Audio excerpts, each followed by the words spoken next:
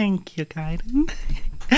And welcome. We are looking into the Do It Night Abyss. I had lots of fun doing the closed beta testing already, so I know the game is good, and now I'm excited to stream it. So, to answer the questions from before, I am doing good. I'm very excited for all of this. And yeah. Let's directly go into it. And for any questions as to what server I'm playing on, that is, of course, Europe.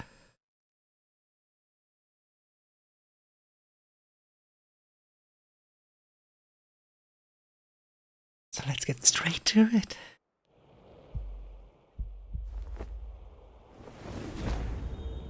Yes, Benedica?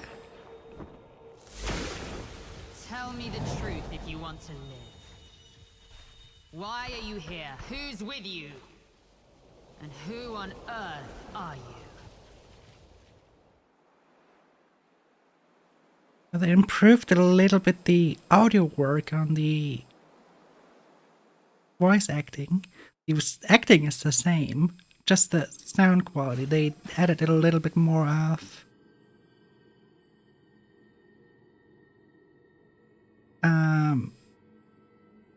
a hall effect. Like they basically added a few more effects to it to make it more atmospheric. There we go. We of course play as her. And if you look, you can also be the male character, but of course we pick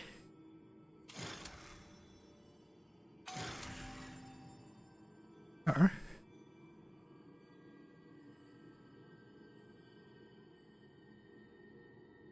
Yeah, a hall effect, like a reverb representing a hall that you're in, like a big hall, like a cathedral.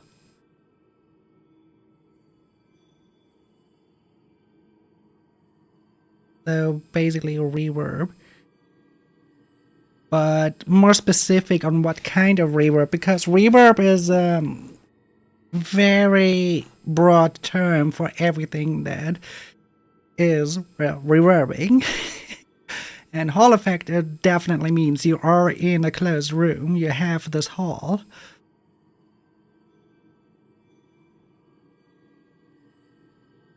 And here we go. We name ourselves.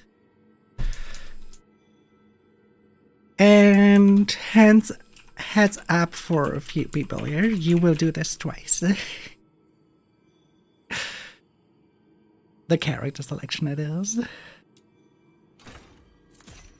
Because this is a duet.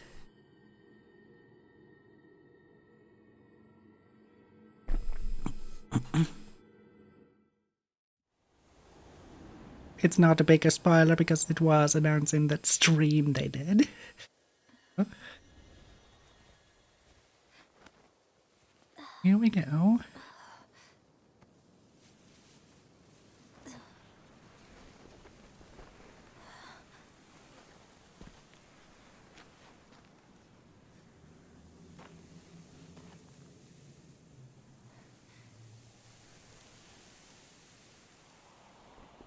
Just take in the atmosphere of this. In my dreams that unfold like a double helix, I've asked myself that question countless times. But up until now, there has been no answer. It is a Fate reference because of the big swords. Otherwise it would just be a reference to, well, Eastern battlefields, because they were always depicted in pictures like that. This.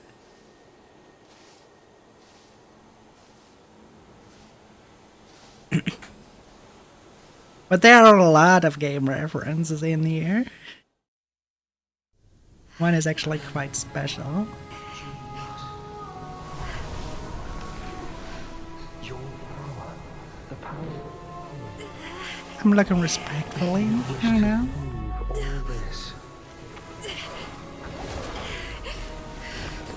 Wait, I can't hear you.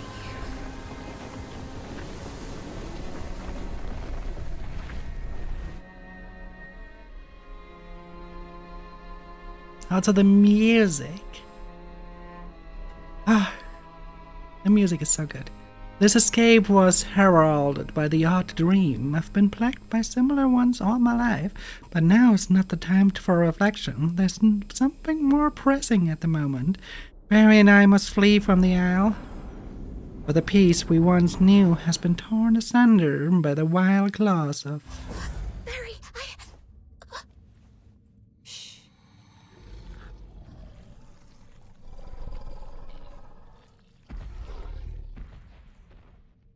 Are you all right?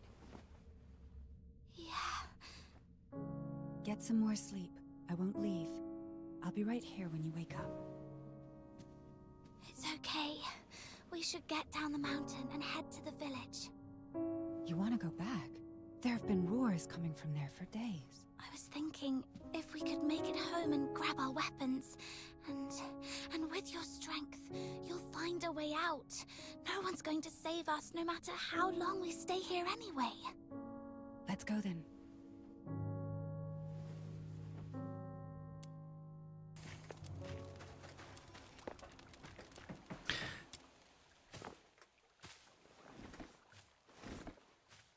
Here we start our journey. Watch your step. Look at how beautiful the area is. Not much still is the same.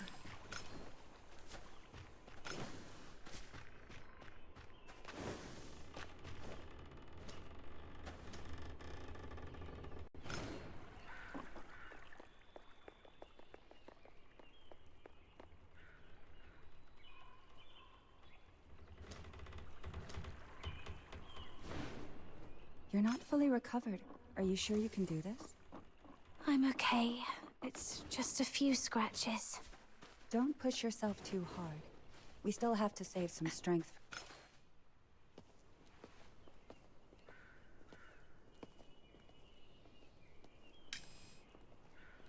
I assume you mean Wuthering Waves, who had initially a little bit of a trouble with in regards of FPS.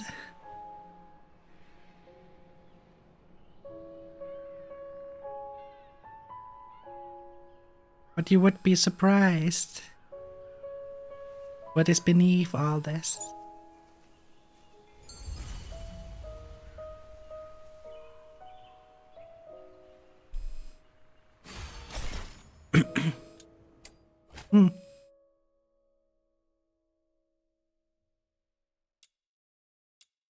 The village is in dead silence. I'm afraid they've probably... they've probably scarpered off by boat. We should hurry home and get the weapons, and then get to the wharf. It's still dangerous here. We're unarmed right now. We have to avoid those filthoids as much as possible. Almost there. It's up ahead. What engine is underneath? That's what I mean.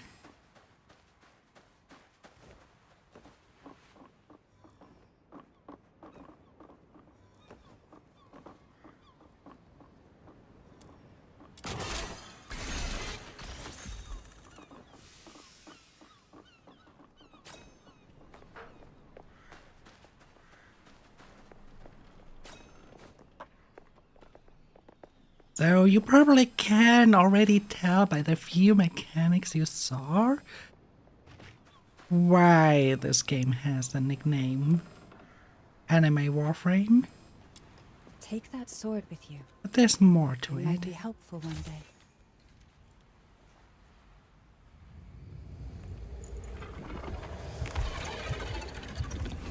And the first will slide.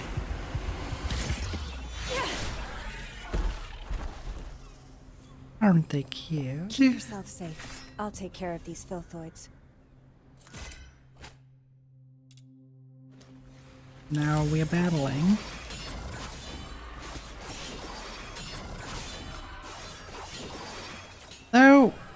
Right now we only have one weapon.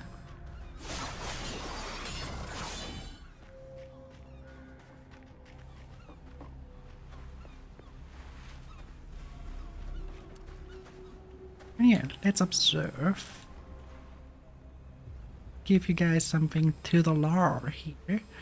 Residents remember to stay away from unidentified ships when fishing at sea to avoid being detected by Hyperborean authorities.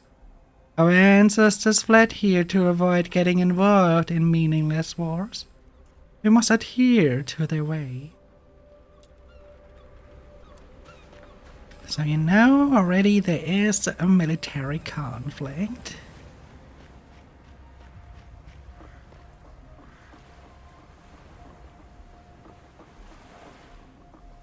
So They didn't even leave one single boat. You were at the village when the Filthoids came, weren't you? If it wasn't for coming back for me, you could have escaped with them. Don't be silly. You'd have done the same for me. Let's search along the shore and see if there's any old boats or something.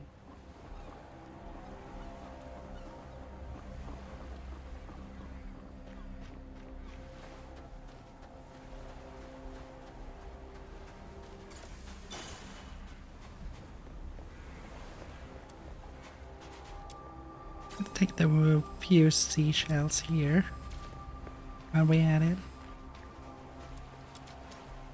Alright, firearms. Someone must have lost them when they ran away.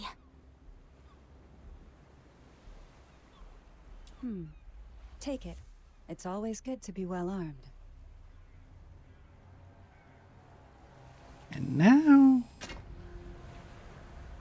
you select your secondary. So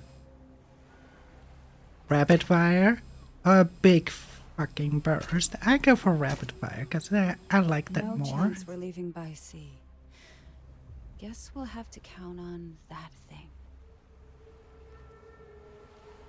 Listen, there's actually another ship on this island, up in the mountain ruins. A ship? On the mountain? Yes, a ship that flies. Now follow me.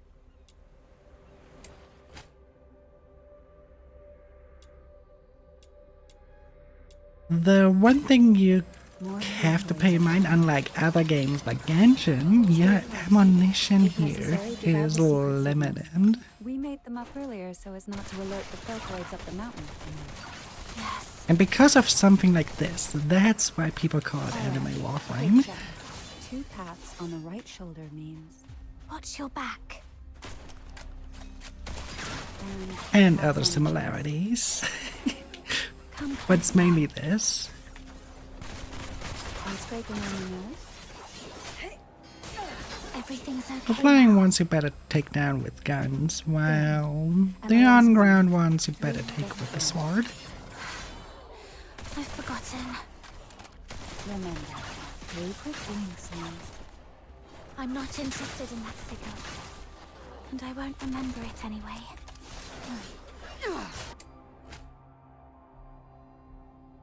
And of course our grapple points.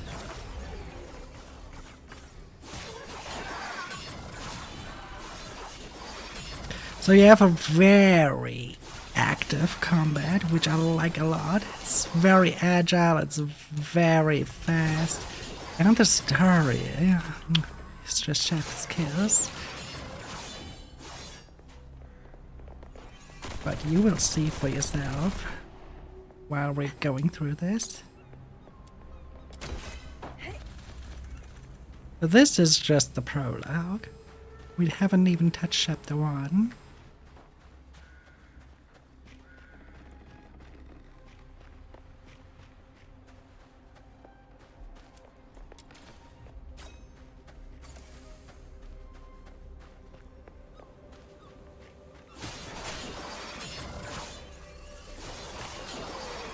Oh, and every character can wear every weapon. So you can basically make your playstyle the way you want.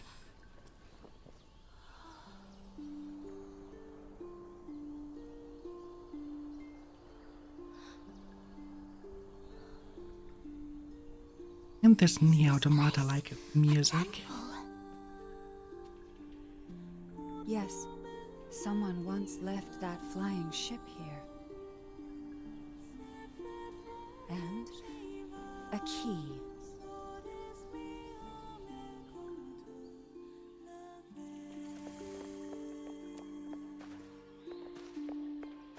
Pick that butterfly first. Okay, now to insert the sword. There's the key. Listen. Thrust your sword right in there. Like this.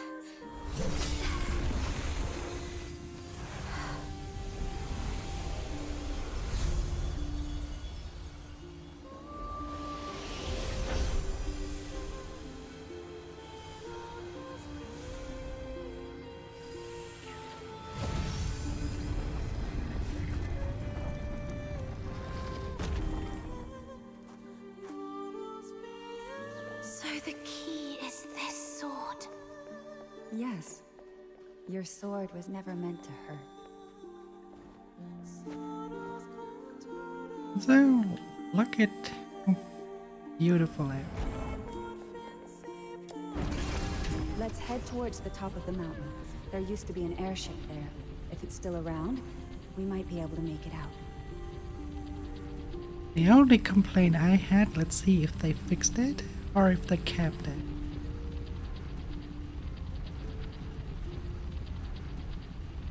I would assume they kept it because it's a minor thing. It's a really minor thing. But we should see it very soon. Are these filthoids dead? It seems Yeah, I someone love covered the them just before we waterfalls, arrived. but Could it be one of the villagers? later on, No, we were the first to open that I door. thought them to be Anyway, way too thanks to that transparent. We don't have to deal with these filthoids ourselves. Whoever it was, they're not to be underestimated. We must be vigilant. And now listen to the music. And tell me that it doesn't give you Nier Automata vibes. It gives me such strong Nier Automata vibes. I loved it. It gave me a good shiver, but in a nice way. There's just something about this artificial language that's so perfect.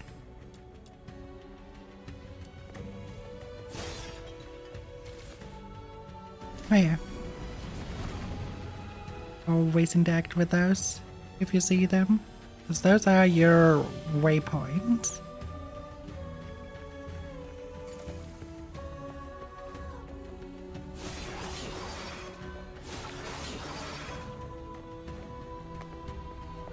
Okay, now around the corner we should see a good waterfall. After, Seems someone used to live here. This was well, let's your- read it. Today gave me some Foxine shards as pocket money. Is it that back in the capital kids get pocket money from their elders before they come of age? To spend on treats or toys? There aren't any shops around here, so she told me to save it. Then, when there's something I really want or need, I can use it to ask for her help. Thing is, can't really think of anything I want. I've got it. I could get either a birthday present. Maybe one of those birthday cakes kids in the capital have when they turn a year older. I read they're really tasty. They might be expensive, but if I save enough pocket money to give to, I bet she could help me get one. I found an old clay jar in the kitchen. It's just right for keeping my savings. We're playing hide and seek today, and I have found the jar and almost opened it. I need to find a better hiding spot. Maybe tomorrow I'll sneak into the room where does her alchemy work. There are loads of strange machines in here. Please never let Saya go near them. I hid my piggy bank under the waterfall right next to the alchemy chamber. That way, neither I nor will stumble across it. Aya's birthday's coming up, and I've saved a whole box full of puff pocket money. It should be enough for a cake, but he's really busy these days. He's been staying up late a lot. Maybe it's not right time to bother. I guess I'll ask her next year. With another year of saving, I can get an even bigger cake. Big enough for all three of us. Hi there, Petunia. How are you doing, dear? Am I right, Berry?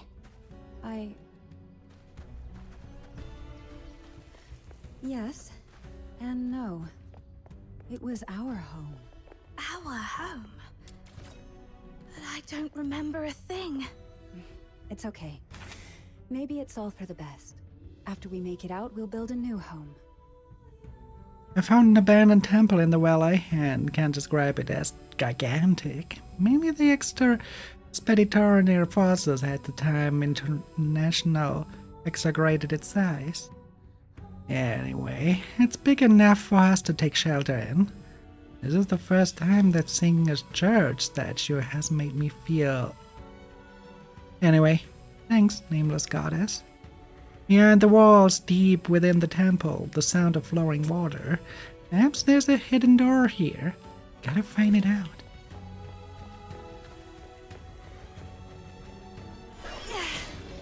Remember what it says. Next to the alchemy chamber, a waterfall.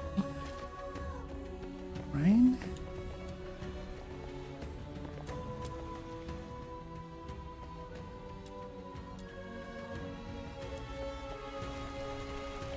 Well, they did change it a little.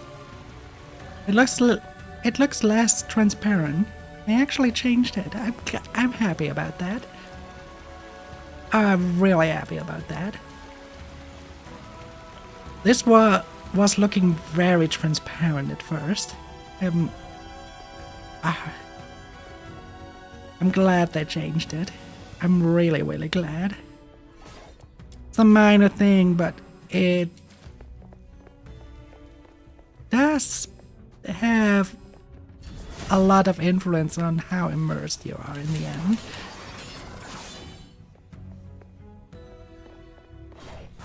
It was as transparent as it was in the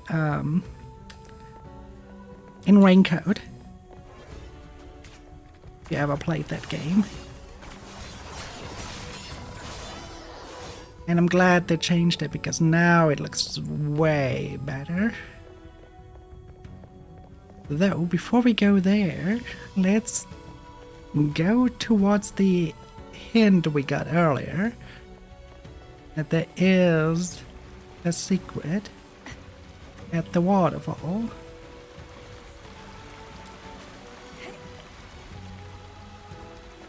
So, let's see, was it here? Oh wait, I think it was inside.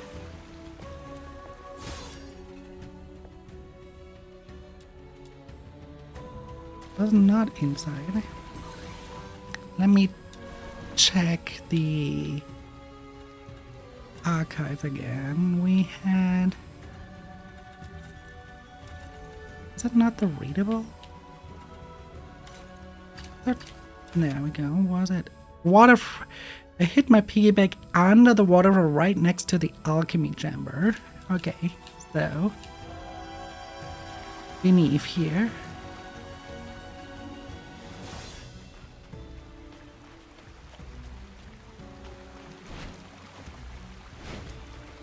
Kind of find it though.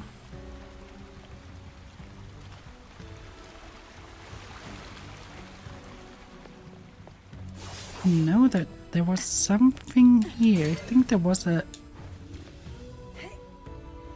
Wasn't there Genimon inside there? Oh. Guess I was imagining things.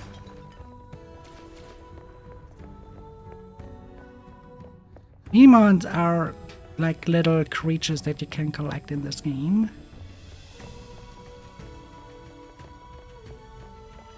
but not like the name suggests, like Pokemon or anything. You collect them actually by giving them food and everything. Adlings are invading the void for 90 seconds.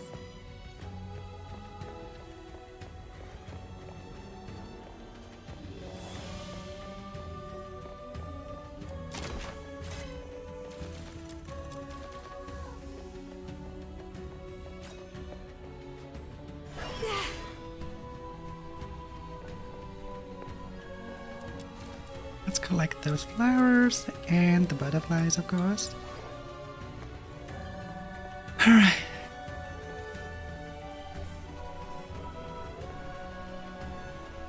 The ship is at the mountaintop. After a short break. Enjoy a top around.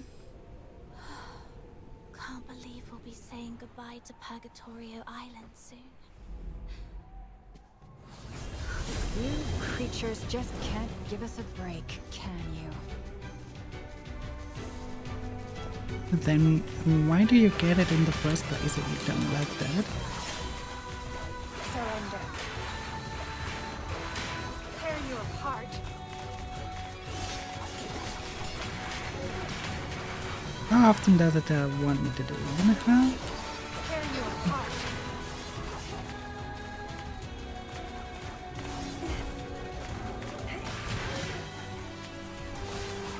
Surrender.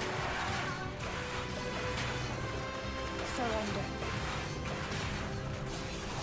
It's just bad I don't have the Tear you apart. buff yet.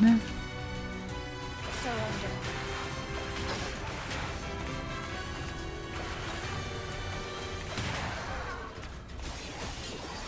How many of them are there? Tear you apart. Surrender. Let's get to the top to shake them off. Yeah, quite a few. We are now going there because I already tested it in CBT. That is an endless spawn. So you have to move on.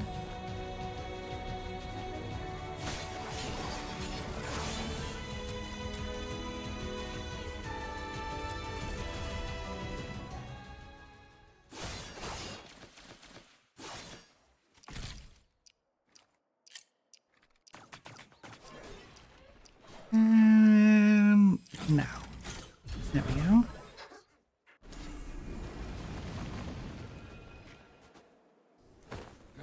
We've been searching for years. When will the chief give up this pointless hunt? Who's there? Lay down your arms! You're surrounded by the 13th Legion. How come it's that? What happened, Barry?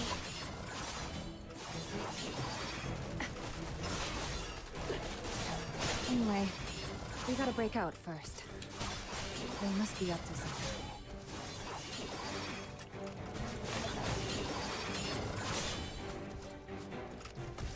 Slowly approaching the end of the prologue.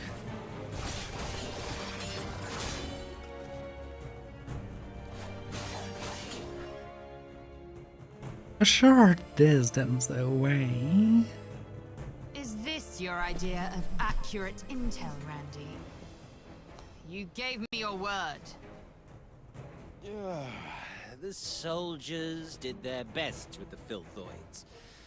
These are indeed unforeseen circumstances, but we did find something valuable on this island today. Alchemical tools she has used, and an airship with a Legion serial number on it. You realize we're looking for number 0, not this useless junk, right? We've been searching for over a decade, but our maritime unit intercepted several of the village's vessels. They might be able to dig up some... Were those gunshots? Randy, Yes, Mom.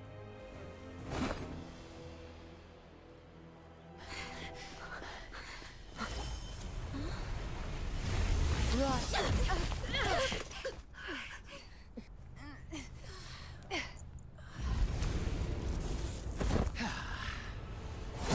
can't get away.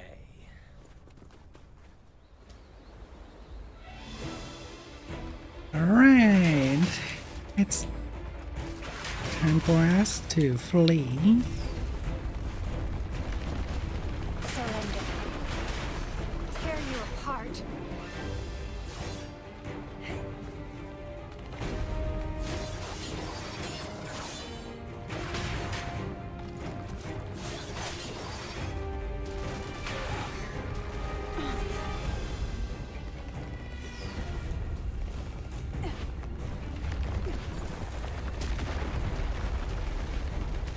He must have heard. I was right on his head.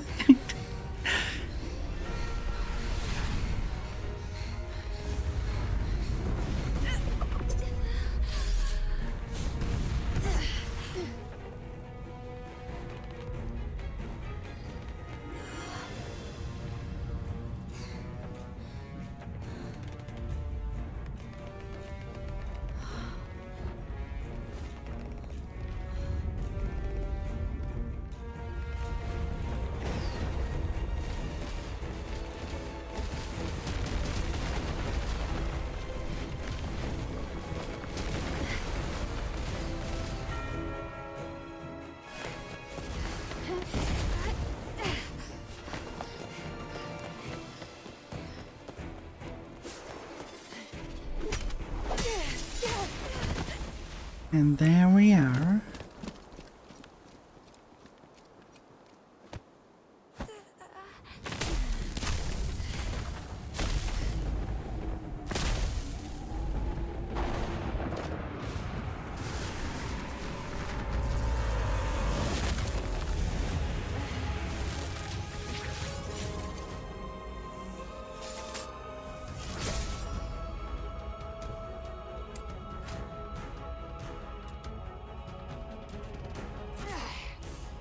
Give it up.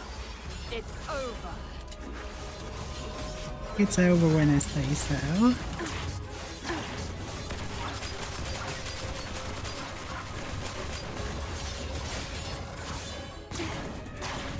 Tear you apart. Surrender.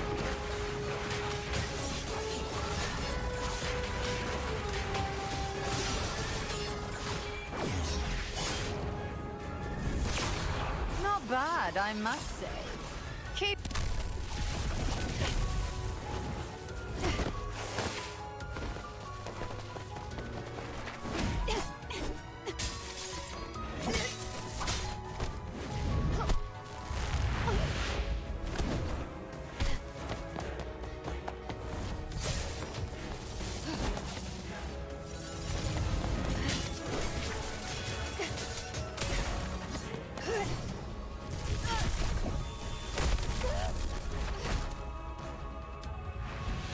Alright.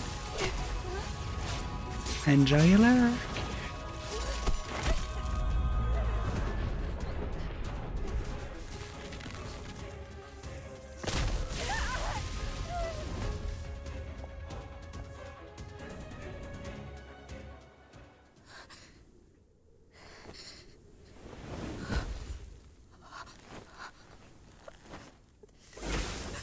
Tell me the truth if you want to live.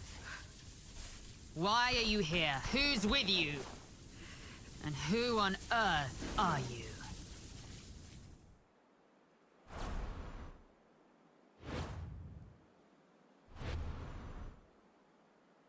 That's how it happened.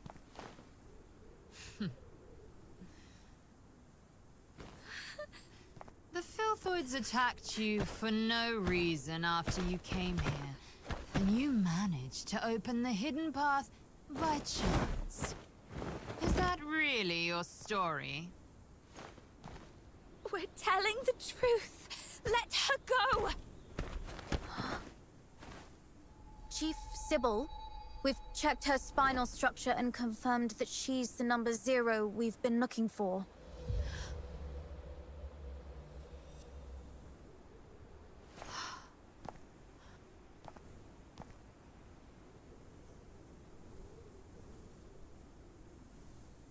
Fortune has finally smiled upon me.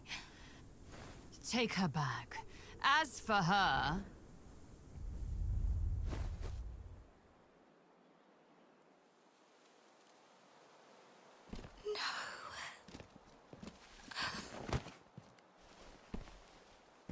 Don't take her. Remember. You must remember. Your power. The power of resonance.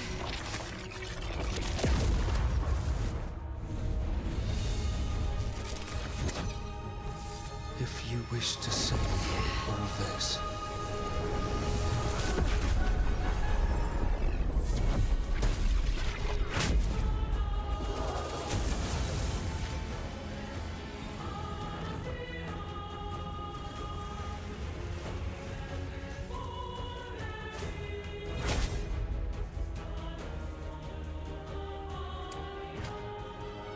Inspired by the power of resonance, Veronica's ultimate skill has been awakened.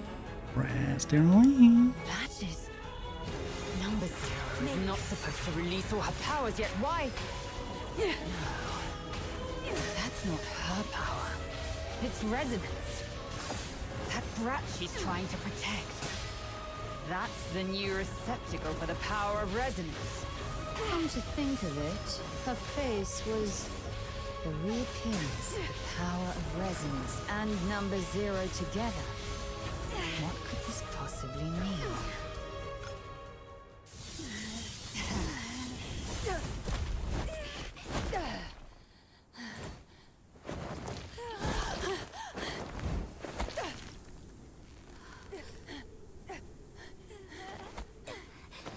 Hang in there.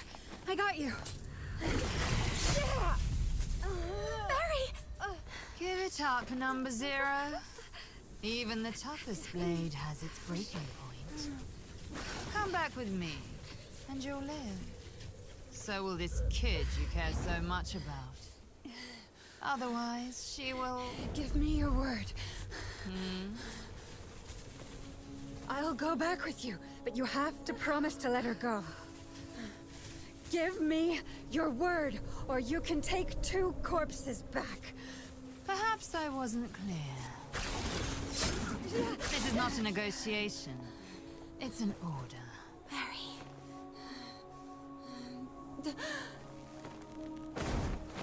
You out of here and live. No! Quick question. The 3 quick blinks means... I've got this, Barry. 3 quick blinks means... Even if left all alone, you should be brave and live on. Until the day we meet again.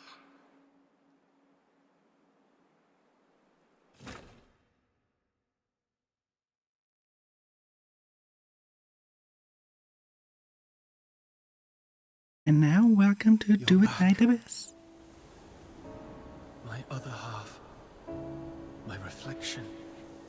And my echo. You heard my voice and retrieved the power that belongs to you. The resonance. This power didn't change anything. I fell into the sea, and I'll never wake up again. It's all over. No, I can see it. Your future. Our future. It doesn't end here. Someone will pluck you from the briny waters and lead you to a frozen wilderness where destiny will pose the ultimate test. Are you saying I'm still alive?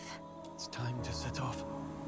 Life is like a lonely cruise through the boundless darkness of the night. The river weeps, overflowing its banks, while the thorny thickets on either side stand as a testament to its sorrow. I'll keep watching over you, the one across the shore, to see where you're going.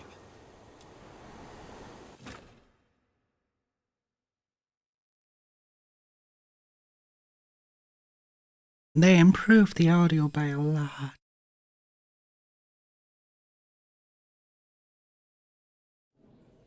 Oh, now some more voice acting. Oh, look, it's her.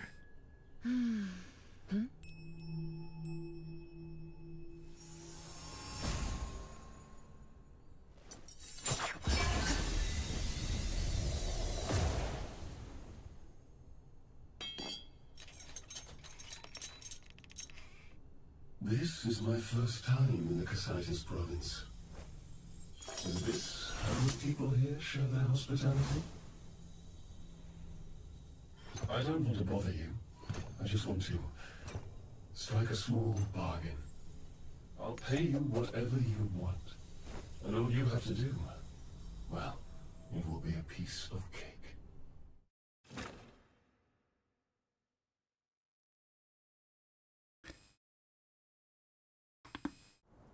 Hello? Hello? Can you hear me? Camilla! Look! She has woken up! Alive and not incapacitated. No broken bones, then. Who are you? How do you know my name? Barry, where are we? No. We were... I must find Barry.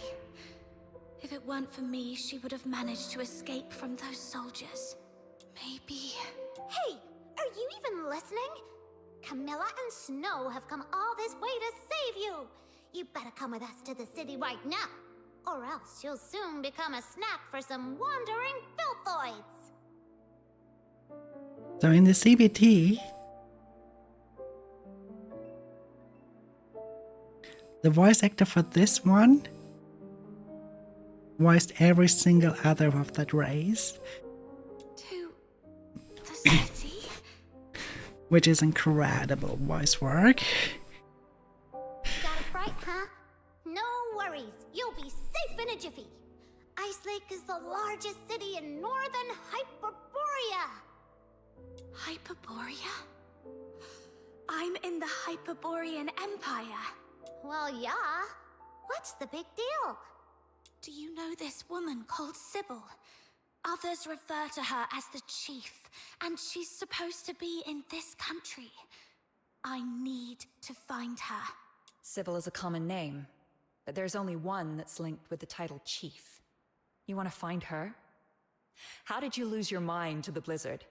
I thought Charons are supposed to be resistant Thanks for the to water cold bottle, by the temperatures. way. I'm serious. She might have taken some...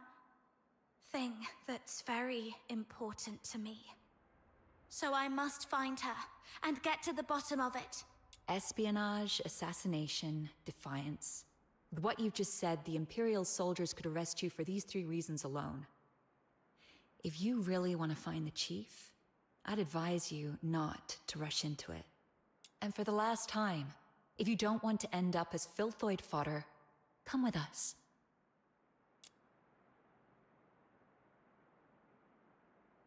Ooh. There's...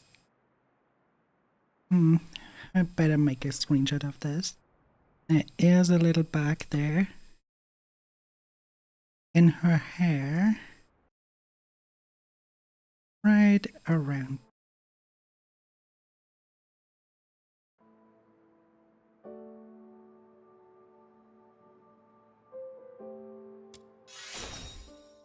I'll go with you.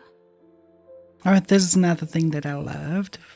Because your decisions, well, they do not change the outcome, but they give you points, and they really have influence on how you interact in, well, side quests and stuff, the bounty you get and stuff. And also you need to reach certain points in order to unlock things. Seem to be all bruises and cuts. Are you alright? Where are we heading for today's haul? Or we already get Margie now? What? It was usually later Already that we got heard of there. my title? Princess Rubbish Bin? Oh, please don't go along with it. Just call me Margie. No princess here, just a little scavenger of Ice Lake.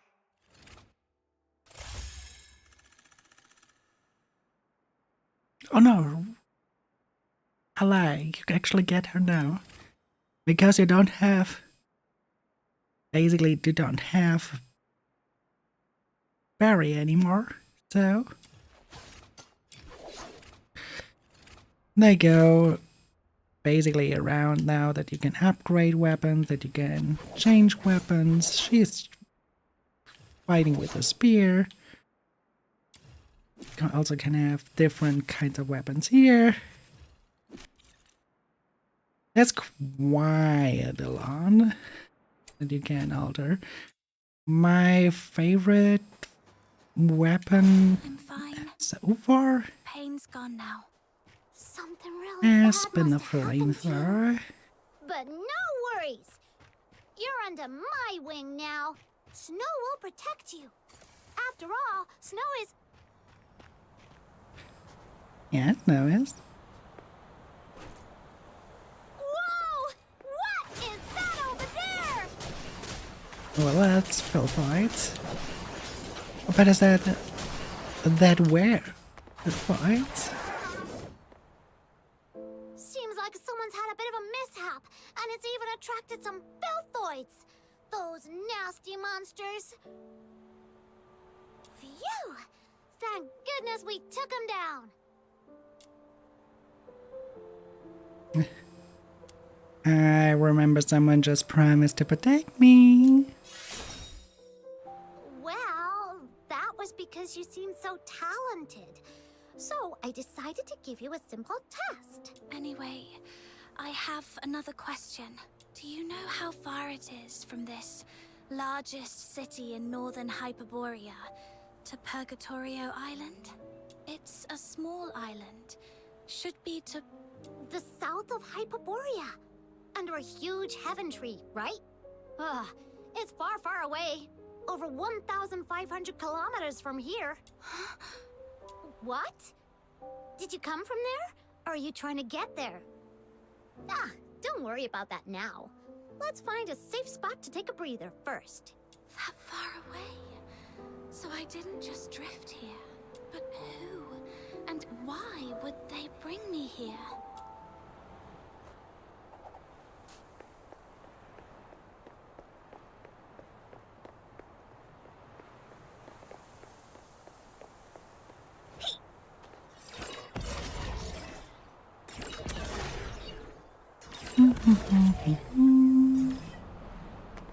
I just like doing that.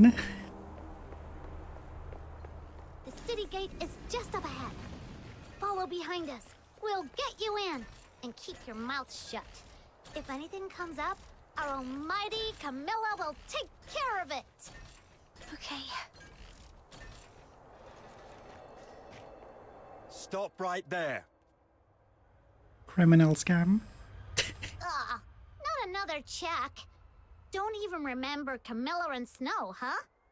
Looks like your eyes and your brain aren't working very well. Not you, Luno. I was talking to... One Eye. In such a hurry to visit the Security Bureau for tea, eh? One Eye. You're not from here, are you? Where are you from? Got your travel permit?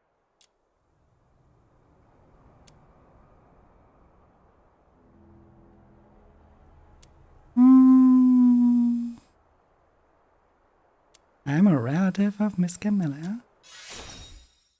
What? Yes, this is my cousin's child. They were attacked by filthoids on their way from Marburg. My cousin died, but this kid miraculously survived. I always love her what expression. Never gets old. It's so good.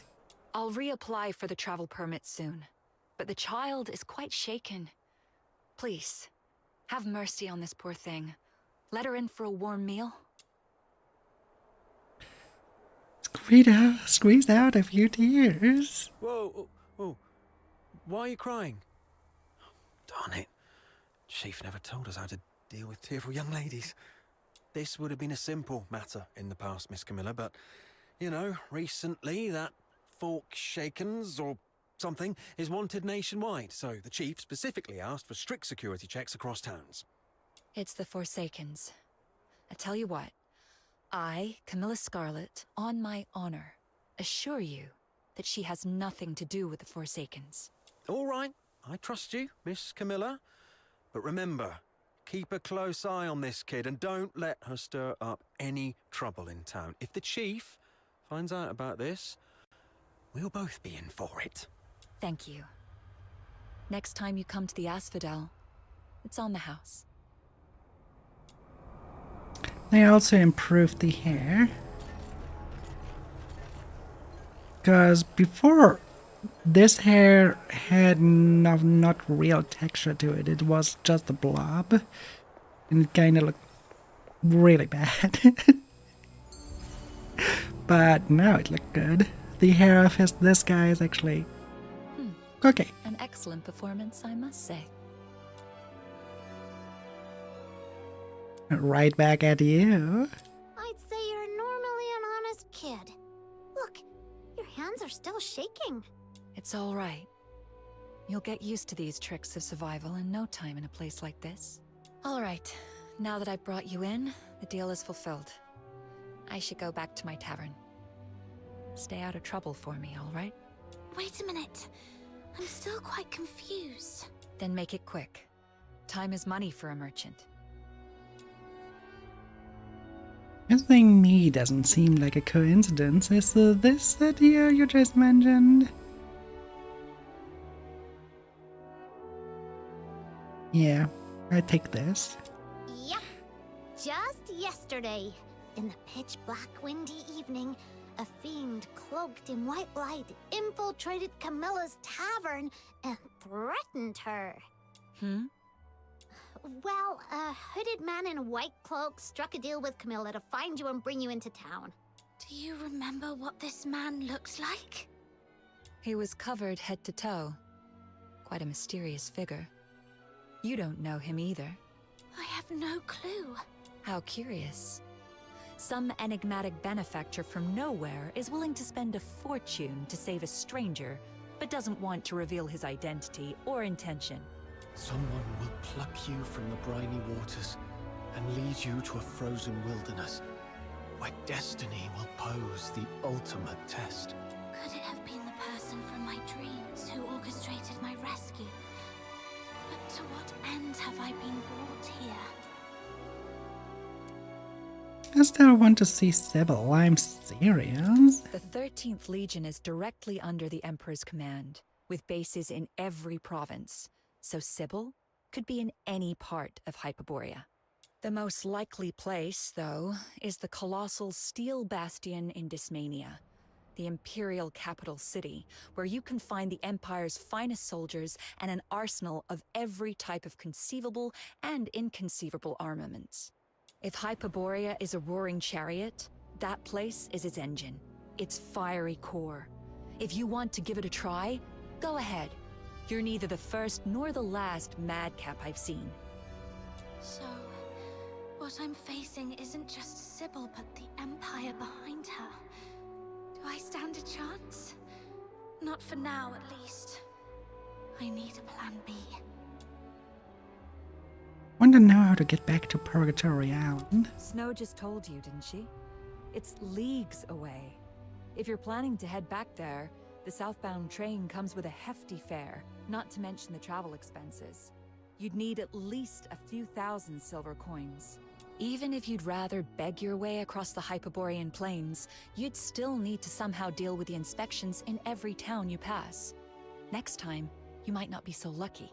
For all you know, you might well find yourself languishing in prison. Right, going all the way back is no picnic.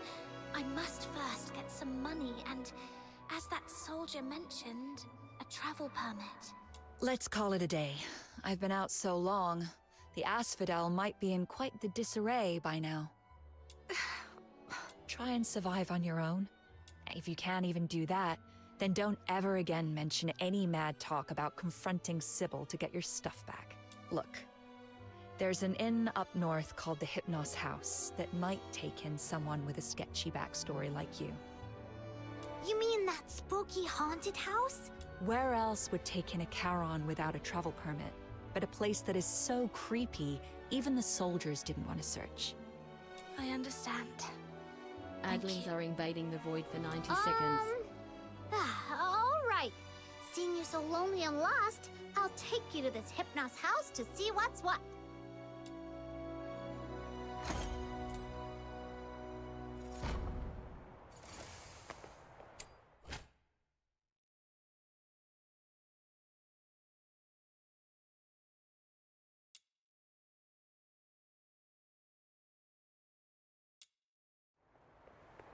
What exactly did you mean by haunted house? I heard about it from the guests at the Asphodel. There's always someone complaining. Like, even though it's such a big inn, the doors are always shut tight every day, turning away any travelers from outside the town. Or how the lodgers seem to never ever leave. And sometimes, there's this really weird smell drifting from the inside of the house.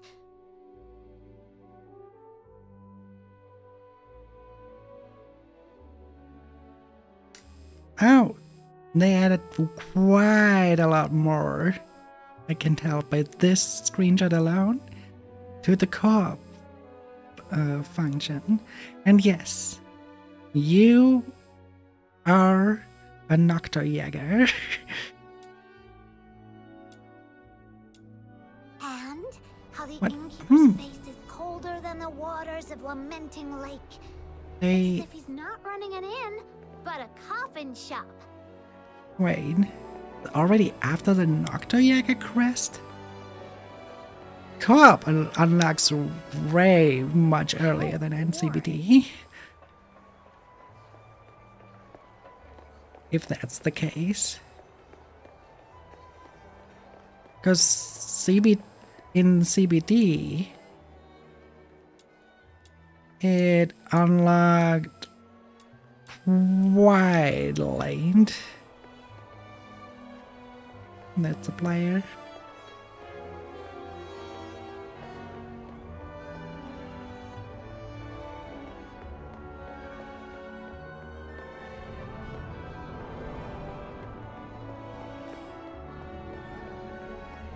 Interesting. You really made a big change there. Okay, I also should mention that during the CBT, You wait here. and that's probably what we will see soonish, as soon as we have our establishment. It had a gacha system in the CBT. I am the pure white redeemer. Demon king of light! Listen well. This person...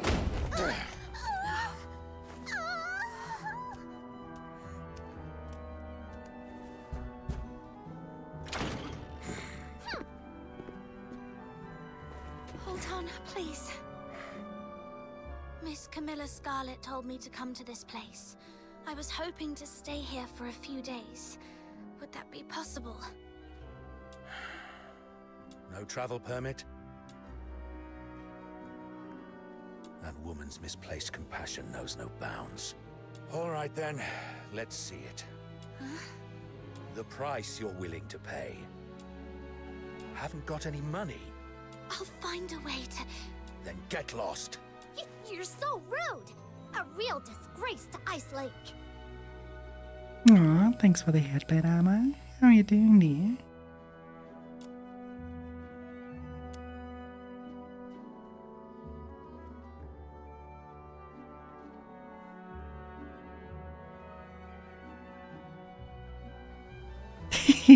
Let's threaten him.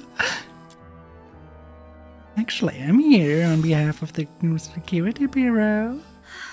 Let's leave, Snow. Mr. Henrik, I'm back. I just tidied up the house again, and it's all set. Be careful. Are you a new lodger? Just a penniless outsider looking for a place to stay. I was about to kick her out. An outsider? But if you kick her out, won't she be homeless? That's none of your concern. But the house is still unsold anyway. Lending it to her for one night wouldn't hurt, right? She can pay you back when she can. That way we get a little extra cash for basically nothing. If you keep being so cold to everyone, you'll never find a buyer for that place. Oh, a cute little butterfly. You... Fine. Have it your way then. But just for one night. Come morning, you must go wherever you're supposed to. Understood. The house is to the south. Follow me.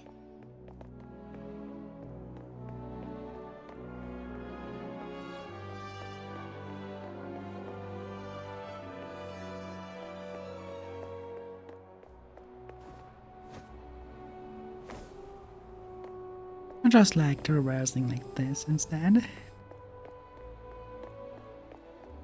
Here we are. And this will be our home.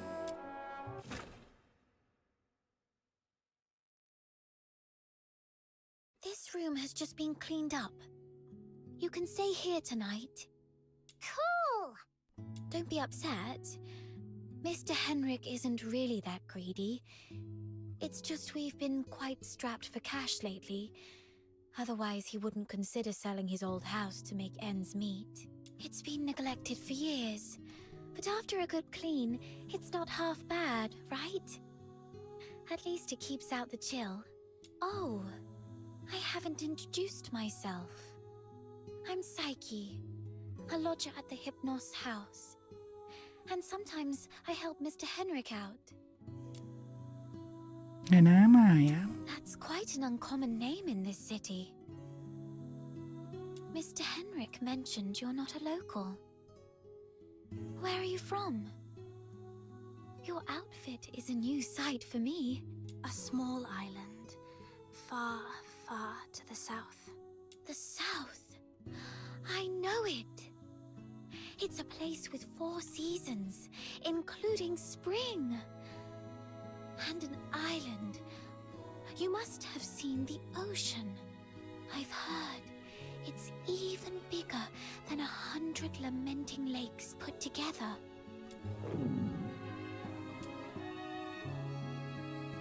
Snow, was that you? Of course not. We Luno folks aren't as fragile as you. We don't get hungry so easily.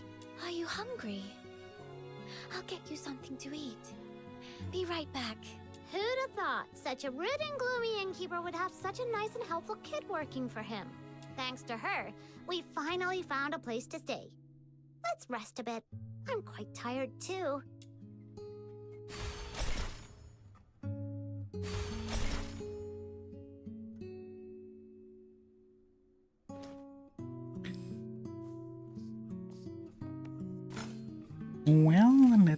Well, yeah, that's not just one mail. That's quite a lot. Oh, and we got character tokens for both. For Barry and Psyche.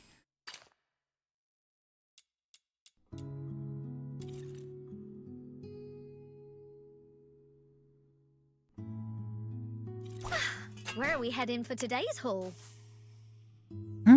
They changed a few things. Here, there's our genie mons. A few of them. Oh yeah, the bard is basically the battle pass. That's still there. Let's see. I kinda am curious about events. Oh, Jesus.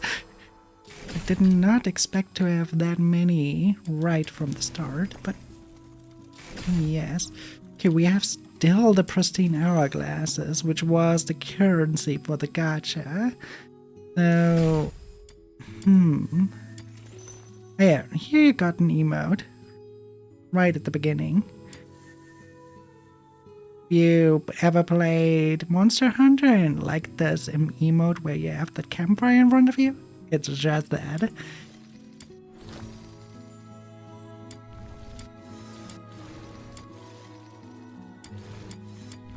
Okay, it's not that much. Okay, now for the interesting part.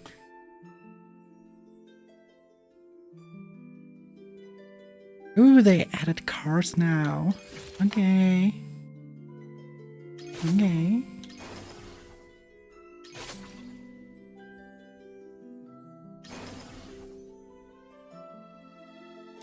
They really went away from the gacha system completely, it seems. Of course, there's still a lot to buy for real money, but...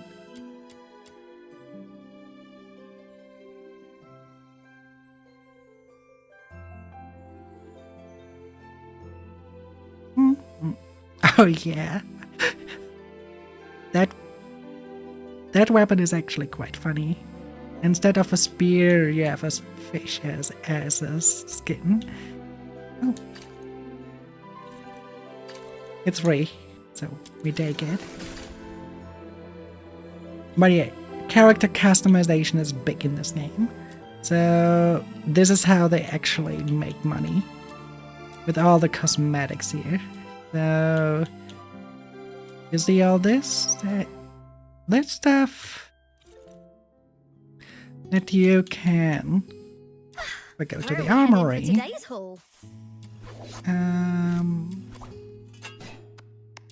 You add cosmetics. It's interesting. Why is it red on that end?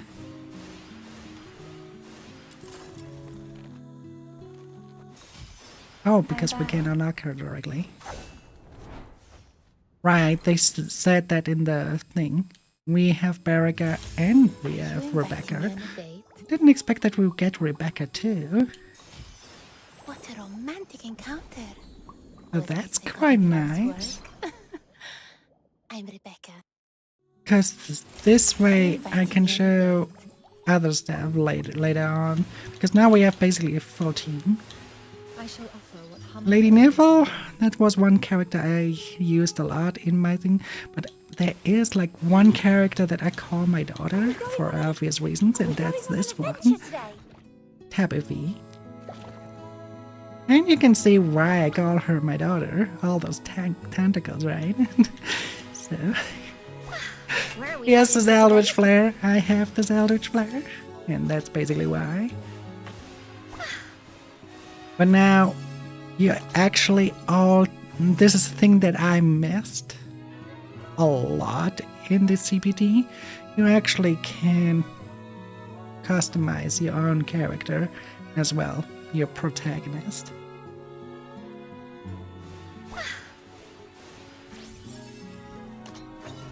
That's why... That's also the first one I want to upgrade. Go to maximum. Now we have to find those writs in order to get those. Are you inviting me on a date? I'm curious about her.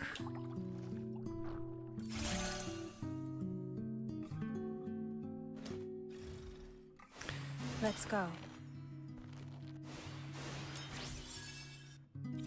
Because back then you could only run around as the other characters, not as the protagonist, unless you were in a special sequence that required you to run around as them. I'm glad they changed that, because what's the point in having a main character otherwise in the first place, right? So much has happened.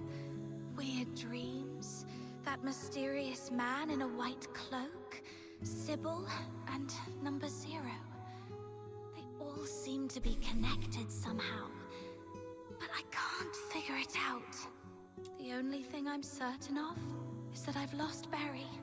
If she's managed to escape, she'd surely try everything to find me. Of course, I can't rule out the worst case scenario that Sybil has taken her to the Legion. The silver lining is, it seemed that Sybil needed Berry for some reason, so she probably wouldn't harm her. Anyway, I need to scrape together some money in Ice Lake, get a travel permit, and then plan for my next move. I'm back. You must be starving. Here's some freshly baked bread. Berry? Are you all right? I'm fine. Just so hungry that I accidentally bit my tongue. It hurts, so... Then you'd better eat some bread and wash it down with warm milk. That'll make you feel better. Be careful. Don't bite your tongue again. Thank you, Psyche. Are you sad? Huh? Why? I can feel it. Even though you're trying to put on a smile, you're not happy. I'm a bit curious about what you've been through, but Mr. Henrik told me not to pry into our guests' pasts. Anyway, you can take a good rest here and think about what to do next. Thank you. Psyche, I need to ask you something. I need some money. Is there any place in the city where an outsider might find work without too many questions asked about their past? Let me see. Most people here work in the factories. But they all ask to see a travel permit. Well, there's perhaps one place you could try. Miss Camilla Scarlet's Tavern, the Asphodel. You can take up commissions with handsome rewards there, but those commissions are often quite dangerous. You might have to go to places even the local escort would avoid, and you might encounter some wandering filthoids. Camilla Scarlet. I met her today, though I had no idea that her tavern also runs this sort of business. It's okay, I can handle it. Can you take me there? Huh? After all this running around, you're going back to Camilla? Then count Snow in! Snow's more than familiar with that place. Mm-hmm. I'm kinda... No heavier trial ring. Earn XP from a character weapon, Gmon, and Demon Wedge progression. Oh, by completing quests to raise your trial rank. Oh yeah, I forgot that was called that. That's basically your world level. Basically character level. The actual level your account has. And as you can see at the beginning, you are progressing quite fast.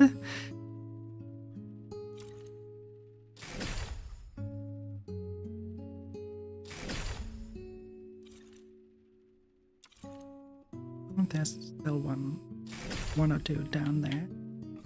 So much currency at the beginning. Always keep it. Do not spend it right away. In those type of games, you want to be very, very cautious. And spend it at the right point, not too early. As you progress fast, and if you just put everything into a weapon or a skin, you might not have the money to buy the progression items. What does it need me to do now? Okay, introducing quests. Okay. They're also introducing... Yes, okay, they do. Hey! Oh yeah, Hey! our Smithy. Yes, you! The kid over there! Who is it? As I said, the voice actor voices every Luna. A girl who looks just like Snow. Huh. Who are you calling girl? The younger generation nowadays is so disrespectful. You should watch what you say! Although all Lunarians look young, she's actually as old as your great-great-grandmother. The young girl with the hammer had a similar voice and appearance as Snow, but their age and experiences were completely different. Lunas are indeed peculiar. Got it, little girl. You? Never mind. Arguing with a youngster isn't worth my time. Actually, I caught a whiff of something remarkable as you passed by just now. Oh, that's right. It's the scent of a legendary weapon. Do you have any special weapons on you, kiddo? Weapon? This sword is all I have. She carefully examined the sword, attempting to glean some information from its pattern. Amazing! That's incredible!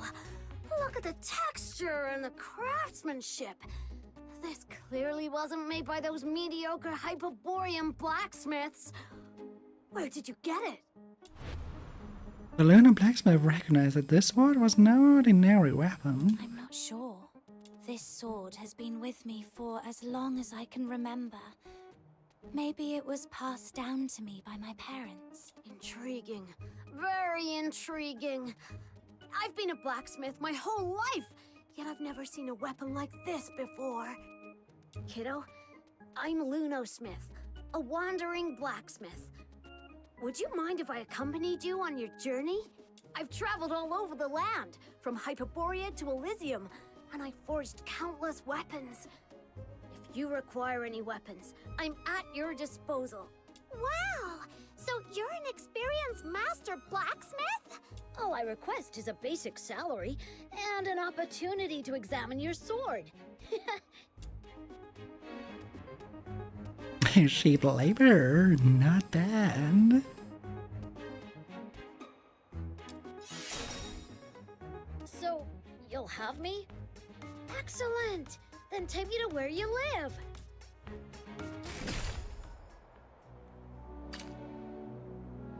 Ooh, they probably heard me earlier when I said I like the flamethrowers, because we now got the blueprint for one.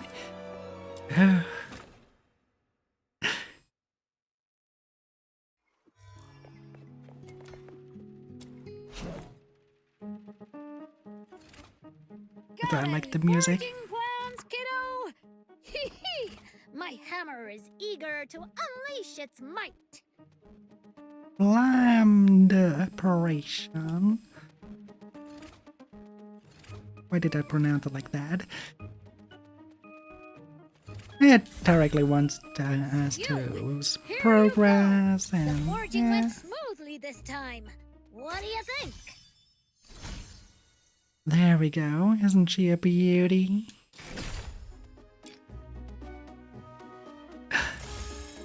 Wonderful. Awesome! You're truly amazing! I've seen many who resemble you and Snow. Are they also Lunos? Did you come from a remote village or something, kiddo? Yes. My hometown isn't a big city. Ah, that explains it. In all my travels, wherever there are humans, Lunos can always be found. It's quite uncommon to come across someone like you who's never heard of us. Can you tell me more about Lunas? We share a similar appearance.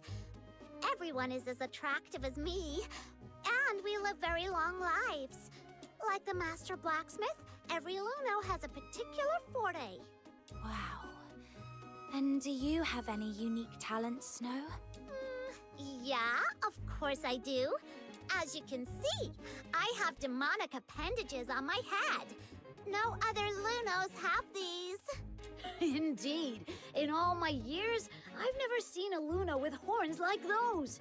You look just like those human Charons. So, I'm Luno the Demon King. Different and unique. Perhaps I was meant to lead the Lunos and dominate the world. Oh, that's quite the ambition. Unfortunately, most Lunos lack ambition.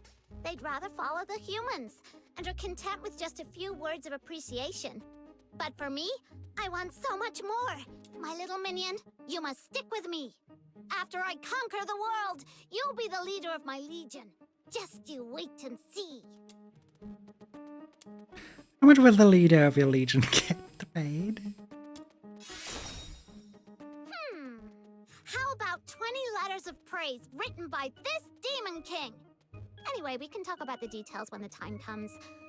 All you need to know is that I'll never let you down. Wow. So unique and different from other Lunos.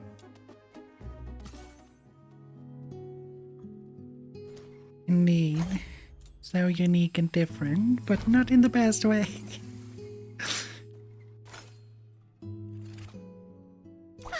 Where are we heading for today's haul? That's what I was missing. That's the stuff I want. Because here you can define not just the loadout, but also the NPCs that fight alongside you. So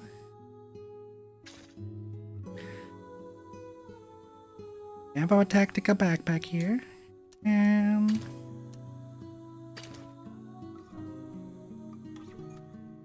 before we can put them there, though, we have to give them weapons. So,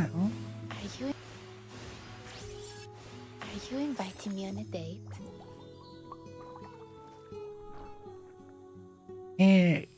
now I know why people like her.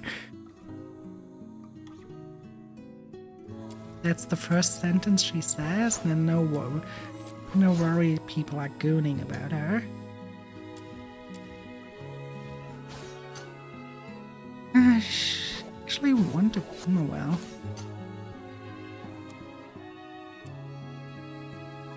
Give that one to her, and let's get the flamethrower to her as well. Oh no, I don't want to smelt. I don't want to equip. Now,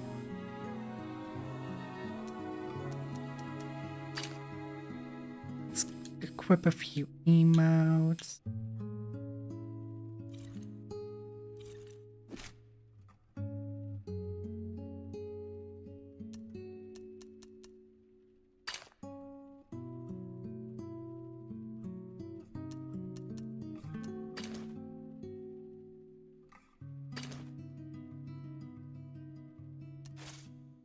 Oh yeah, I have to define it here. I forgot. Doesn't matter what you do, you have to define it here as well. So here, I'd give her the flamethrower. That means basically. No, I want to keep my flamethrower on me. So I have my weapons here on my main character.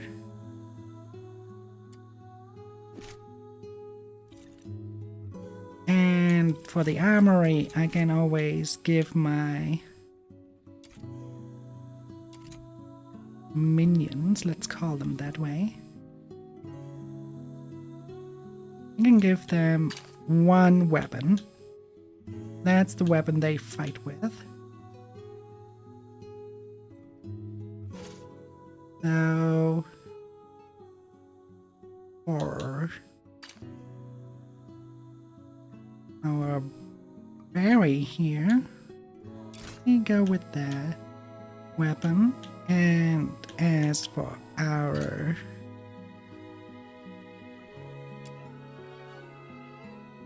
beauty over here, I don't think. We have only 2 weapons by now. So all we can do is this. But now we can put them.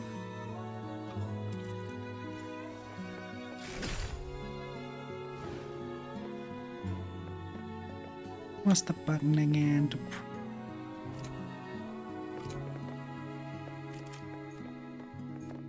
I basically can summon them now. And I also can just do this emote. Where I said, it's just like in Monster Hunter.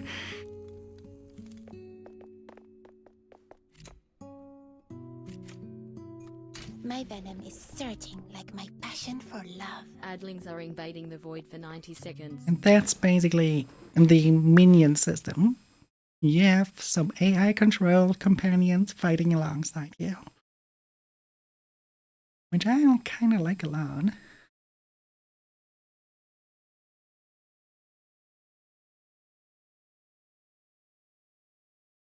My venom is The asphodel is just to the south.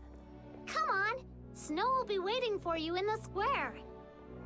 Also, the color here of that weapon is changing with each character. Or better said, the cosmetics that you gave them. So if I would, for example, go with the default cosmetic of Lady Neville, that flame would have been green. Are you deaf? Show me your travel permit. Sorry, sir. I'm a bit slow at this age. Please, bear with me for a moment. Here it is. Huh? Oh, is this you in the photo? You old codger. Yes, sir. How come it looks more like a mongrel to me? Oi, why don't you give us a bark, huh?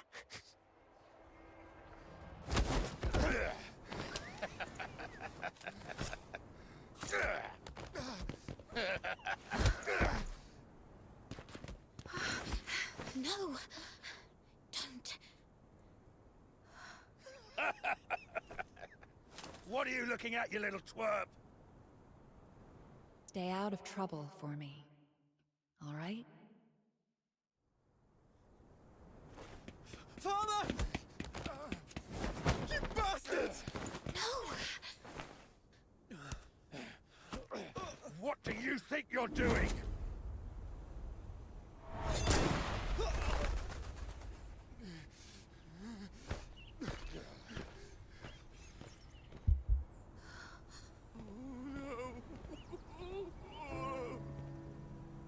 Let's leave. There's something important you should know. If you're from somewhere afar, remember, whatever you do, never anger the Solarians. The Solarians? You mean the ones without horns?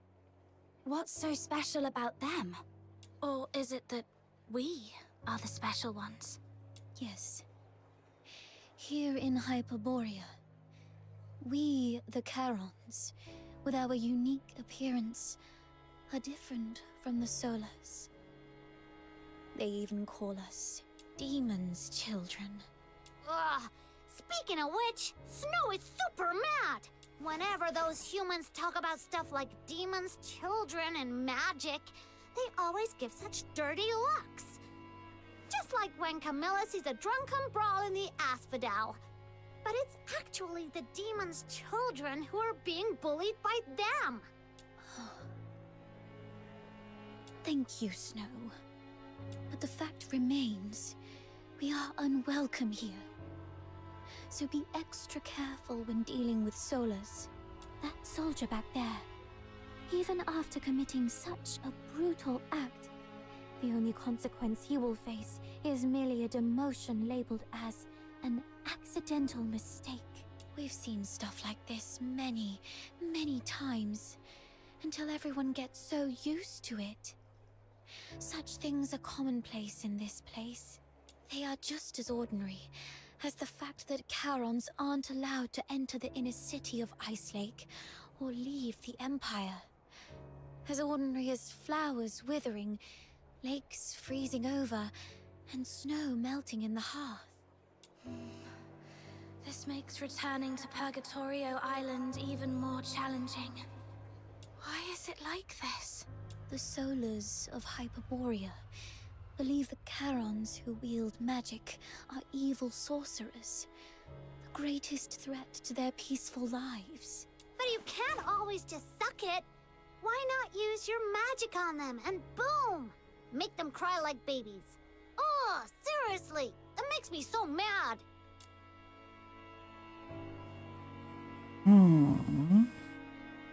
Not really up to them, I suppose. There's a point, an eye for an eye. A Around 18 or 19 years ago, Charons in the Empire once waged a war. I wasn't born then, and people rarely talk about it. All I know is that the war ended in a crushing defeat for Charons. There are people like you who are still struggling to fight back, such as the Forsakens, but those fully skilled in magic remain a minority. Most Charons are but tillers of soil, laborers with calloused hands, street vendors hawking their wares. The profoundly common, the unsung ordinary. For most, fighting back is too costly. Keeping themselves and those they love alive already demands every ounce of their strength. I apologize for stopping you just now. I just don't want a friend I just met to encounter any danger.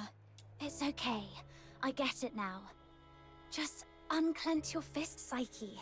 You'll break the skin if you grip any tighter. Don't worry. I'll act rationally. After all, Miss Camilla vouched for me so I could get into the city. I can't get her into trouble at least. Oh, they added a new animation to her. Back then she was just standing there. Now she is playing with her hair. Very befits her character. Right. The Asphodel is just up ahead. Let's go. Annie? Annie? I will do side quests later. That any quest we can do at a later point, but for now we focus on the main story.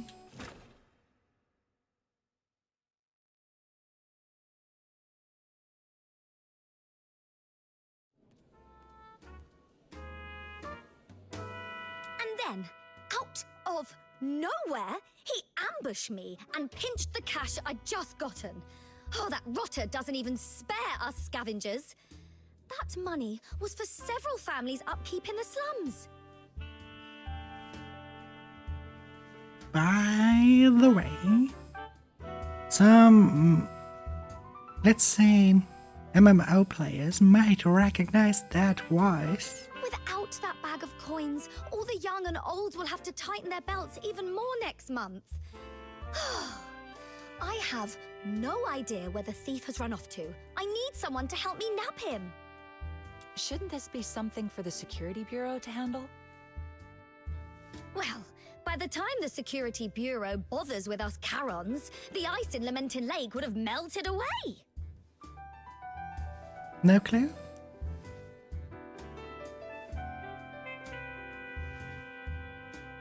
Maybe to those who played Final Fantasy XIV? Please, Miss Camilla, the kindest and most beautiful lady in Ice Lake. Could you maybe ask some of the fox hunters here to lend a hand? Just one tiny favor. Pretty please. Save it. You should know that nothing asked for here comes without a price. Well then, can you maybe, give me a discount? Or I could offer you something else. How does it go again? Information is as good as gold, right? I deal with all the rubbish bins in Ice Lake, so how about this? If I stumble upon any useful info, you'll be the first to know. It's you. And you're the little girl from the phrase. Psyche, isn't it? Yes, Miss Camilla. I'm staying at the Hypnos house for now. I see. I'm here with a friend. She is looking for a job and wants to become a fox hunter. Then you came to the right place. There's a commission for fox hunters right now. Not now, Margie. Okay. Already made friends. You're quite a charmer, aren't you? As for fox hunters, let's get one thing straight. This isn't child's play nor an easy gig. It's true that in this place no one would probe into your past or background, but the rewards always come with risks.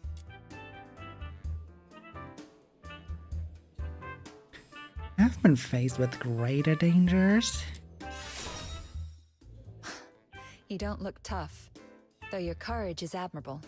You're indeed stronger than the average Charon. I've seen you in a fight. But brute strength isn't enough to qualify you to be a fox hunter. You need to prove that you're capable of dealing with all possible contingencies and a very mixed group of clients. It just so happens that a chance for that came in just now. Oh, right. Snow heard that someone swiped this lady's money. Alright, Margie. You'd really help me out? Oh, thank you. No problem, Tataru. That scoundrel headed west. But you know, Ice Lake is a maze of streets, so I can't be sure where he might have gone. Let's look for some clues first.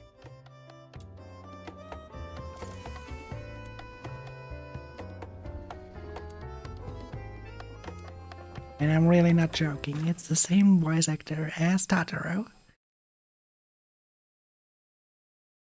Let's start by searching to the west. Treasure the intel, The never thief miss had the thrill. dark hair and was wearing a blue top, I think. Should tell right here Where are in we the heading for today's profile. haul? Voiceover.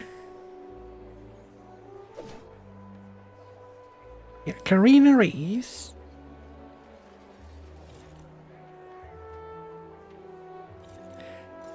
The thief had dark hair and was wearing a blue top, I think.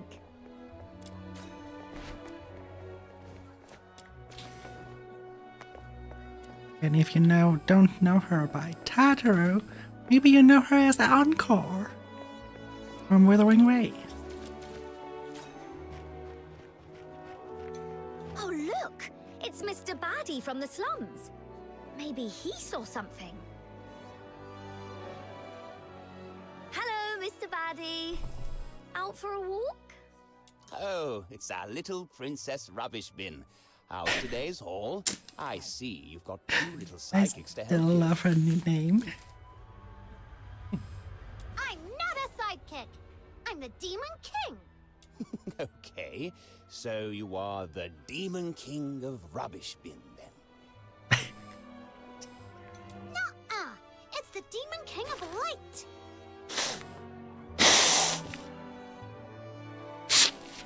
Sorry, I'm a little bit thick again still. Let's not get hung up on titles for now. Mr. Baddie, did you happen to see a Charon man in a blue shirt with dark hair just now? Oh, they didn't write that. Alright. I think so. A young man just came barreling down the street. Clumsy kid. Wasn't even watching where he was going. Headed straight for the rubbish bin in the mist Aachen. Wait. Was he trying to poach on your stuff? In a way. Thanks. I'm going after him. He meant Big Bin number 3. Now it's quiet around here. No worries. My detective instincts are telling me there's a clue nearby. I love that she can tell each little bin here, each container, just by hearing those swords. What? Something in the bin? Just making sure he wasn't hiding in. Wow, is that half a bottle of wine and an antique pin? Wow, aren't you the chosen one, blessed by the gods of rubbish bins? But this really isn't the best time. Just a sec. Maggie fishes out 2 old newspapers from the rubbish, wraps her newly discovered treasures carefully and stashes them in a corner. There, all set. I'll come back for these later. Finders keepers. Oh, I'll share this wine with you once we've caught the thief. I think I'll pass. Thanks.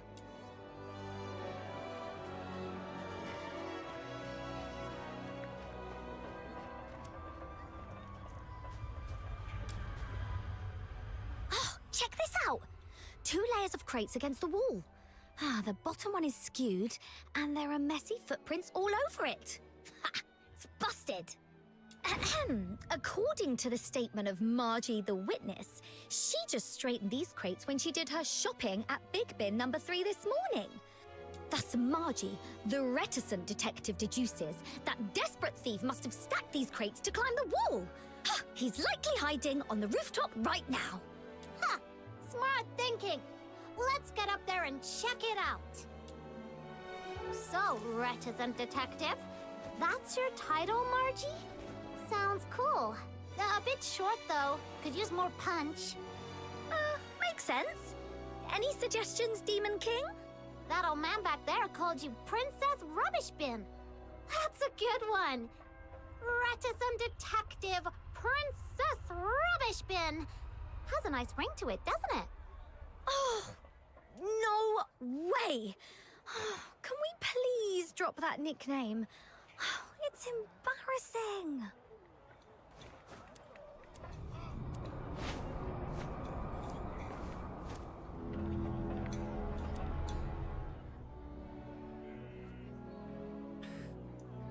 This is like having a parkour race or something, with prizes for the fastest runner. You know what? Heard that the Lunar Elder did once set up a race like that. Well then, you better hurry, the other contestant's been gone in a good while.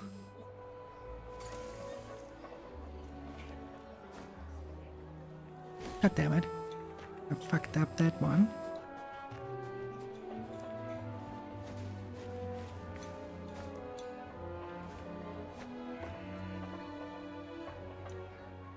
We have to get over there. Best way to do that, in my opinion, is to jump over here and do this. But before we head over there, it's a chest I want to open. And there he is. What? Did you really have to chase me all the way up here? You said you were going to share the money with the poor anyway. So why can't I get a piece of it? If you're hard up, I can help you. But you can't just grab money off people. That'll earn you a whack on the head with my shovel. The thief seems at a loss of words and jumps to the wall. What is he? A ghost? He must have ducked into the sewers. Then into the sewers we go. Yes. It should be in the about page. And at one point, Enmar should call it as well. Oh, like a secret little kingdom. But you could also just have exactly and get rid of the smell. Then you could pitch a tent and practically live here. Right! Whoa! You should live here. It's rent-free. Let's turf these critters out. Seize their land, and I'll crown myself the Demon King. I'd appoint you as the valiant Cyclopean warrior, the cold lord of Ice Lake, the inaugural Duke of the Sewers. That title's a bit of a mouthful, and could use a polish. Hold on. Why am I even considering this?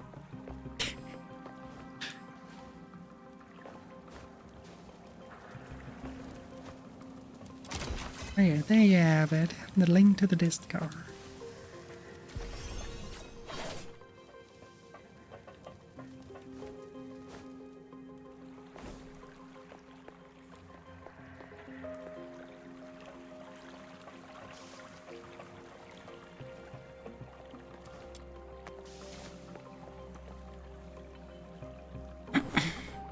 That doesn't open. But I think there was something on top. By on top, I mean on the very top. Wasn't it? No?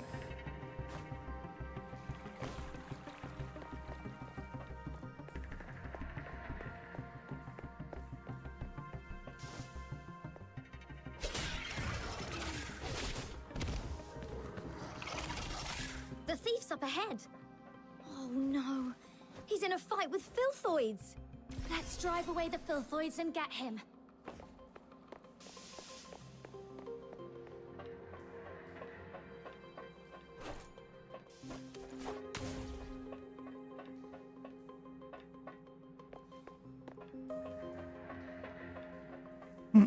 And they have Hanmer telling you.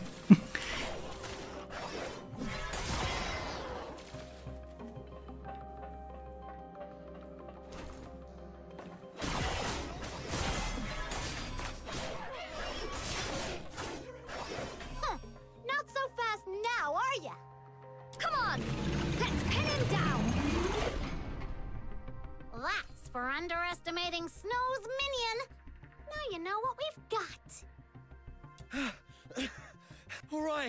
All right, here's your money back. I haven't had a decent meal in days, so I got desperate. I'm sorry. Oh, you're starving. Guess what? So is everyone in the slums. And you didn't seem so sorry when you snatched the money bag from me. How about this? You threw a few punches at me, so now I'm gonna hit you with my shovel a few times. Then we can call it even, and you can leave. Okay. Watch out, Margie. He's got something in his hand. Something just knocked the dagger away. Is that a dinner knife? Remember, sometimes a beast bearing its belly isn't showing weakness. It might be baiting a trap. Drop your guard and you'll get bitten. Like the wild, the city's teeming with beasts like that.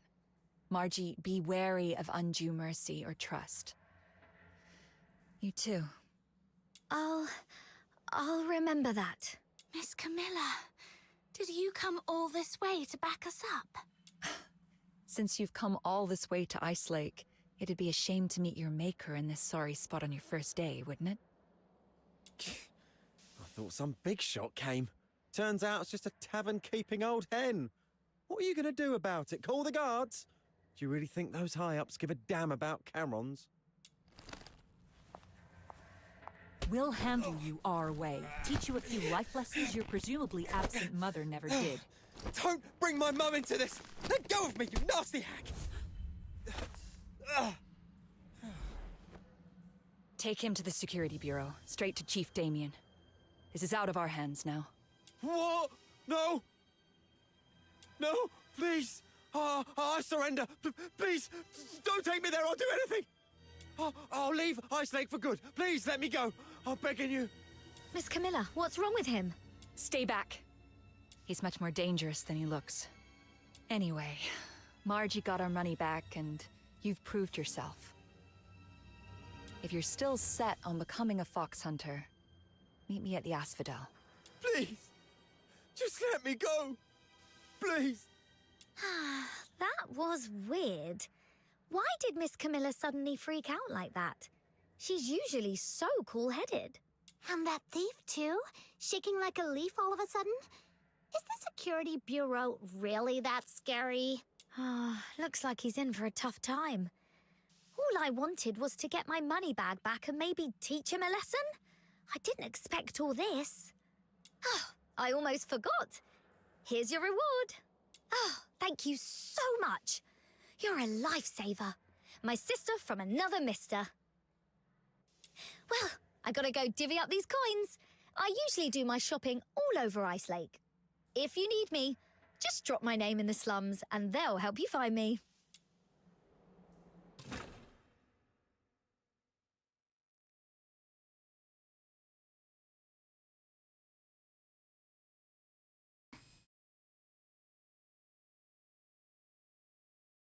And there we go. Over here, all the commissions for fox hunters are listed on this board. Things are slowly unraveling. Hi, Snow. Lending a hand to fox hunters again. What is it this time? Nabbed a few hundred bandits? Thwarted a dozen dastardly schemes? Today I'm keeping it low-key. Just nabbed a petty thief. Just one? That sounds almost believable. I've got to see this. I've never fibbed before. Come here, my little minion. this is Mr. Wells, the most hardworking fox hunter around here. Hello, Mr. Wells.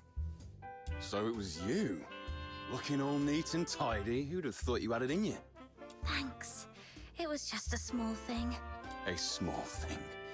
Let me tell you, it's all these small things that have turned Ice Lake into what it is now. If it was something big, Ice Lake would be turned upside down. Then I should try harder. Learn from professionals like you. Learn from me? Oh, give me a break. Take a good long think and figure out why you ended up on this path. This is what you should do. I need money. Who doesn't? I've got folks owing me a fortune. Being short's one thing. I've never stooped to thieving or robbing. You're back. Everything okay? Did you catch that thief? It was a piece of cake. My little minion and I gave that bad thief a good thrashing. He ended up crying and begging for mercy. So you're the one who nabbed the thief. I thought Snow called you minion because you got caught by her. But then again, who in their right mind would get caught by Snow? What was I thinking? She was the witness of my deeds. You had it all wrong. You've made a fool of yourself this time, haven't you? Serves you right for being so preachy all the time. Sorry for what I've just said. Care for a drink? Just let Camilla know. It's on me. Consider it an apology. I'll take a 20% cut. And now let's talk to Camilla. The end of the Your Wild. first gig was quite slick, and you got on with Wells. Your career as a fox hunter is off to a good start. Here, a hot drink to warm you up. I was gonna treat you to one, but since Wells has offered, we'll put it on his tab. Right. I did mistake this last for a thief. It's the least I can do. Oh, and I can also catch her up on our line of work. To be honest, it's been pretty tough lately. Any commission worth a jot has to be fought for. I just had a gander at today's jobs, and they're all thankless. Except for that hot potato. Hot potato? A right bother of a job. Finding some daft stone. It's no point in telling you. Even us old hands don't dare touch it. Let alone a newbie like you. Tell me, I'm curious. It's looking for a rare mineral called Crystallo of Stella in the old Glevum pit. The client is Henrik Ethelred. Yes, the very same Henrik you know. Glevum pit is now a den for filthoids. A few fox hunters tried their luck, hoping to find some foxine scraps there, but not a soul came back. So even with Henrik dangling 5,000 silver coins, no fox hunters taken a bite. Fox hunters are born adventurers, but we're not reckless fools. The stone's very existence aside, who knows if Henrik can even cough up the cash? Everyone knows he's recently gone bankrupt, even looking to sell off the family house. Is he planning to gamble it all on trading Crystallo? Wait a minute. Crystallo trading's been banned for years. How's he planning to unload it? Miss Camilla, how much did you say it would cost to go to the south earlier? About the same price. Interested in taking on the commission? I think I'll give it a try. You serious? Kid, I'm not joking. This is no child's play. Thank you, I get it. But, Miss Camilla, you once told me, if I can't even handle this, how will I ever find my lost treasure? The Asphodel doesn't interfere with the choices of clients or fox hunters. If you're set on it, I won't stand in your way. Crystallo of Stella is a blue-violet crystal that appears as if nebulae are swirling within it. In the dim mine pit, it is particularly eye-catching. You won't miss it. Here's your payment for retrieving Margie's money bag. Take this with you as well. Make it back in one piece.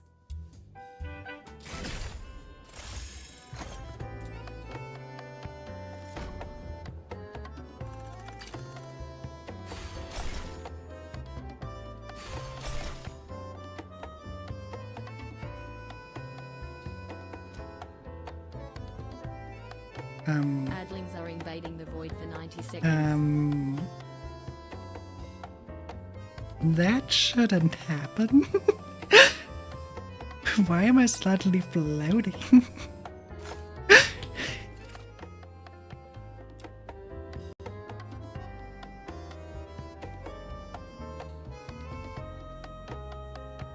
Let's make it fast with like just clicking there.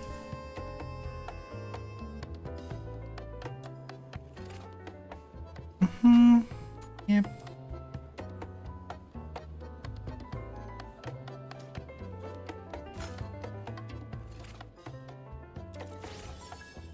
Oh yeah, the demon wedges.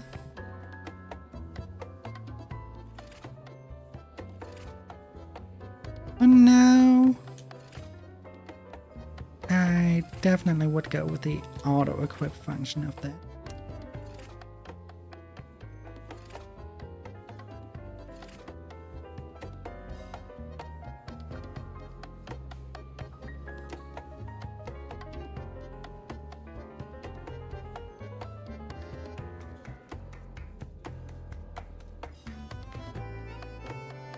We cannot upgrade right now because our tolerance isn't strong enough. Oh.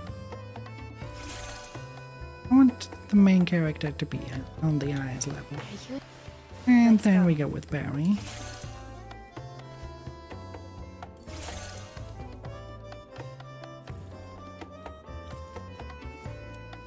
Such wretchedness would surely...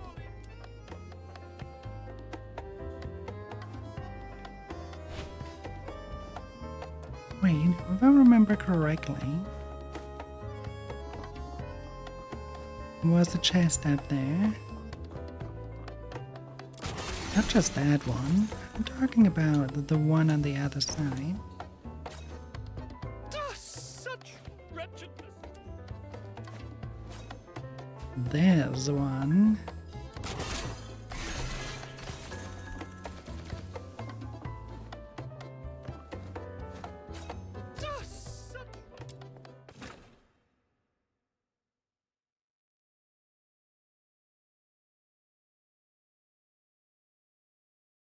Treasure the intel. How Let's boring. do the snow stuff first because it kind of was tossed upon us. But yeah, over the time there will be quests here in the city. You can then do almost, I think, thrice a day. I'm not quite sure about the amount anymore, but they are quests, kind of like daily quests. They repeat, yes, but it's always worth to do them. Little minion, big news! I mean, like, really, really big! I haven't seen it yet, but just thinking about it, oh, I'm getting goosebumps already. Calm down and take a breath. What's going on? No time to breathe! Listen! Someone spotted a gigantic pig outside Ice Lake! And it's taller than you, with a head the size of It's a this bear! quest. If it stomps its hoof, bam! The city walls will come down!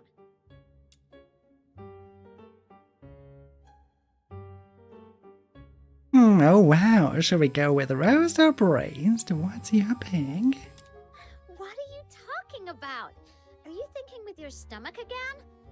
Anyway, No. I'm really curious. I just think that starting a restaurant from, You weren't doing anything well, important, right? no, you can call it the heavy boar and then just have the head of that pig being on the outside facade and the rest of it is being cooked. Sounds like a good business opportunity to me.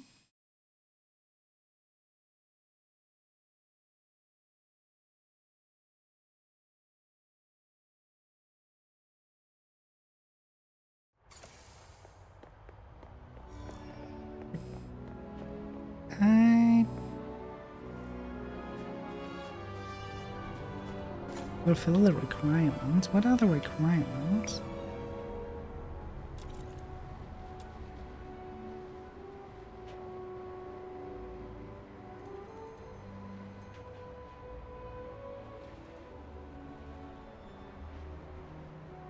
Okay, now is the time where we would do a few side quests to enlarge our trial level.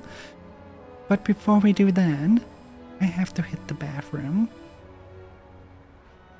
So, I just show that I am AFK. By doing this. You are back.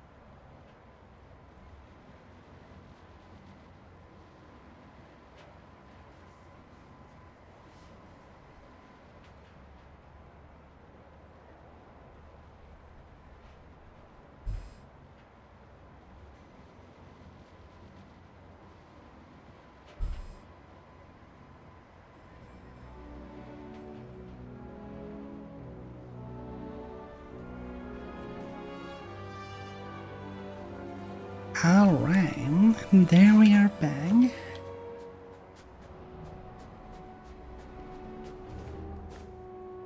So we do that side quest for now. But I also kind of want to spawn my minions here. How far out again? Tools without spirits.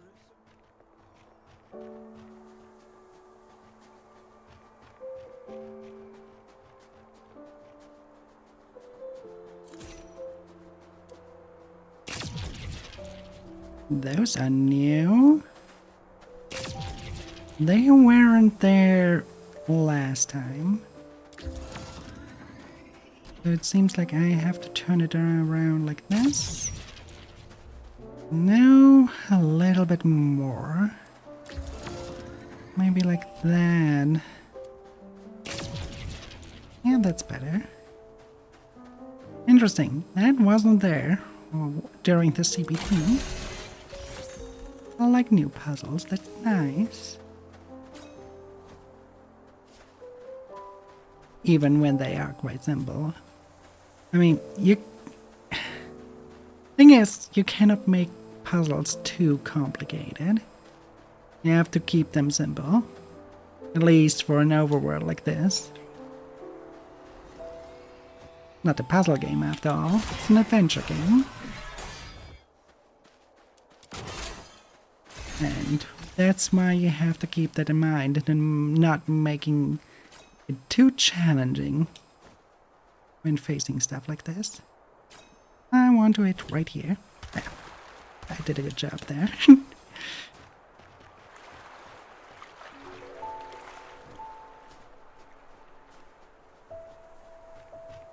Oh yeah, and there are animals to hunt. Look at this beauty. I call it Bambi.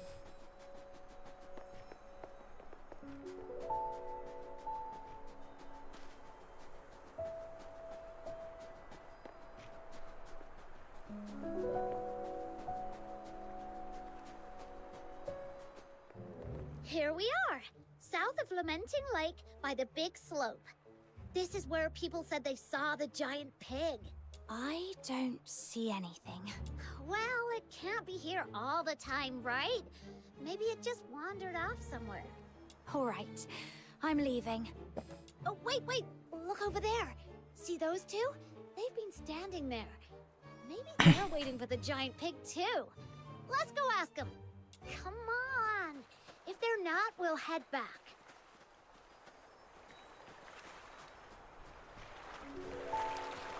Oh yeah. This is water that I really like. Really look magical and all Hello, stuff. may I ask? Shh, keep it down. Can't you see we're expecting something? Oh, my bad. So, you're also here for... Yep. What, you guys too? First come, first served. No cutting in line. Huh? There's even a queue for this? I mean, it's huge. There's enough for everyone. But fine, we'll just watch from the sidelines. Once you're done, we'll take a closer look. Why do I feel like you're not talking about the same thing? What else would it be? Anyone who comes here is obviously here for... Now, pull the rope! A few small creatures wobble into view, their tiny heads bobbing as they sniff around. This is the quest to unlock the genie mons. Those little fellas right there.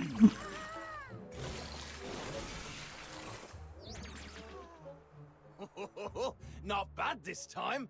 Got one we haven't seen before. Let's take them all back. Huh? Wait, what are you doing? Don't hurt the genie mons! Filbert, knock them off! Oh, for crying out loud! How many more times do we have to run into her? Hurry up, grab all the genie mons and move. They're getting away! Miss, and your little friend, could you give me a hand? Whoa, the giant pig is real, and it talks! Okay, I say we do what it says. Those guys look super sketchy anyway.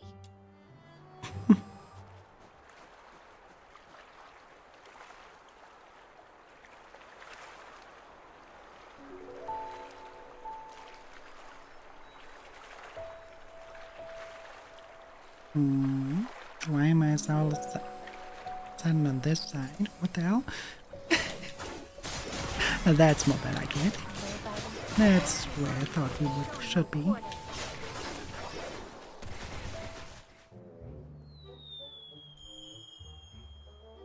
Oh, they ran so fast and disappeared in a flash. Should we chase them? They bolted like they knew every shortcut in this place. There's no way we're catching up. Besides, let's Did you notice the reference? Genie'mon, and then they basically disappear by being jolted into the sky and having that star flash being basically their disappearance act.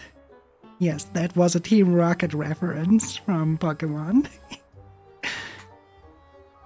So, this is the giant pig that's taller than me and has a head the size of a van? You were taken in by exaggerated words, Snow. Well, okay. Maybe it's not exactly as big as I said, but it's still pretty big. And don't forget, it talks! That's gotta be worth looking into. Horn, horn. Yeah, except it doesn't seem like it actually talks. That was me.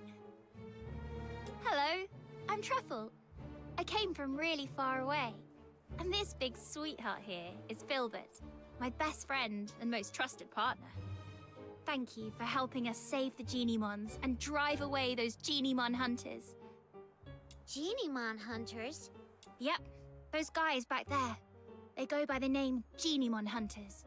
Which sounds not cool at all, because they've been running around catching every Geniemon they can find. Do you know about Geniemons? They're the ones. Though coming in all sorts of different species, they're all actually Geniemons. Kind of like Charons and Solas look different, but are both human. Kind of like guns and bows look different, but are both ranged weapons. Kind of like how Snow and Mist look totally different, but are both mainly made of water. Kinda want to give them American answer here. of like that. You must be really good at fighting to think of a weapon analogy first. Anyway, I read about it in a book, that Genimons tap into the power of Foxine and become various forms to adapt to different environments. Like, if they hang around fire too close, they turn into toasty, fluffy Zepyro. Whereas staying in the dark long enough, they go all shadowy and become Equinix to blend in. Most people don't understand how it works, so they think it's evil magic and get scared of them. But because they can use the power of Foxine, they've attracted the attention of a group intent on capturing them. I don't know what they're up to, but I know it's nothing good. So, I've been hanging around for the past few days, waiting to make them regret their actions. Oh, I get it! They hunt Genimons, and you hunt them! That makes you a Genimon hunter-hunter! Genimon hunter-hunter? That's a bit of a mouthful. But I guess it fits. Those guys run off the second they see me. All right, let me know if you run into those bad guys again. And little ones, now go home and stay safe. Don't let those mean hunters catch you again. Why is this one still sitting here? Is it injured? Oh, I'm always out in the wild, and I'm afraid I won't be able to take good care of it. Miss, could you help me out? Here, take the yum treat. Genimons love it. If you're lucky, open one and they'll follow you right away. If not, just give them a few more.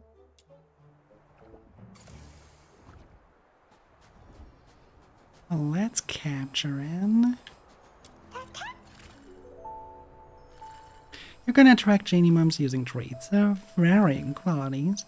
The higher the quality, the better your chances of befriending a Genimon. Feeding at the right moment increases your chances, especially if you aim for the central spawn.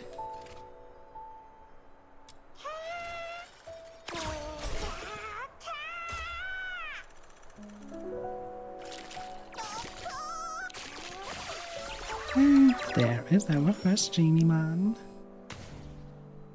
Yes, that's how it works. You're amazing. Miss, look at that. The little guy perked right up. I think it really likes you. What is it, Chirpy? It's talking to her. This little one says you feel familiar, like someone it can trust, and it wants to go with you. You take care of it, and it could come through for you in a pinch. Shouldn't it be showing up there? It actually did in the CBT. I don't know what kind of bug is happening here. Wait, you can understand the Genimon language? Yeah. Actually, even though Filbert's way bigger, she's a Genimon too. So, if you ever run into a lost Genimon, try treating it to a yum treat to get it to follow you. That way, it won't end up in the hands of those bad Genimon hunters. All right. If the Genimon hunter says so, I'll make sure Little Minion collects tons of her own little minions.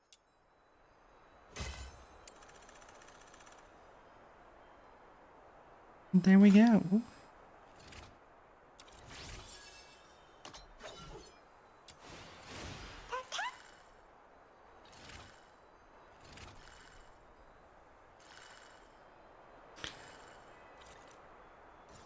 It's science for itself. Genimons, they are quite a lot of different ones. Now we actually made sure to get everything. But before we go back there, there's a little jumping challenge, I think it was.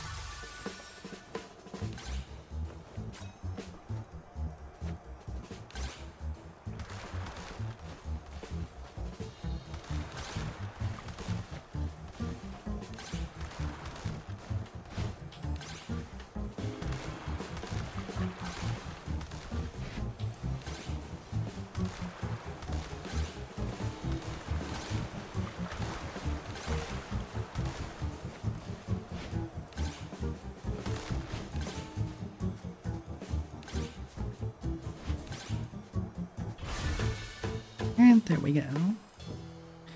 Well, we opened it, however.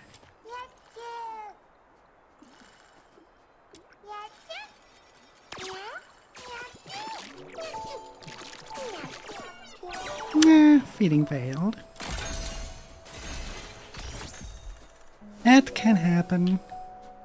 Don't want to use the good stuff on that little fellow. There are better ones. But yeah, you have little riddles like, little challenges like this and stuff. Just like you know it from other games. That one is unrecorded, so we have to take this one.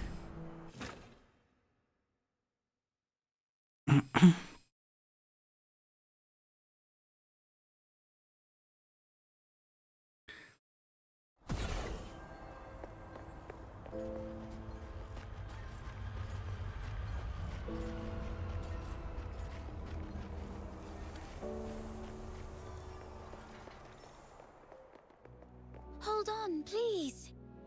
Psyche, what are you doing here? I thought I'd help show you the way. I mean, to Glevum Pit.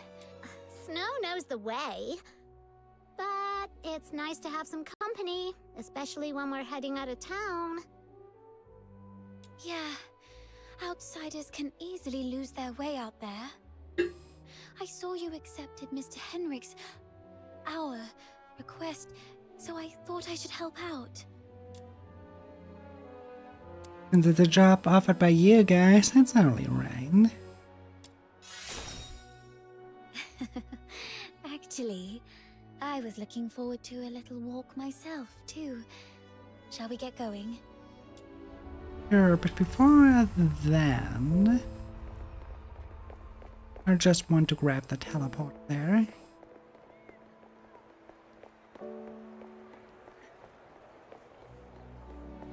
Thought we grabbed it, but apparently we did not.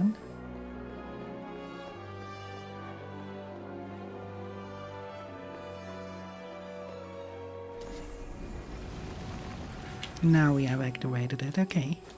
Oh yeah, remember that I said our alignments are important? That you can buy stuff from the alignments? This is where. This is up for benefit. This is for morality, wisdom, empathy, and chaos.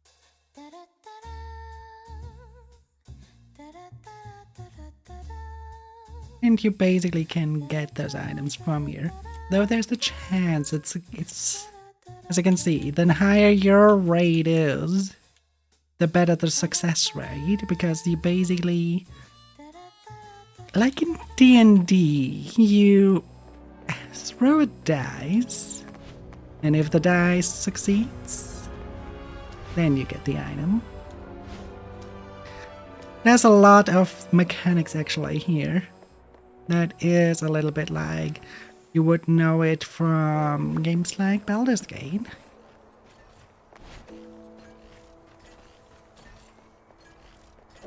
Ooh.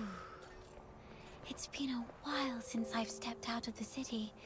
The snow-draped conifers, the boundless lake, mountains with their peaks in the clouds. I love all this. Snow's more of a city soul. If only the outskirts were free of those roaming filthoids.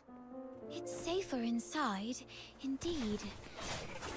There's something about the air out here. Is there a difference? Farewell. All smells the same to me. The air in Ice Lake is always tinged with a scent of blood and echoes of weeping. Out here, it's the scent of the forest and drifting ice, and the distant sound of steam whistles. Occasionally, you might catch a glimpse of snow-white deer darting through the trees, while around Ice Lake's alleys, what darts out are thieves or bandits, or sometimes just whimpering beggars. What about your hometown? Tell us about it. What's that island like? The air is golden gravel and beachside rosemary. It's misty sea fogs at midnight, and the massive heaven tree that my family and I used to gaze upon every day. If you ever make it back to your home, please send them my regards. You two are talking over my head. You'll get it when you're older. But then again, Unos never really grow older, do you? Right, I just don't want to interrupt that conversation because I think it's kind of The important. entrance to Glevum Pit is up ahead. Please be extra careful. Thank you. You've been a tremendous help. But you two should head back now. I can take it from here on my own. No way! This Demon King can't escape her from the battle and let the little minion think less of her. Saki, you should also come with us. Me? Yep. Come with the Demon King to clear out this monster's den. I bet you've never been on such an adventure, right? What a pity. Your life is certainly incomplete. All right. I'm in. Let's go then. Let's go, let's go! It gets dark early in Ice Lake. We gotta hurry. Right. All right then. Be careful, both of you. Before we go into that dungeon, we want to have the teleporter here. Now, closed door, huh? But there's a shaft just to our left. It's locked. Watch me bash it open. Alright, come on. Go ahead. Ouchie! A door this thick is probably impervious to brute force. Then let's look around to see if there's another way in. Snow, Yes. does your head hurt? Let me help you. There. A little puff to ease the pain. Oh, you're so nice. When this Demon King conquers this place, I'll appoint you the gentle green-cloaked mage, the wise master of foxing, the inaugural Grand Duke of Glevum Pit. Jesus The Christ. Duke of the Sewers. Is a Grand Duke a higher rank than a Duke? How come Psyche gets a higher title than me? Oh, hold on. Why am I seriously mulling this over again? That's a good question. Why are you? Well, yeah, this is the first Guided by actual Snow, dungeon. The Demon King, the little minion who just arrived in Ice Lake from afar, has become a brilliant fox hunter in a mere day. A new chapter in the legend of this Demon King. Fox Hunter is a cool name. Do they all hunt something called fox? Nah, fox hunters nowadays are actually bounty hunters. It has something to do with foxing a long time ago. Right. I heard it used to refer to a profession that originated right here in Ice Lake. It seemed to all start with the rich heaven Thank you for veins that, of the and Dothmere Mountains. how you doing, dear? And the foxine on them And could also, be I sold for a should good hydrate, price. yes. Exactly. So a long, long time ago, many people braved the risks of collecting foxine for money. Then the big merchants and the Empire took over the mines around here, and ordinary folk hardly had a chance with foxine anymore. After that, the local veins gradually ran dry, including this Glevum Pit. Yeah, what a pity. Otherwise, my little minion could have made a fortune selling foxine. While fox hunters who lived off commissions remained as a profession. Adlings are invading It's the void just for that 90 the types seconds. of commissions changed a lot since then. There are big ones, like protecting the city from the claws of filthoids, and little ones, like getting freshly baked bread back from a dog's mouth. Fighting dogs for bread? And some even more terrifying commissions, like making sure a certain someone you don't like never shows up again. But by the time you make a trip down to the Asphodel, Wouldn't the bread have been gobbled up by the dog already? You're both missing the point here. Alright, now let's read this. Oh, how I regretted. Should never have told Hans those tales. Like the one about the gem trader and a few bandits who were trapped in the cave deep in the mountains and died there 100 years ago.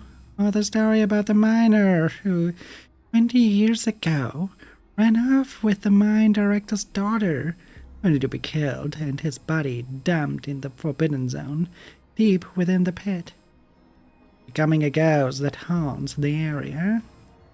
Aren't these just old tales the miners made up to pass the time?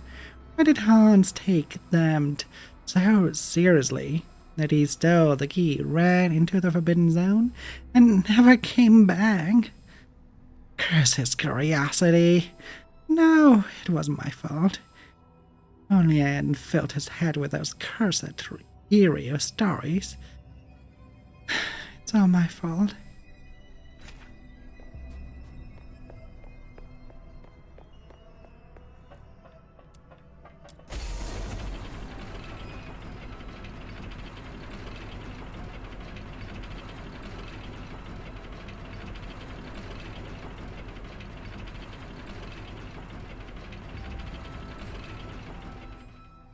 And here we are.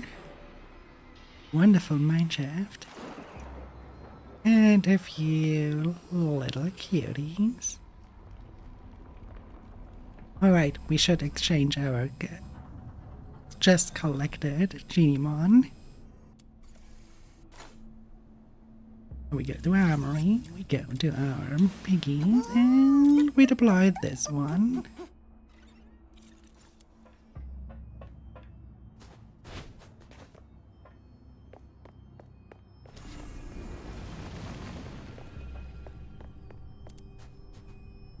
Let's read first. A journal recovered from Glevenbid, and based on the writing style, it appears to belong to a scholar. 16th of April. We discovered a curious yellow crystal cluster in the long-abandoned mine.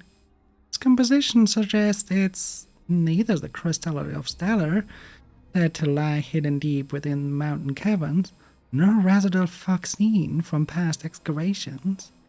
It appears to be an entirely undocumented mineral. 18th of April. To our surprise, Bob observed that the dimly glowing yellow crystal had grown. What was once no larger than a handspan had developed into a squat shrub-like clusters. 20th of April. The clusters had grown again, this time into jagged, spire-like forms that blocked off several inner passageways. They seemed almost alive. Fortunately, the crystals are extremely brittle. Only a modest amount of gunpowder is needed to blast them apart. Bob has put forward a hypothesis. These formations may not be minerals at all, but a type of philfoid secretion. Perhaps even a form of progeny. Like sponges left in water, they appear to swell and expand over time. It remains a bold theory, even for someone of Bob's expertise in philfoid biology. 21st of April. To test Bob's theory, we've decided to press deeper into the mine. If this conjecture proves correct, and somewhere within this forsaken pit lies a unique strain of philfoid, distinct from those found in the wild. A progenitor, perhaps. Look over there, little minion. There are several powder kegs. I see. The journal also mentioned gunpowder. Maybe we can use the kegs to blow up the yellow crystals. Let's take them with us then. You can never be too prepared when you're adventuring. Room.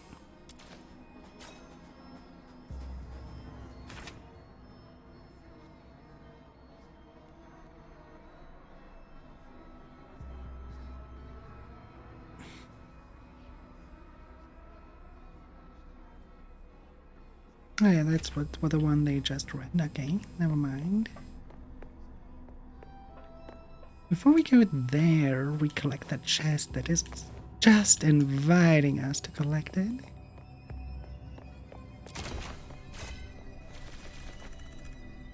I have the wrong weapon equipped for that one because this one is a shooting range challenge. And a flamethrower is not quite good for that type of challenge. Ooh. We do have a superior here. We'll try without the special trait though.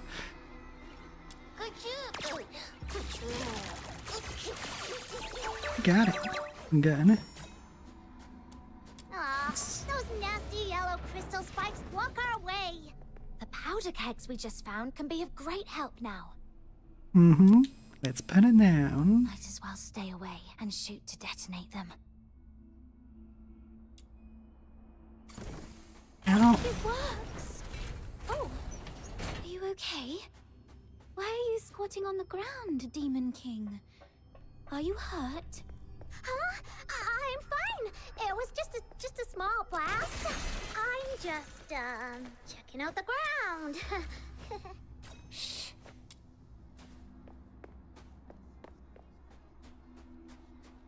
What's another one? Look! A giant crystal in the middle is glowing. Could it be that the crystallo of Stellar we're looking for is inside?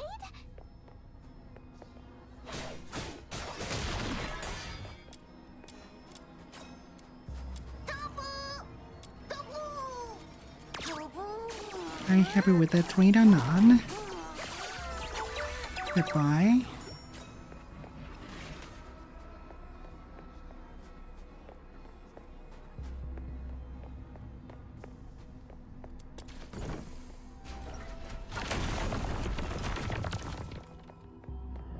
Voice again.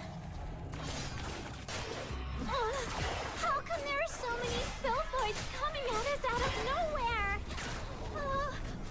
Let's burn them good. They were attracted Do you like them crispy? Get off my leg, Snow.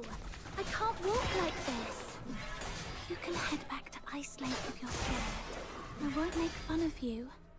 No way. A life without some risks is not complete. All right then. Take my shiny bomb! Let the pure white redeemer save the world! Boom! It's okay. The filthoids have been taken care of. Oh, really? Show this demon king the loot then! Camilla once mentioned that Crystallo of Stella is a blue-violet crystal with nebulae swirling in it. This one is more like a chunk of silverite. That's lame. Then bring it back to Lunosmith, little minion. As for now, let this demon king continue to lead you deeper into the pit. Yes, Your Majesty. These yellow crystal spikes actually have so many glittering stones inside. They seem to have been carefully hidden away, like cherished treasures. Could you be hiding some treasures too, Psyche? That's a secret. My venom is certain. This conversation. Oh my goodness.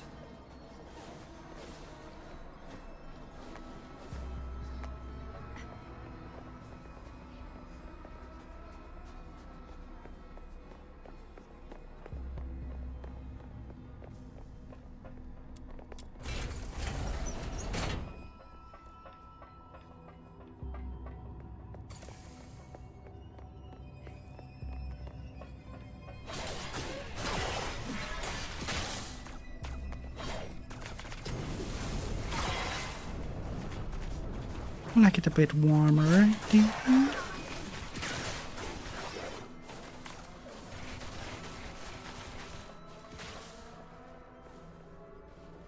I spy some new genie.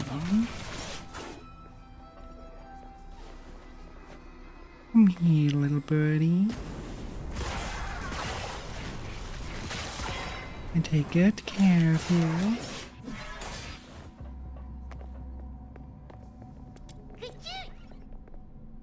Oh, it's a shiny even. Okay, in that case...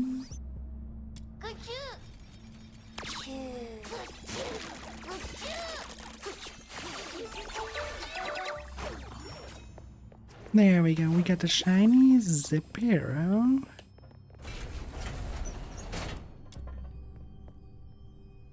A sign reading "Danger, no entry" was piled up with multiple layers, as if a new one was posted each time the old one faded. The last was dated 1004, 20 years ago, suggesting Gleaven Pit was abandoned around that time.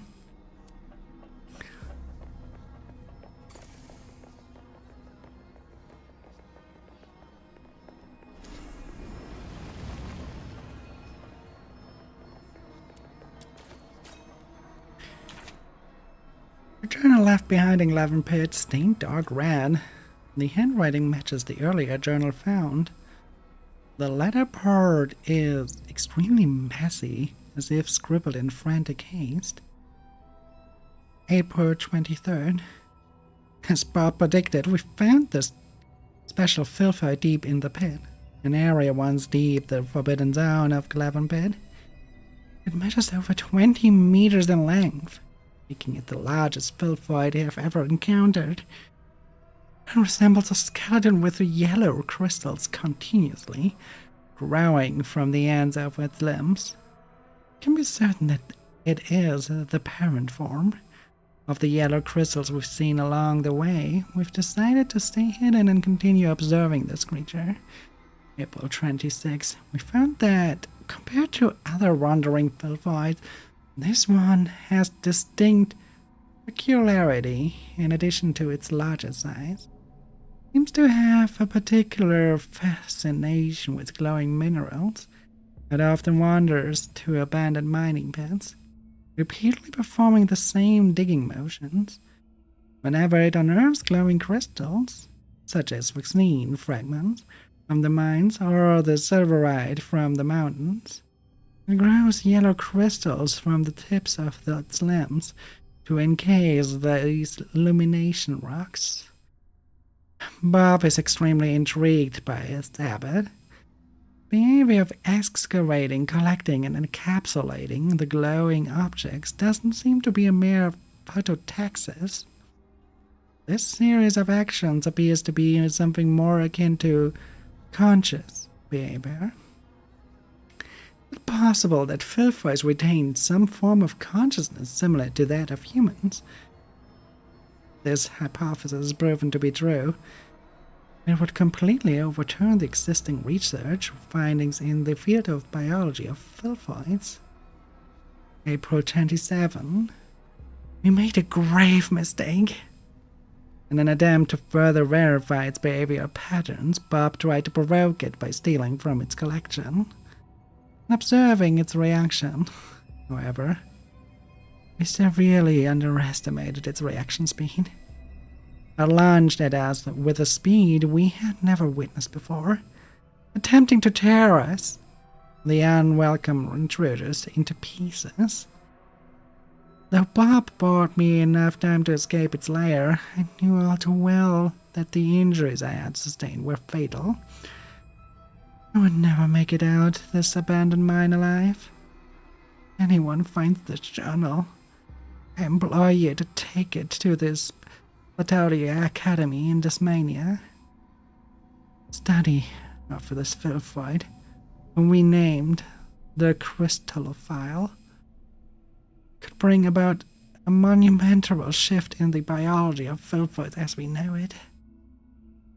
Knowledge should not be buried with us in this pit. Ines Morley, an alchemist.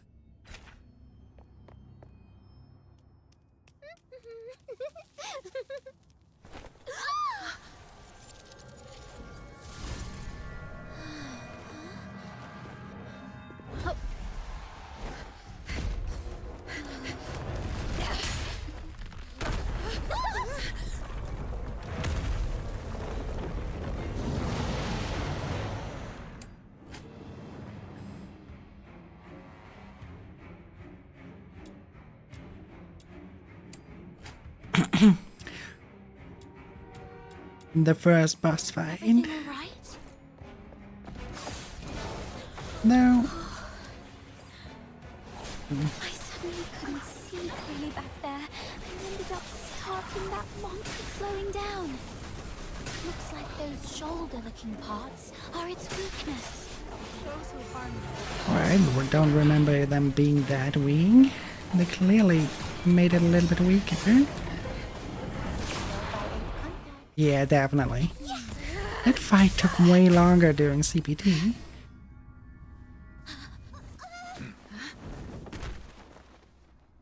Cristallo of Stella. Look at its beauty. No wonder everyone wants a piece of it. What a commotion I just heard. So it was you guys that took out that giant thing? Impressive! Outsider! How come the Crystallo is in your hands? It was my little minion who first... It was just lying there with no one's name tag on it, wasn't it? Come on. In our line of work, there's no such thing as dibs. And you're new here, right? Someone has to teach you this lesson, and that someone just happened to be me today. Consider this Cristallo as tuition, shall we? Please give it back. That Cristallo is important to her, and to all of us.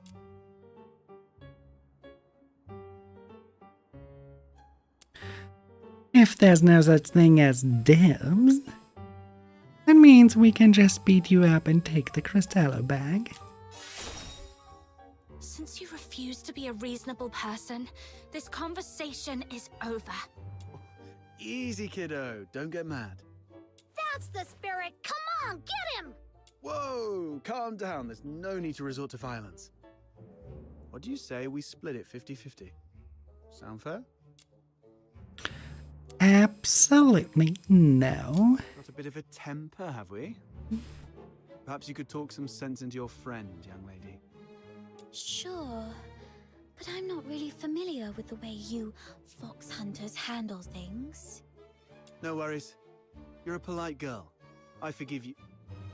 We're sorry for not knowing the rules. So, as an apology, Mr. Outsider, we'll let you make the first strike. What? Hold on. Even if it's 2-on-1, there's no guarantee you can beat me, am I right? Let's find it out. Wait a sec, I'm telling you I'm really strong. No fox hunter around Ice Lake can best me. Ever heard of Chief Sybil? I'm a match for her. Oh, is that so? What a coincidence. So am I. You certainly match me in big talk, that's for sure. Alright. I was joking around, trying to lighten the mood, you know. This crafty mutt ears is trying to pull more tricks. You call the shots in your little crew, right? Tell me, why did you guys go to all this trouble for this Cristallo? There's a bounty worth 5,000 silver coins on it. I knew it. Well, that makes things easier. I need this Cristallo for my own reasons, but if it's silver coins you're after, I can match that amount. If you've got a moment, I'd like to explain. Are you free tonight? How do I know you keep your word? Oh, that's easy. With Snow as a witness, he won't be able to weasel out. Besides, Camilla mentioned he's got a terrifying relative at home he's really scared of. Just threatened to air his dirty laundry right on his doorstep, and he'll be begging for mercy in no time. Mercy, please, your Demon King. You can rest assured. Everyone at the Asphodel knows me. Well, I've still got things to take care of here. You kids can go ahead without me.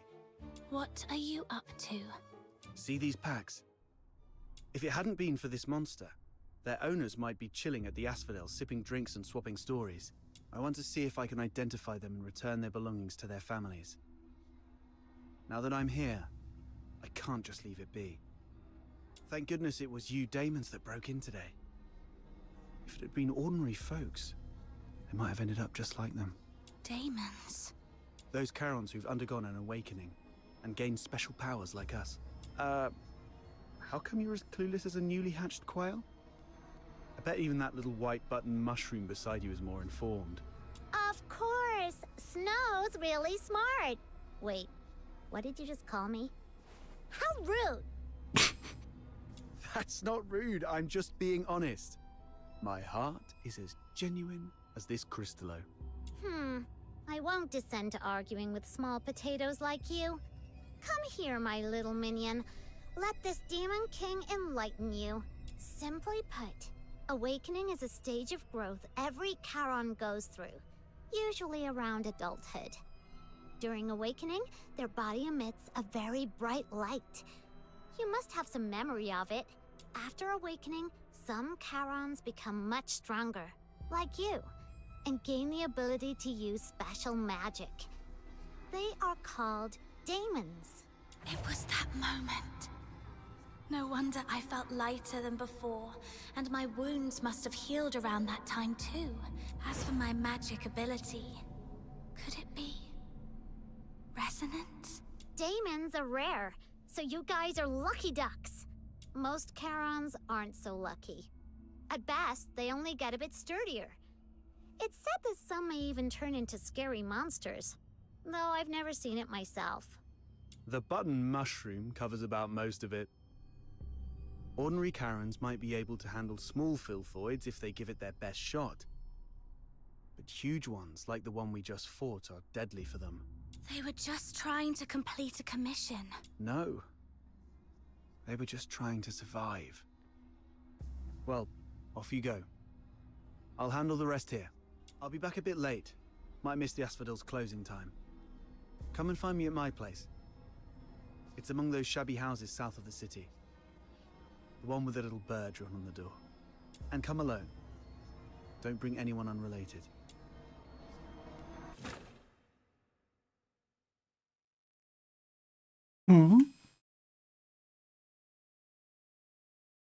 They put me already outside of it.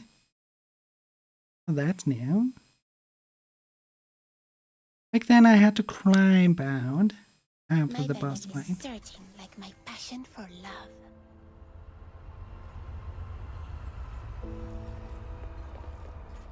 A little bit of a loading lag just now, but everything seems fine. But yeah, back then the boss fight was much harder, which I actually appreciate because this one was nothing right now. So I'm kind of disappointed on that change. Isn't that Henrik over there? What's he doing here? But also you had to climb out after the fight. You were not teleported out like just now. Which I also don't appreciate. But who knows what kind of feedback they got. Come here. That they made that decision. Mr. Henrik! You should have stayed at the Hypno's house, instead of fooling around with this sketchy brat. You don't know her backstory, and she really doesn't know you that well. Now, where have you been? Glevum Pit. I wanted to help find the Crystallo of Stella. Forget the Crystallo. Remember what I said on your first day at the Hypnos house. Don't wander off, and inform me first if you need to go somewhere. So you do remember. Before making any decisions, think about what I've told you, and why your parents left you in my care.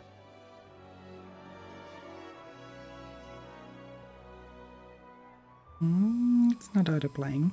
If anything happens that messes things up, or if people start asking questions, you know what's at stake. I'm so sorry, Mr. Henrik. You're a good kid. Just don't let this ever happen again. As for you... tend your own garden. And don't drag irrelevant people into your business. It's better for everyone.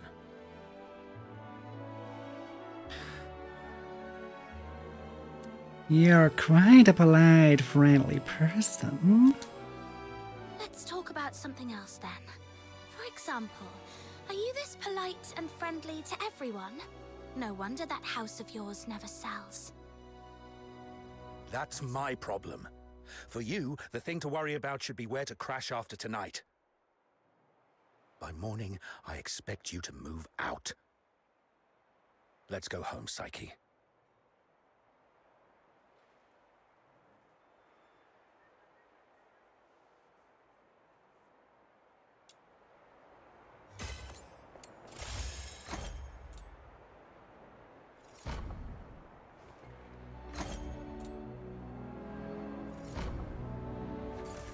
That Henrik always knows how to rile people up.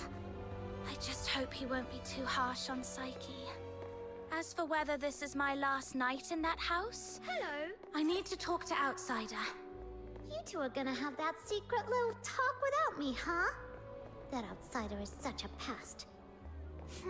Like I care. Off you go. I'm gonna go chill out at the Asphodel.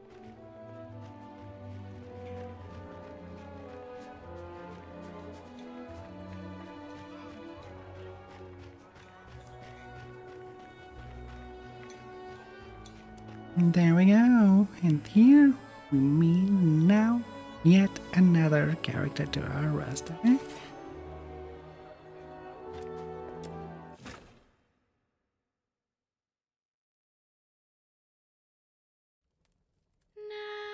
Nightingale, broken wings. You can weep, you can sleep. Nightingale, rise above. You will free, you will see. Little Nightingale, look. Your magician has returned. Outsider! You're home so late today. Where have you been adventuring? Was it in the dense woods where snow wolves prowl? Or the swamp witch's tower? I didn't go anywhere. Today is Miss Fina's birthday, so I stayed in Ice Lake. You always say so. Yet new scars keep appearing on your arms. But this time it's true. Look, I went out today to get this for you.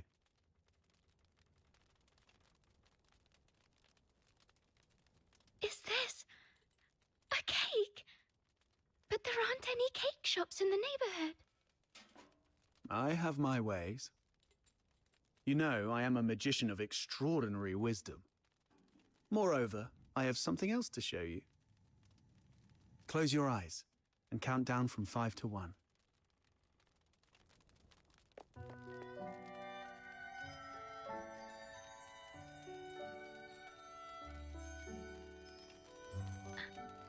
Stars. Twinkling, shining stars. You read the story I wrote, didn't you? The nightingale yearned for the sky, but it was ever so dark. If only I could see the stars once, she wished silently, even but for a fleeting moment. Nights in Ice Lake are always so misty, so you conjured up a starry sky. Thank you, Outsider. You are the greatest magician. Adlings are invading the void for 90 seconds. Seems your castle has a visitor. I'll go have a look. Hey, you're here. Come on in. Who is this lady? A new friend of mine. Sort of.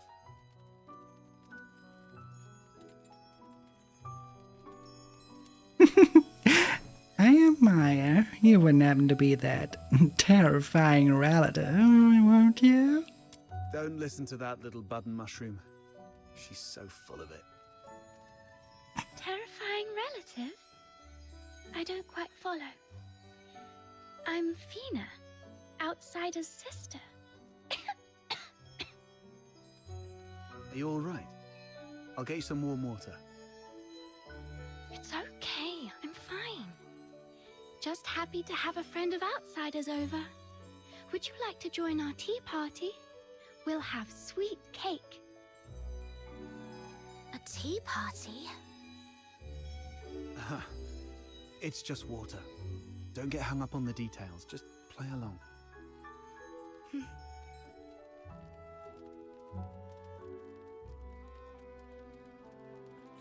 What's wrong, miss?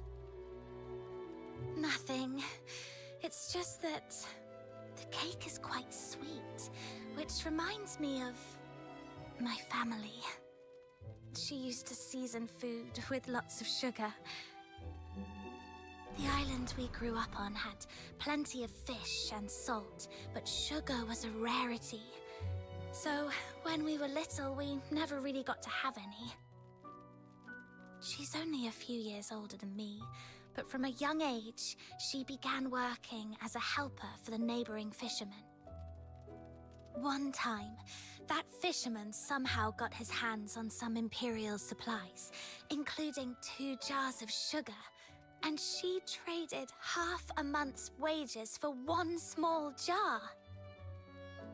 It was the first time she got hold of any sugar, and she didn't know how to use it.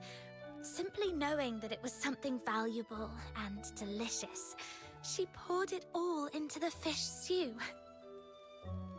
By the time we grew up and started earning more, sugar wasn't such a luxury anymore. But whenever she cooked, she'd still add a lot of sugar out of habit. Goodness, that sounds horrible. I can almost smell that fishy, sickly, sweet odor. She owes you an apology. Or at the very least, she owes the sugar and the fish an apology. No, Outsider. You're missing the point of the story. I believe that lady who always used a lot of sugar was also a great magician. So, in our guest's eyes, everything related to her was wonderful. Even the unbearably sweet meals. Okay, whatever Fina says. So where is that girl now? Perhaps you can bring her some cake. Let her know what normal sweets taste like. We got separated and lost each other yesterday. Or maybe longer ago. I'm not sure.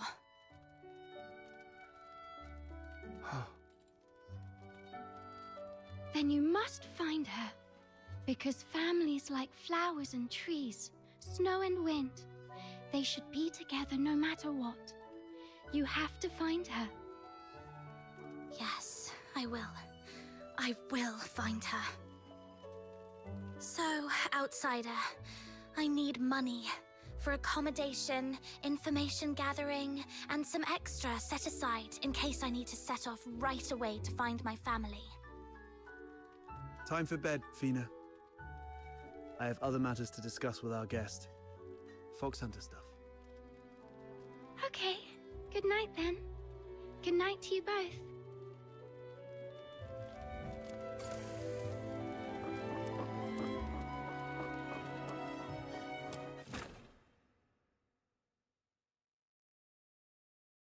And now...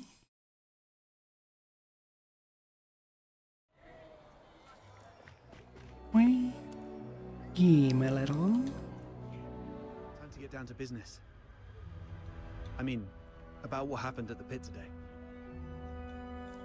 Sorry that I took your Crystallo. I had to do that so we could talk in private here.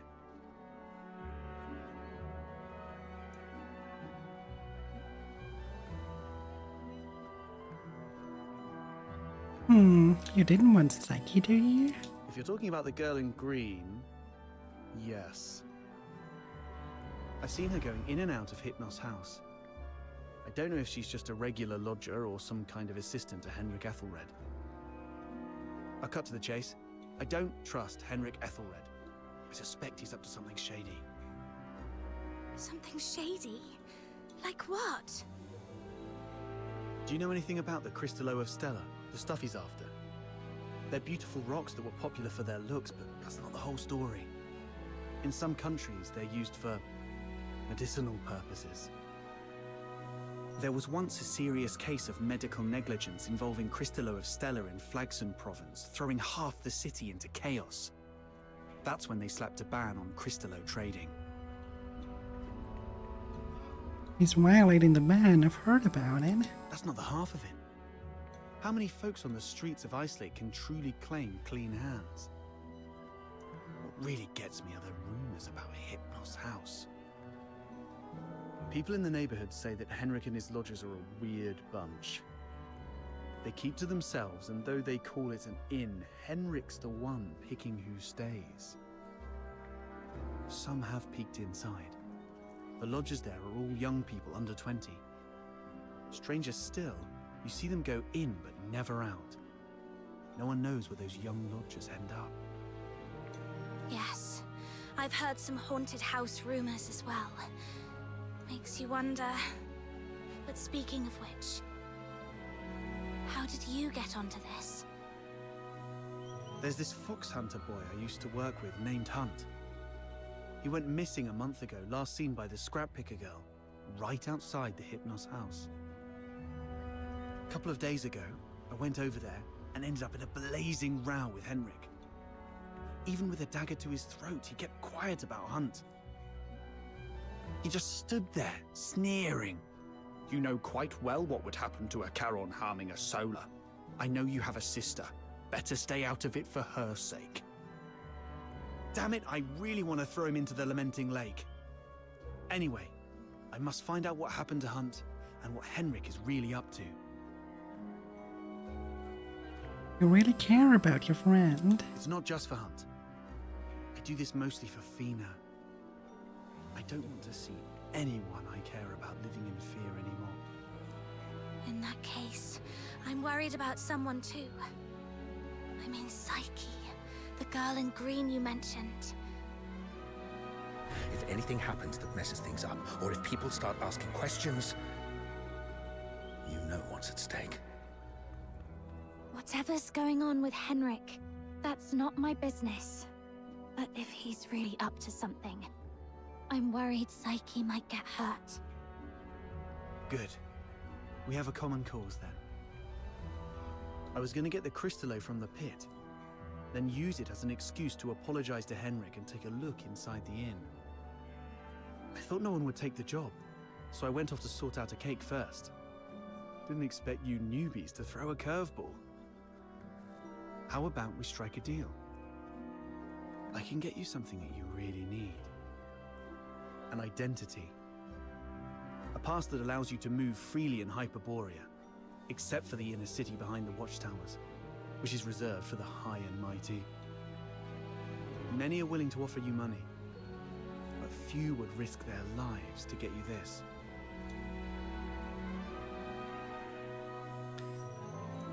We're talking about a travel permit, right? How can you get one? How can you get one? Are you buddies with the guards in Icelake? Can't say I am, but we fox hunters have our ways.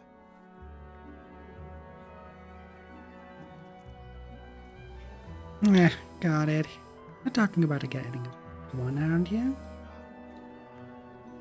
There are things in this city that money can't buy, especially those that could land you in hot water.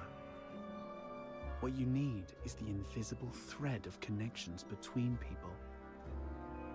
Without a travel permit, it's indeed difficult to get around in Hyperborea. So, what's the catch?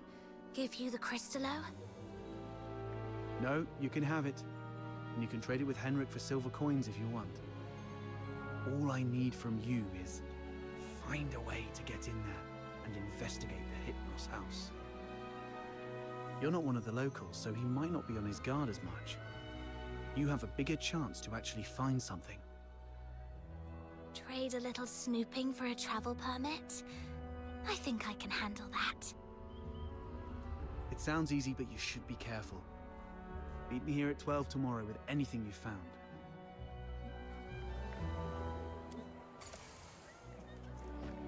And there we have it.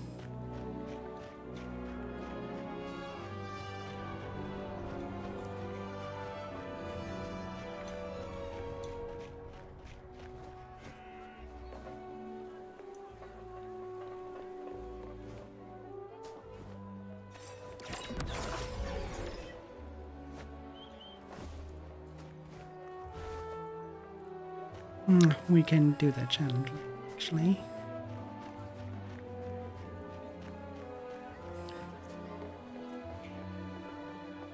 Let's continue with the main story first. That's more important than anything else.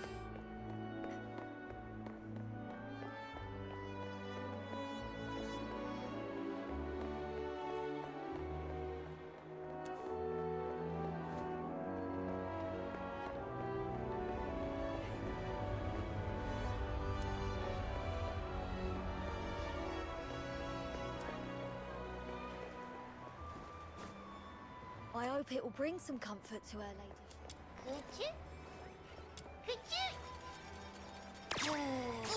Oh god, that was a fail. I pressed the wrong button. God damn it. That wasn't a normal one anyways, so it's not that big of a deal. The shiny one we got earlier is way more better. So much has happened today. Can you see the moon from where you are? The very same moon that I'm looking at? Tomorrow, we shall still be brave and live on. It's dawn. Time to head to the Hypnos house.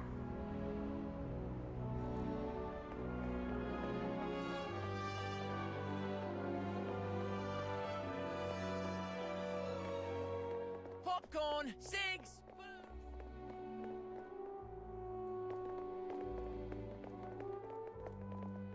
It's actually showing my UID now.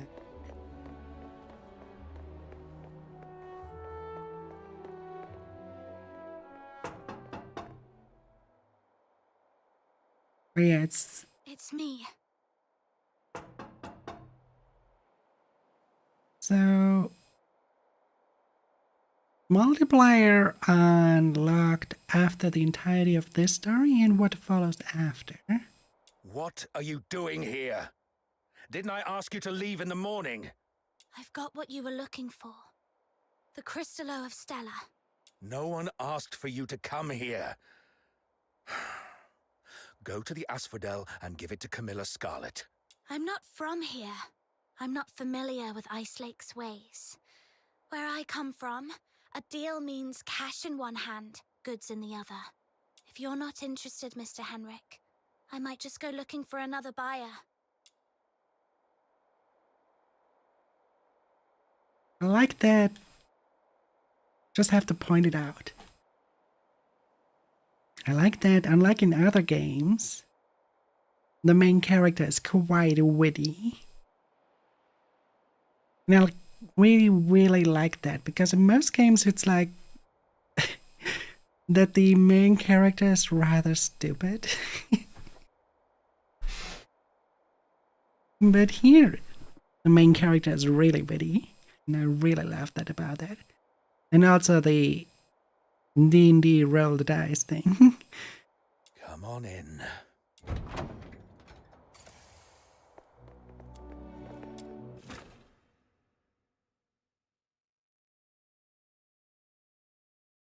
Got the Crystallo with you?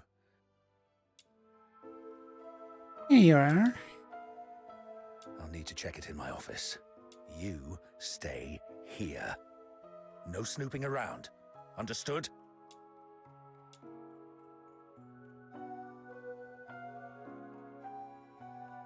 What's the first thing I do? Of course, snooping around. Up into your hair would really make you look good. Psyche! What are you doing here? Does Mr. Henrik know about this? Oh, please come with me. Could you wait here for a moment, Elisa? I'll be right back.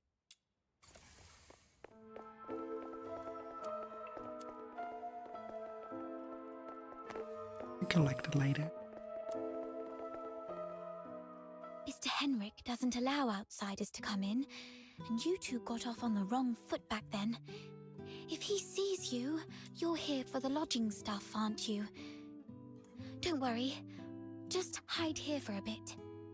I'll talk to Mr. Henrik again.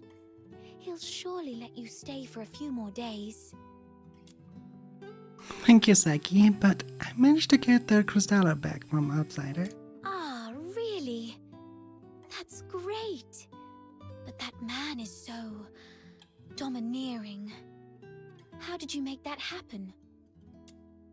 I told him a story that brought him to tears.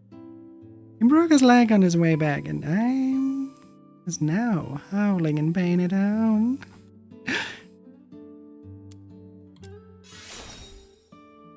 Really?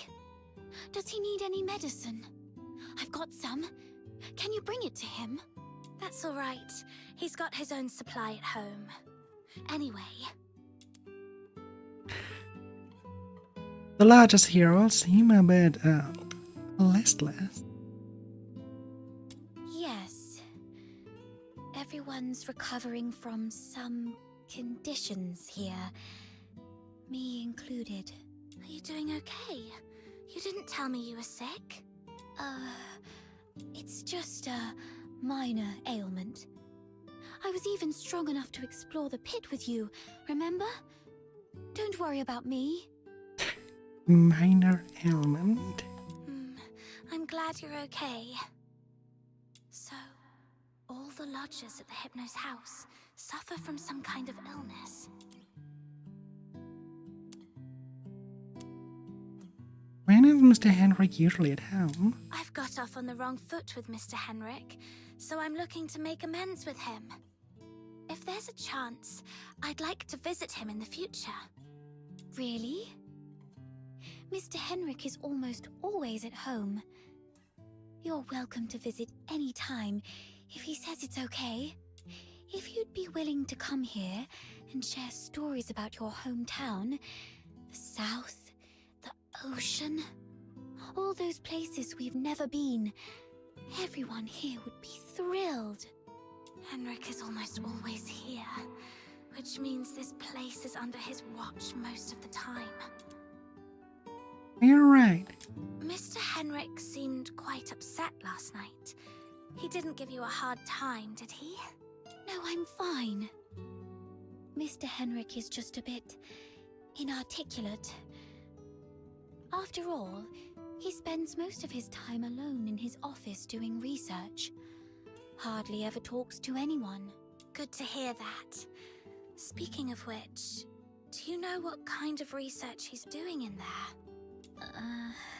I don't know. Sorry. That's all right. I was just curious. Psyche is withholding something. Must be on Henrik's demand. Better not push her. Mr. Henrik should be out any minute now.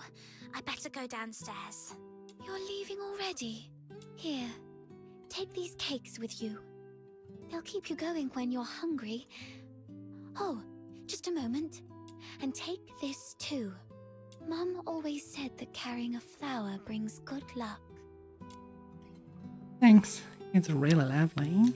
Time to collect some intel downstairs.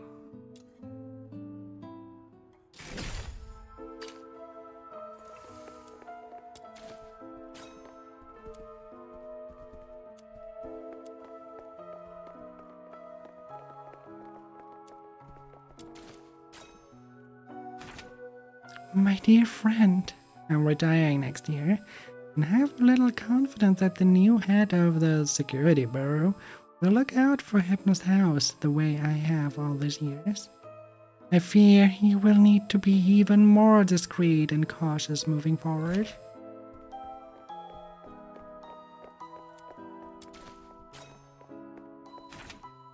Not enough. Nowhere near enough. Must increase the dosage. Much higher.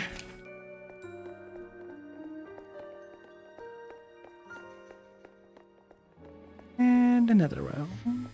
Collect.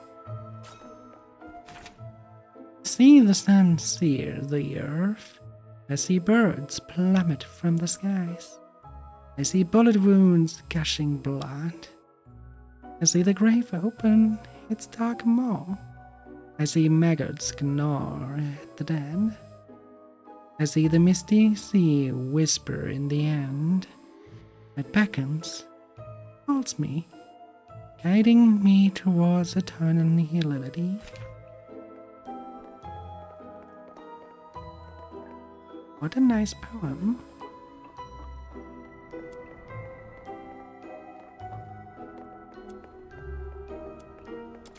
And the next one to read. Mr. Ethelred, please be reminded that the quarterly expenses of Hypnos House now substantially exceed those aggregated by all inns in Islake suburb, while we are not in a position to question how your funds are being used. It is our duty to inform you that your debt has been overdue for 2 months. Should the outstanding balance not be cleared up promptly, we will be compelled to initiate forced collection measures against Hypnos House in the coming days. The office door is old. It's spotless and polished. The doorknob won't budge an inch. Clearly it's been locked from the inside. Don't touch that door! The office is off limits. No one but Mr. Henrik Ethelred is allowed inside. Doesn't that just make it more intriguing? No need for unnecessary curiosity. There's nothing interesting there. Only misfortune. What are you doing here? Cleaning, dusting. Every day, every shelf, every door. Everything gets wiped down. Every day? Sounds like a lot of work. This door is spotless. No need for further cleaning now. You don't get it. It's a habit. Filling life with regular tasks. That's what habit is. Like how I clean here daily. Or how Psyche waters her flowers twice a day. Habit fills the void inside. That is true. Makes sense. I should adopt that habit too. Mr. Henrik have any? He seems quite disciplined. Probably a good role model for me. Mr. Henrik? He does have some habits. Let me see. When peeling apples, the peel mustn't break. The number of steps from the bathroom to the office has to be even. Every month, he goes out at precisely 8 p.m. on the 20th, then returns to double-check the door lock 3 times. These habits are quite personal, though. I doubt they'd offer much for you to learn from. It's more than enough. Those are certainly meaningful habits. So, Henrik regularly gets out of the house at 8 p.m. on the 20th every month.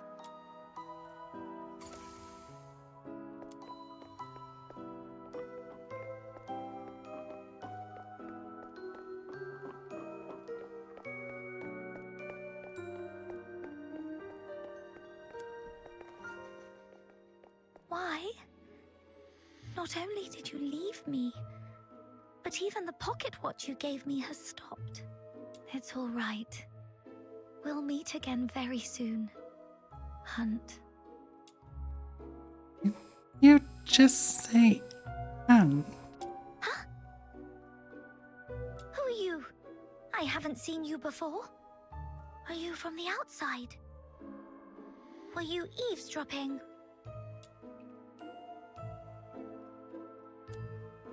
Let's talk about Hunt. Oh, where's he gone? I don't know. I don't know anything. Please, stay away from me, or I'll scream. Sorry, I'll leave right now. Outsider was right. Hunt, the missing fox hunter, used to live here. But the lodgers here are tight-lipped about his whereabouts.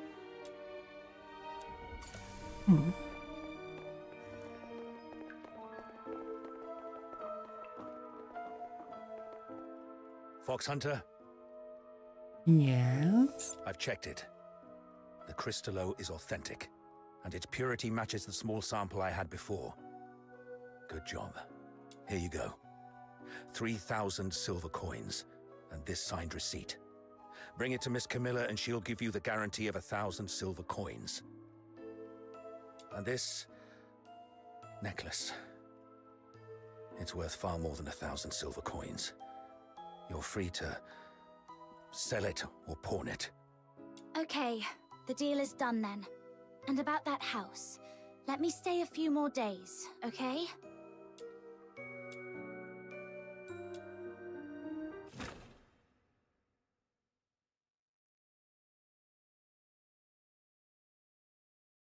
Treasure the intel, never Though I miss the couldn't get thrill. into the office, I've managed to gather some useful intel. Time to see Outsider.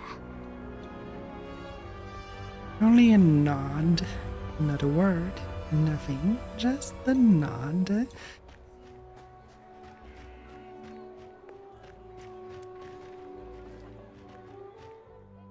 How did the investigation go?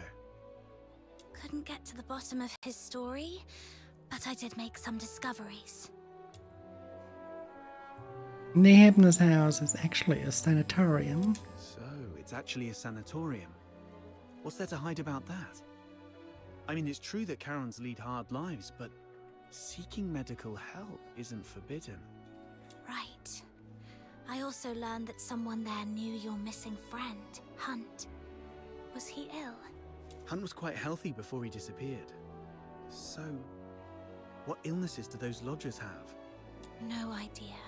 They refuse to talk. Or more likely, Henrik forbids them to. Is Henrik targeting the sick? That's even more disturbing. I'm gonna have to add extra locks and remind Fina to lock the door all the time. Anyway, what exactly happened to Hunt?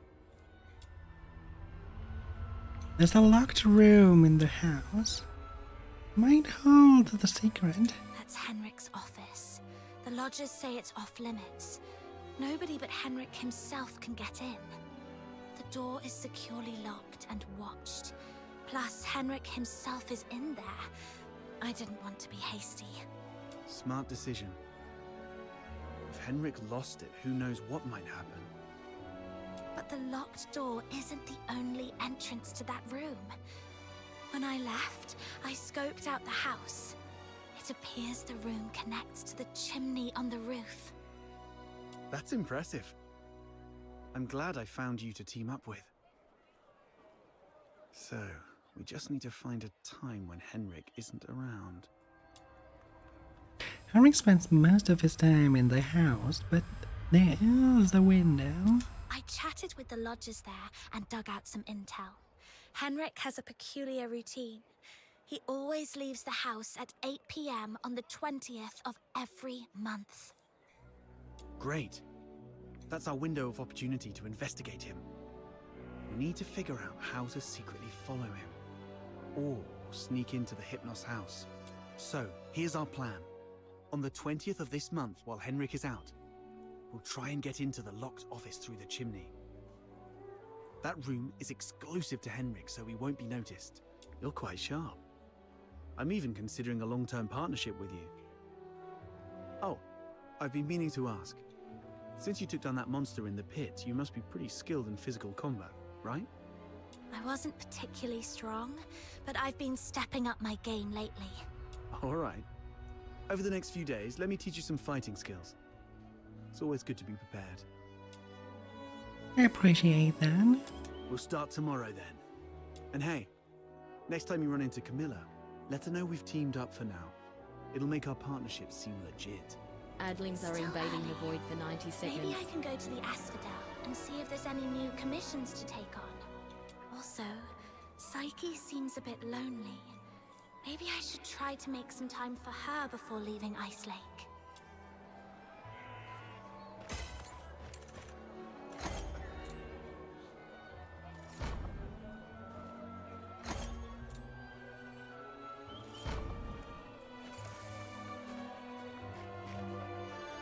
So here we go. Now it wants to introduce us to the commission thing. No, the commission thing is not the cycle. It's an entire different system. This is where stuff like defend the cargo or mediation, I think it was destroying a core, if I remember correctly. Was it leaving? Could also be on the escort mission, but I'm thinking it was the destroying mission. I think escort was called escort. I'll take a 20% cut. You keep 80%. Another letter to read. Welcome to the Asphodel. Our tavern serves drinks from every corner of the continent.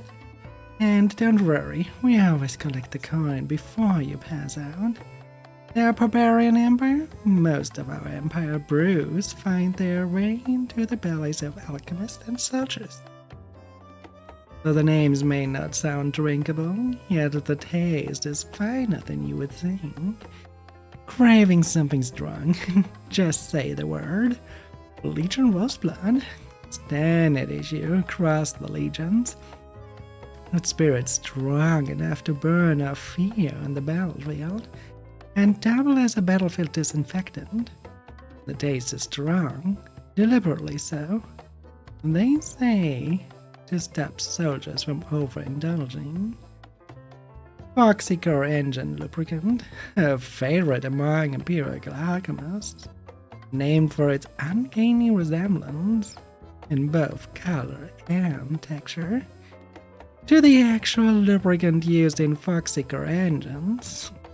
Rumor has it that one absent-minded alchemist once took a swig of the real thing by mistake. Fortress Barrage, a fiery spirit from the Empire's southern reaches. Passed out in one go to savor the full effect. Like a fortress cannon blasting through your body, leaving your limbs no longer your own. Intense, devastating, glorious. Laurel to delight, the go-to toast when a Karen earns their laurel, often shaken into a froth for the ceremony, but beneath the bubbles lies a crisp, refreshing flavor, delightful on the tongue. Waksu, if spirits are strong for your taste, why not try something from the Eastern realm? Unlike the grapevines we know, they are brewed from rice, smooth, mellow, and golden as amber, and with Waxos traveling merchants. I think it's called, actually, when I now think about it, I think it's Washwa. Washwas. Merchants scattered far and wide, these delicacies are never far from hand. In the mood for something different, just say the word. Tiger's Soul, an amber-hued rice wine with a real mellow depth, said to carry the essence of a tiger's soul. In Washua, it is a common daily draught, a medical tonic, and a warming comfort, all in one. Peach Blush, a light, sweet wine with the fragrance of a fresh fruit. Blended with peach gum, its texture is as soft to chew as it is to sip. Delicate blush has long made it a favorite among ladies. A goblet above, a Washua proverb says, one day above is a year below. True to its name, a single goblet of this potent brew sends you into a deep slumber, and when you awake, much time will have fled. As not overindulged, lets you find yourself in heaven sooner than you wished. Azure Dragon's Draught, in which while the Shakaran are honored as long doom signs, descendants of the Eastern Dragon, this is the drink of choice, crisp as a mountain spring, with a finish that lingers like a breath of the long. Republic of Lucca. You may know Lucca for its artists, sailors, dreamers, and madcaps, but did you know it also gave birth to a world of cocktails? Try them, and you'll be won over by their rich layers and flights of fancy. They rarely leave one truly drunk, but they do have a way of stirring inspiration. So what shall it be? Just say the word. Palette, a cascade of spirits layered in dazzling colors. A painting in a glass. Stir it, and all brilliance collapses into black. Masquerade rhapsody. Not one drink, but 10. Each wearing the same disguise. You won't know what lies within until you taste it. Just as you would never truly know the face behind the mask at the ball. The poet's rhyme, soft upon the tongue, yet echoing long after. Like the rhyme that closes a verse, poets and playwrights drink deep in pursuit of inspiration, sometimes yielding a masterpiece and sometimes a grand puddle of vomit. Hazel, a rare Lucca spirit named by sailors who once gazed upon statues created in the holes and thought of the tool that shaped them. True to its name, it etches fire through the body with each swallow. Ephiri. Do scholars drink? Indeed they do. They drink to dull the sting of failure, and to raise a jubilant toast with a ringing eureka when discovery strikes. Like knowledge, wine intoxicates all the same.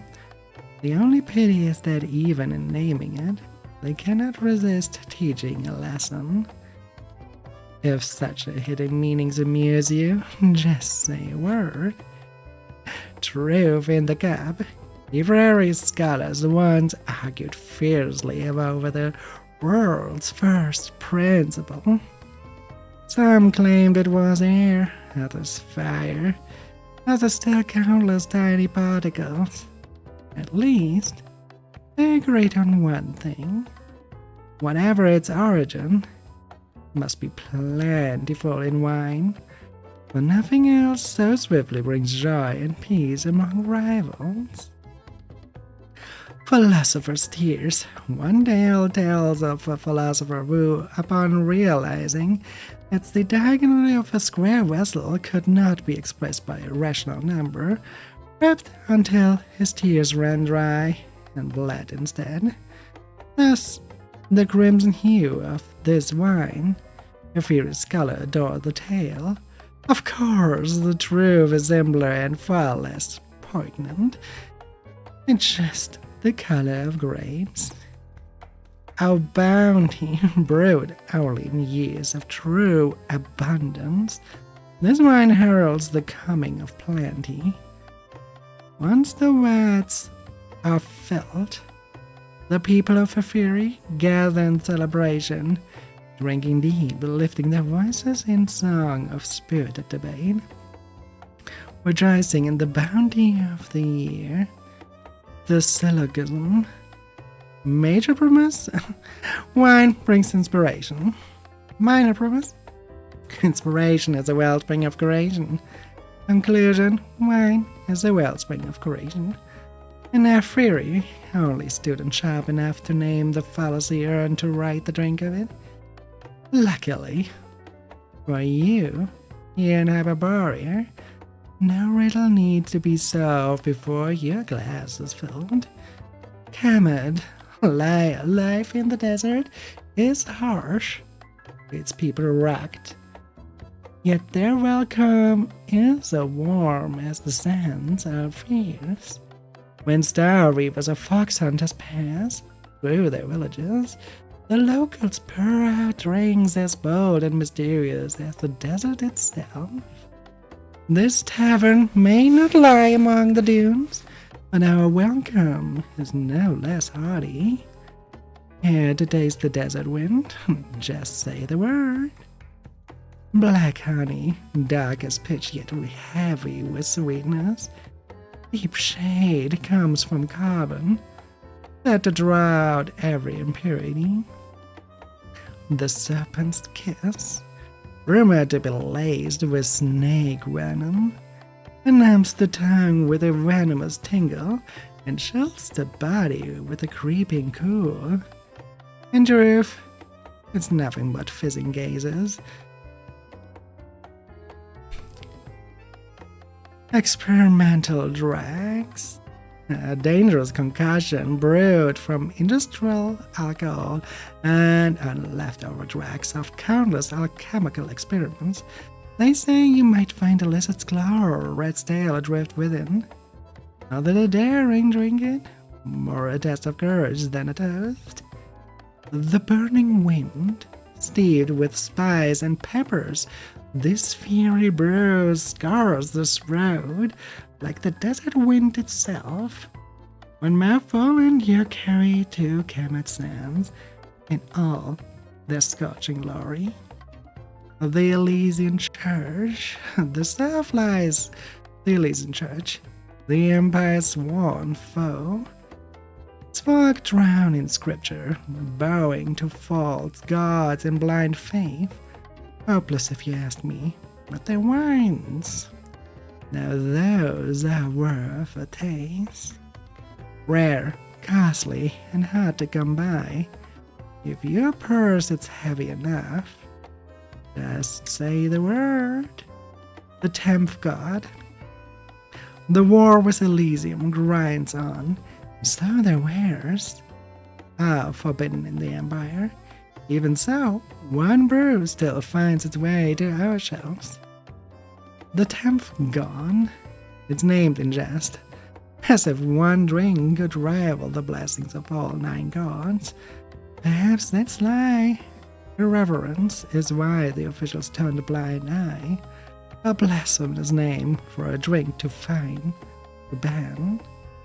Traditional Karen brews. The mountains beyond the Empire's northern edge are not empty. There, the Karen will still defy its yoke well, honoring their father Ask and mother Embla. They brew their own drinks for rites that preserve their faith and legends.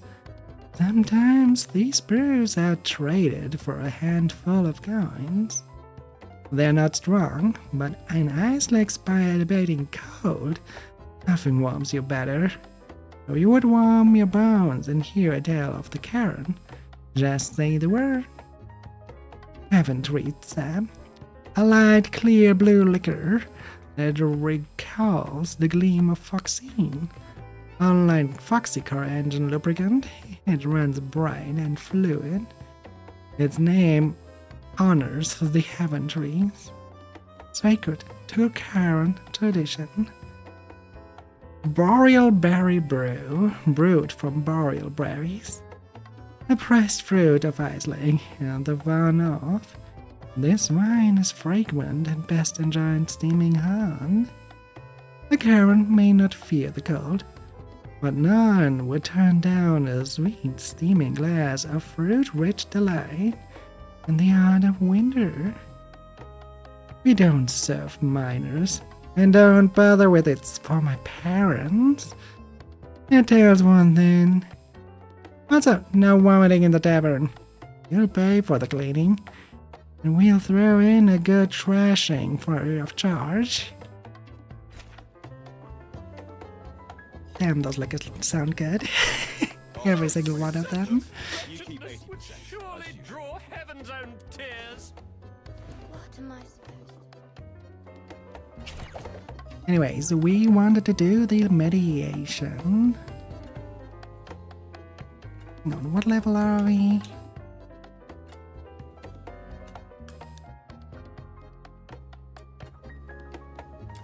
I think we're good for... Hang on, if we just go back to the armory and ascend a little. No, we cannot ascend here. But we definitely want to upgrade our characters first. Even if just a little. Are you inviting me on a date? Okay. let's do this. We have to do the 15 one first.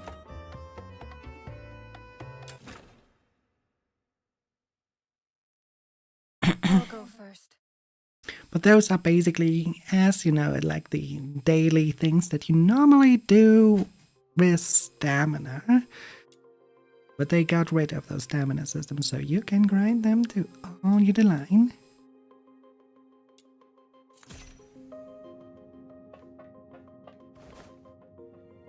The Forsaken have set up a dangerous bomb here. If we don't destroy it, everyone's lives will be in grave danger. Yeah, it's the destroying the core The thingy. Forsakens are behind this explosion. I'll let you know if I find him. Taking him down before breaking Finale Flare's detonator should smooth things over for the mission. Those are commissions. This one is just one of them. There's like stuff like defending the cargo, escort a person, kill enemies, and so on. Like going through raids like a Zerg rush. The client asked us to prevent Finale Flare from blowing up, so taking down these soldiers should work in our favor. Let's go! Let's give them a good blow.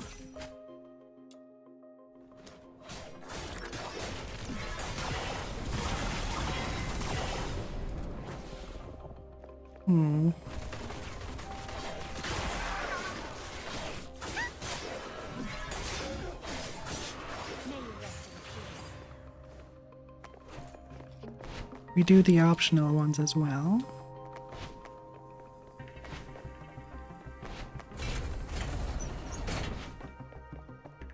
Come out and play.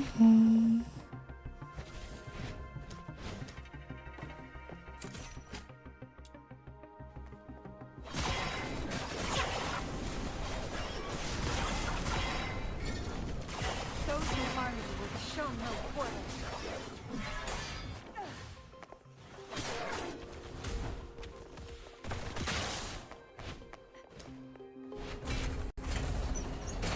Okay, Bomb Man. Your turn now.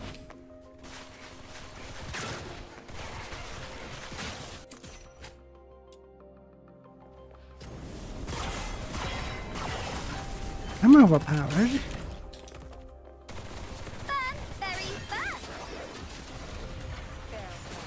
I'm very overpowered.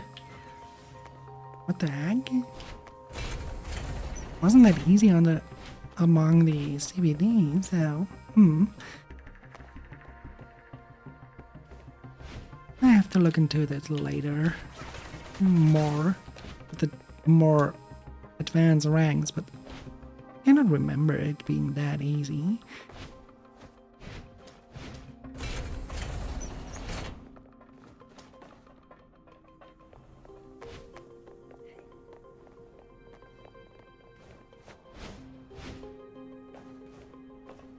But yeah, as you can see with those kind of missions, yet another thing that is common to Warframe. And that's why people call it that way, because so much stuff very similar.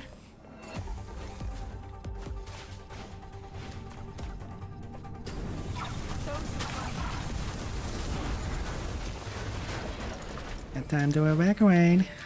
Yeah, they definitely scoped everything way down.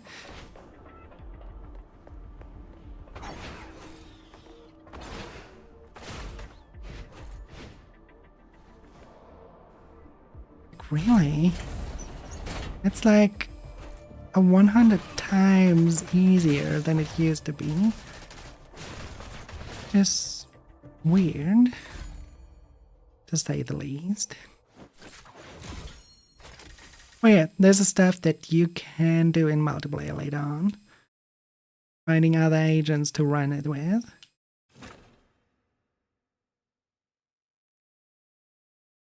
Maybe they just make the first one so easy, so there's not much of a hindrance. to it. I don't know, I will see. But it wasn't difficult before either.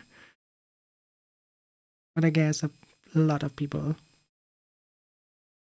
complained. Chief Sybil! There's a piece of bad news, and another that might be considered bad as well. Let's hear the worst one first.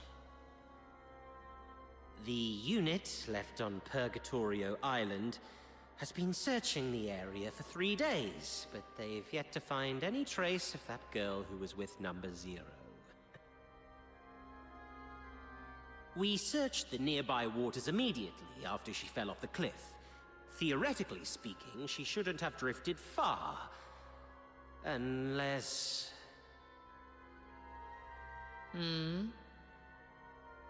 Unless someone rescued her. Continue investigating the residents on nearby islands. Leave no suspect or witness unchecked. Already on it, and we're expanding the search area. But if I may ask, if we do find her, the host of Resonance, what's the plan, Chief?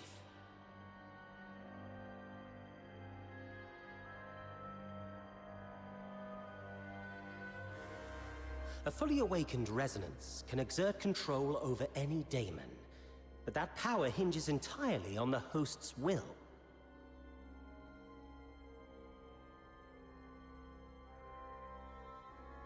Which means, if she won't cooperate, then capturing her does the Empire no good. Worse, it could become a threat, just like last. Then we do what we did before.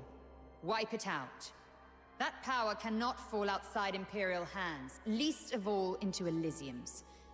Now, the other bad news?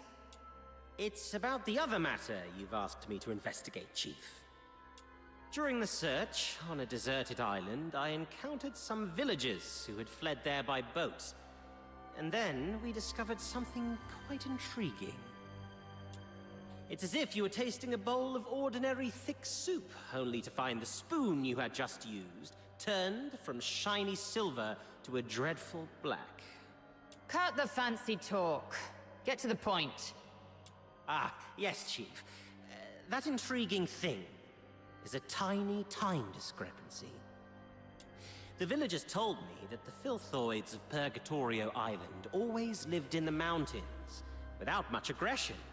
But 2 days before our arrival, they suddenly went berserk and started attacking the villagers.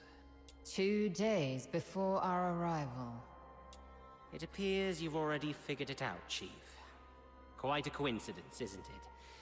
Due to a last-minute change of plan, we arrived 2 days later than initially scheduled. The only force capable of manipulating filthoids is the Forsakens. Whoever it is, the 13th Legion has been compromised by unwelcome elements. After all these years, those worms have started wriggling again. It's time for a thorough extermination.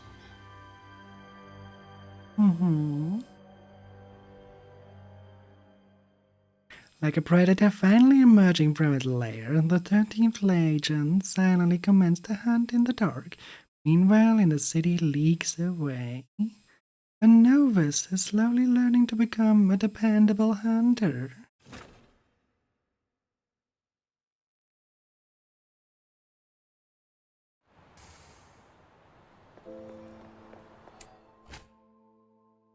From time to time, dynamic quests will occur throughout the world. That's what I was talking about earlier. In some dynamic quests, your choices will affect your impression and ratings across 5 different dimensions. This is where you roll the dice, and this is just one of them.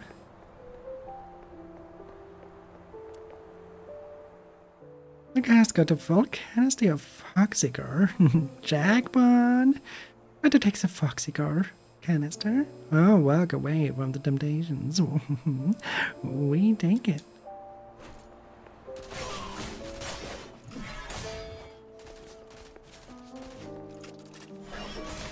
I don't think I can stop me. Oh. And that gave us chaos.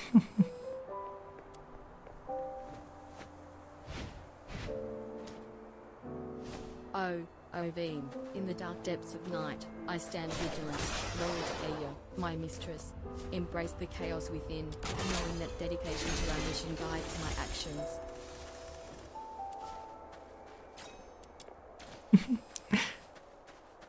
I'm surprised you're still awake, my dear.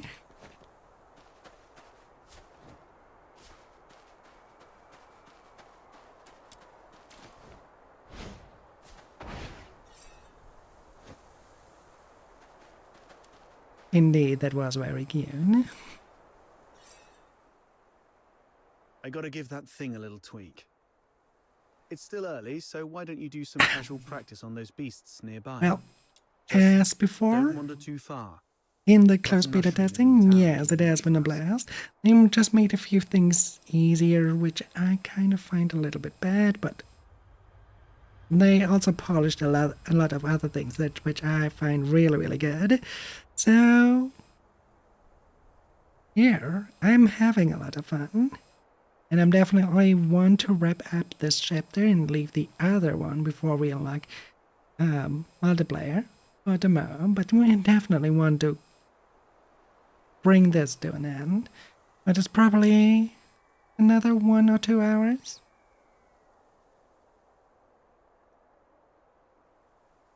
Alright, but sleep well, and I have to go to the bathroom. Glad to hear that. That's a good game.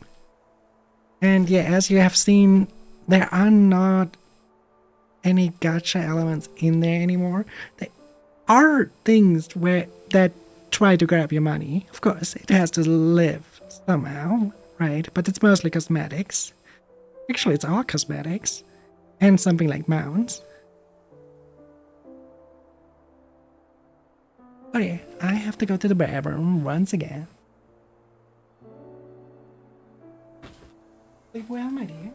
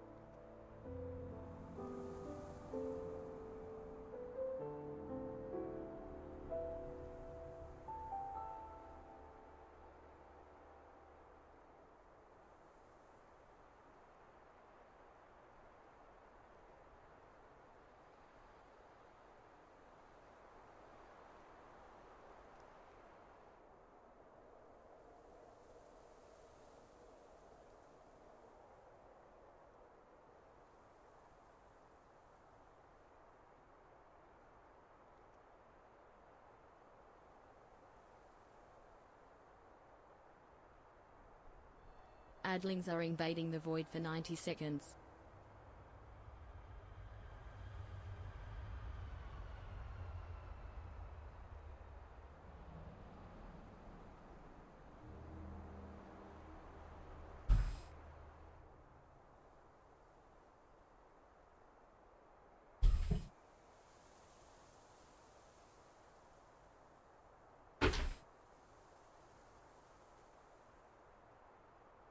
Alright, here we return. I've already set up some traps. They may look like junk. They're made from scrap after all. They work quite well. Be careful with them though. They aren't made of the sturdiest materials and might break if you step on them.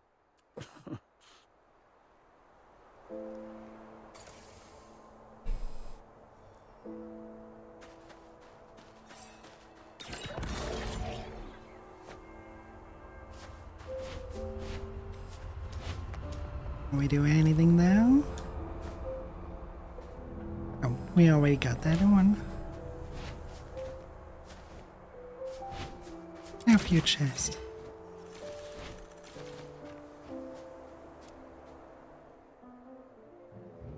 Despite all your efforts, the chest. Hey, stop messing around with our stuff.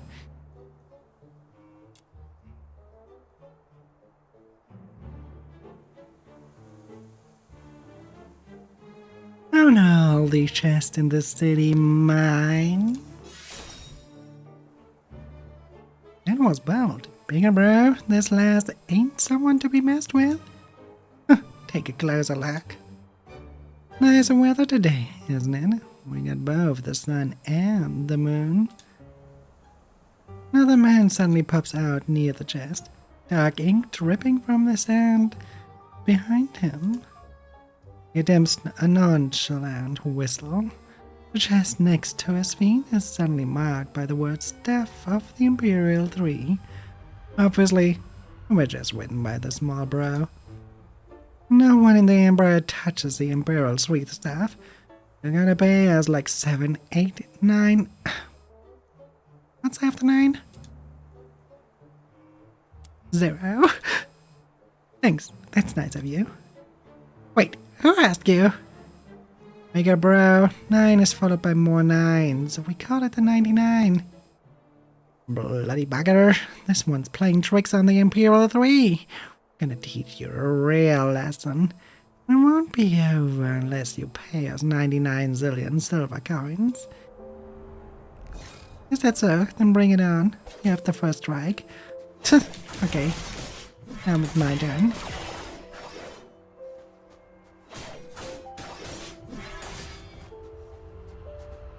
Feel sorry now. Shh, don't move. Just play dead. I'm dead. I'm really dead. I'm totally dead. You killed my big bro. And bigger bro. You owe me blood money. No matter how hard you hit him, Big Bro refuses to let go of the chest.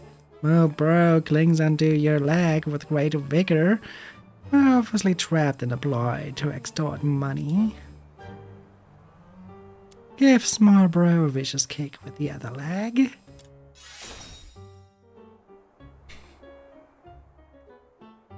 You killed my bros and you kicked me out of my arm. You broke my arm. You gotta pay me double. Small bro simply refuses to let go of your leg. What are you doing? Drop your hands now. Is that everything? I found the chest first. What you did was robbery. Now it's become extortion. Which is even worse. Outsider gives you a look. He's hinting that he'll take care of the problem. It's not yours. Just got our name on it. Staff of the Imperial 3. Your writing is wild. Withered, ain't it? Been practicing with this marker pen. Marker pen? Sounds really cool. Can I have a look? What a egg. Here, take a look. Outsider takes the pen and spins it in the air. You then write something on Biggest Pro back. Alright, following your logic, all of you are now working for Mr. Outsider. That's me. Huh, what? Wait, Biggest Bro got something on his back. Outsider's sidekick. Whoa! If Biggest Bro is Outsider's sidekick and Bigger Bro is our boss, does that make us outsiders? Yeah, I'm Outsider's sidekick. What's a sidekick? It means, a slave? Huh? I see. Nah, I still don't get it. It means you all listen to me and follow my lead. I'm a generous man. If I and I make some quid, we make sure all of you get a share. Sounds awesome. We call you Super Bros, and you call us Bigger Bro, Big Bro, and Small Bro. We're all part of the same bro team. Alright, bros? All together? Are these Super Bros? Yeah, okay. But tell me why you were robbing people here.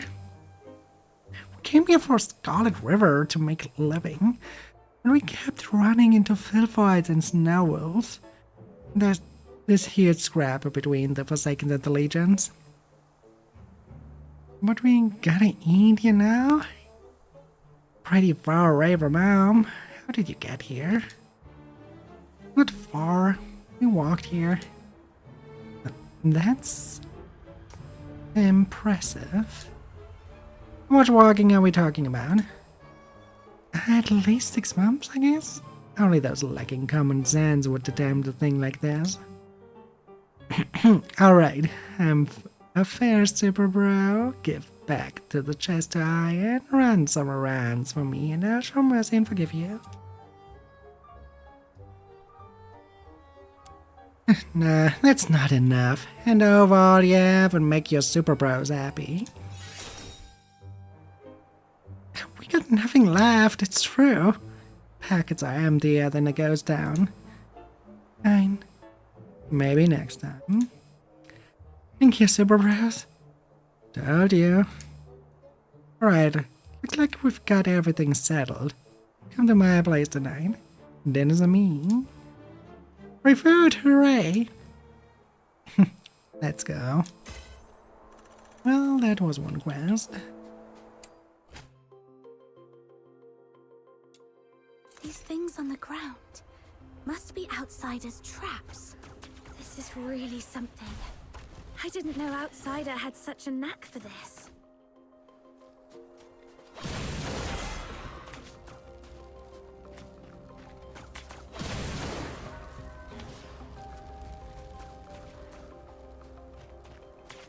Come on. No, you don't want to get in? Come here. Come. Walk right into your death.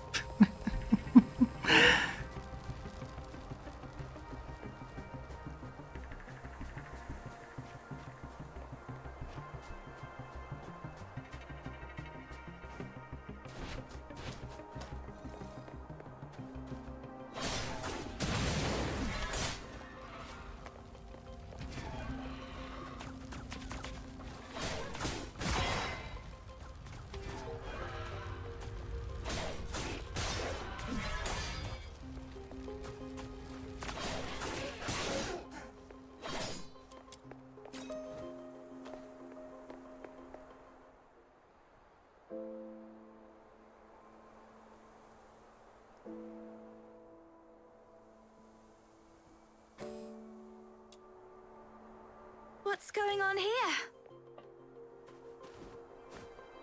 Well, I made a bit of noise while tweaking that thing and these little critters just came at me. Come on, my friend. Help me out here. Serves you right. Fine.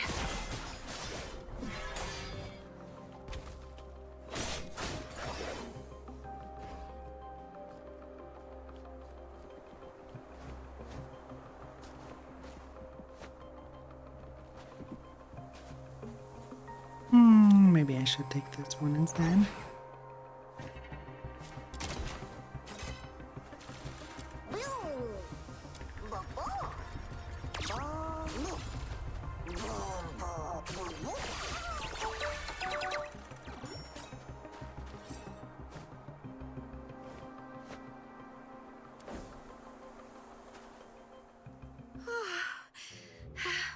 Not bad. You've improved a lot these past few days. Still, there's more to learn. For example, with larger beasts and filthoids, they're fast, but clumsy. So you can stand in front of something solid, like a wall or a tree, and provoke it to charge at you. Then, dodge its charge to let it knock itself out. That's rather done. It's just a life hack. You wouldn't call using an umbrella in the rain underhanded, would you? Maybe it just sounds particularly underhanded coming from you. All right. Enough with the petty bickering. Those random critters weren't much of a challenge for you anyway. Now let's find you a worthy opponent. What's this? Is it your voice howling in there? A piece of scrap metal I picked up from the scavenger girl. It's tougher than it looks, and those filthoids can't easily smash it. I've stuck a loudspeaker inside to lure them. Ah, look, here they come.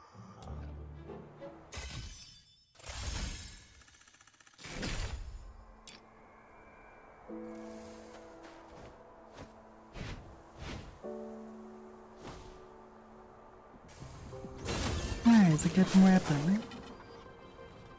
Alright, sleep well.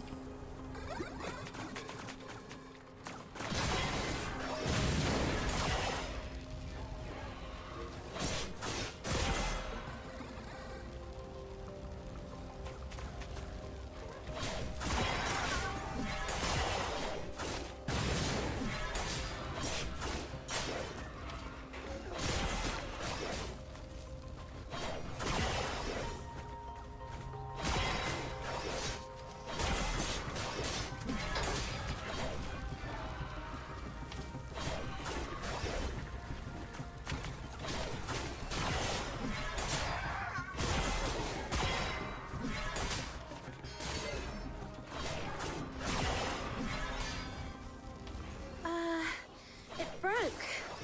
Well, it is made from scrap after all. I was surprised it would work.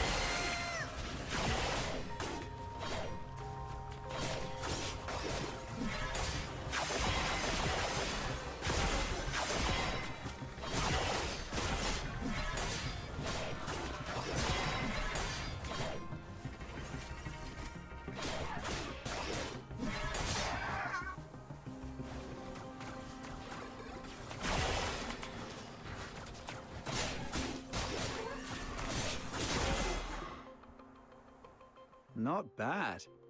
Your combat skill has gotten sharper than I thought. So quickly you've become a fully fledged fox hunter. The young nowadays do have talent. The sun's going down. Let's go. It's time to meet Button Mushroom. I wonder if everything on her side went smoothly.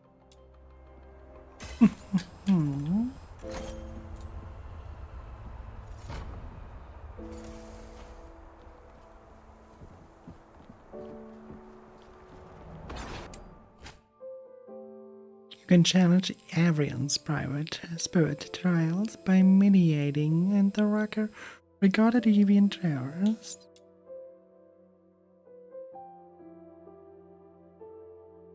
You will receive star-rated rewards after your first successful completion of the trials. You can replay these trials to achieve higher ratings and earn better rewards. You can challenge Evian spirit trials by clicking a recorded location on the map.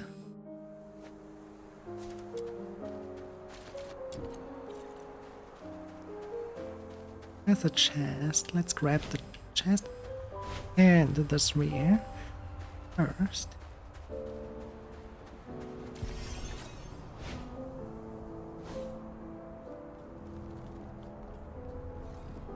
Hello, little dead ones. I think this is mine.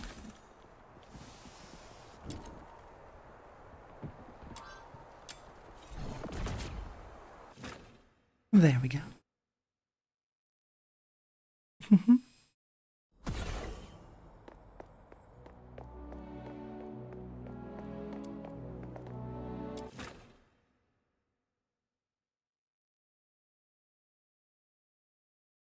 Now we're entering the Hypnos realms.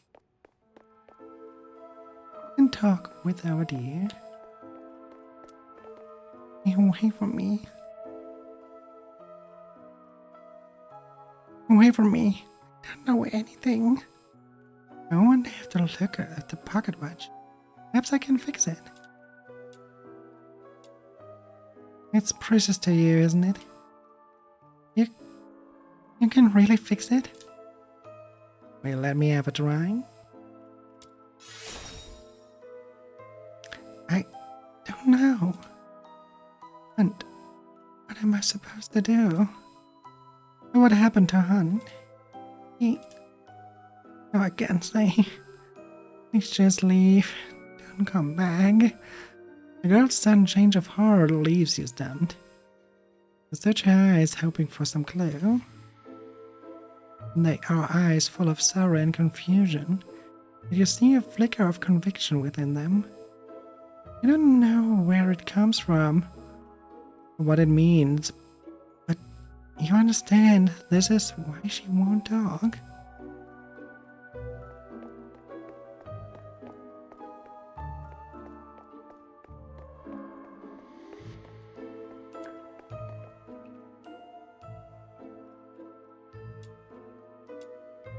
The girl stares out of the window, lost in thought. Her gaze is fixed on something far away, as if searching the vast, empty sky. You sense a stillness about her, something out of place for her age. An air of stagnation, slow decay. Leave her to it. A gloomy expression seems to hang in the air around her, and decides it's best not to get involved. What if I get involved?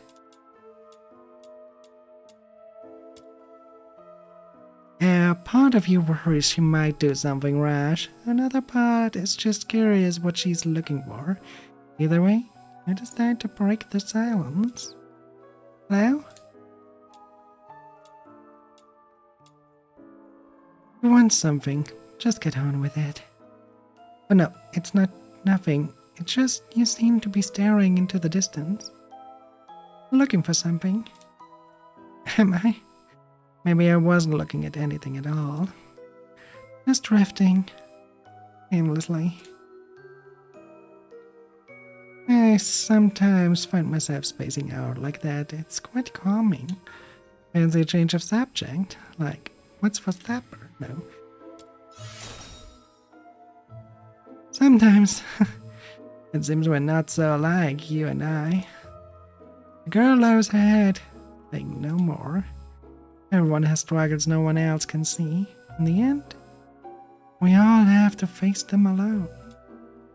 Maybe she hasn't found the courage yet. Just to let her be for now.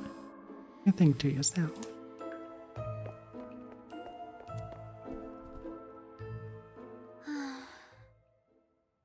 Psyche? Huh? Is that you? I promised to come check up on you, remember? Your eyes. Are you having trouble seeing things again? Like what happened at the pit? Yeah, my vision's a bit blurry again.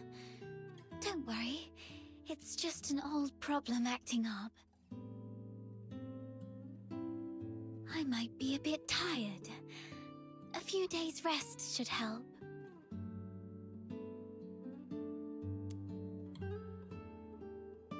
Looks rather lethargic. Something seems to be on your mind. Why were you sighing to yourself here all alone? Could you do me a favor?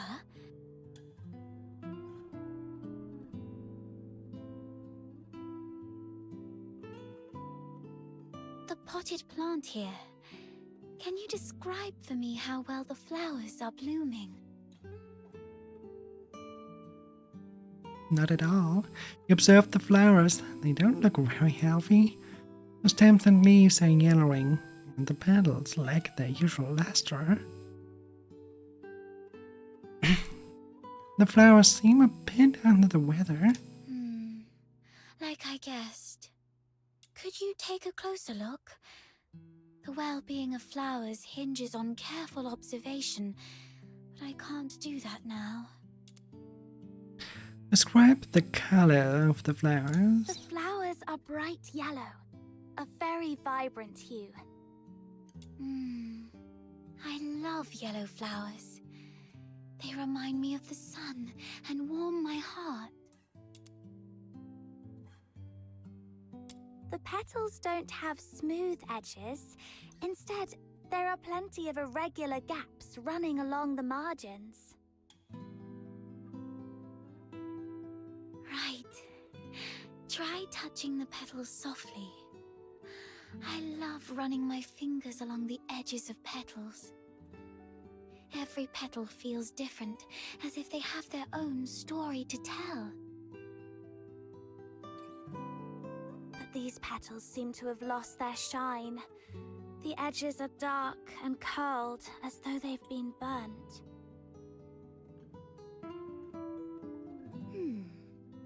I believe the flowers are thirsting for some water. I think it's too late for that.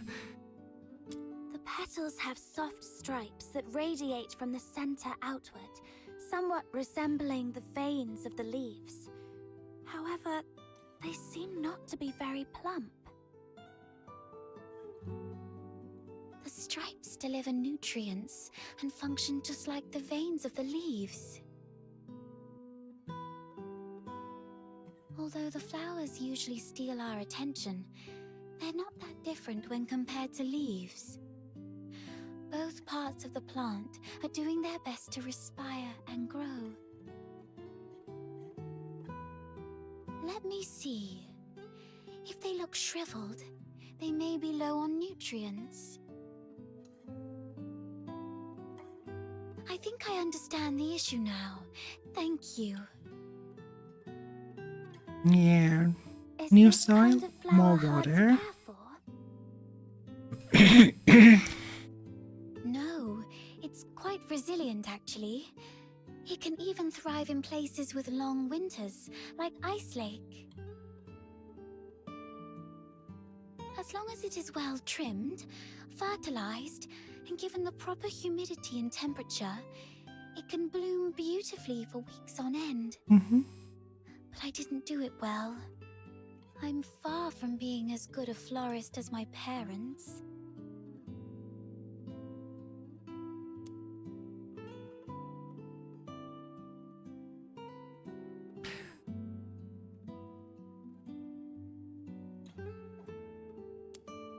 Ask her to think of any changes or difference compared to the way the plant used to be.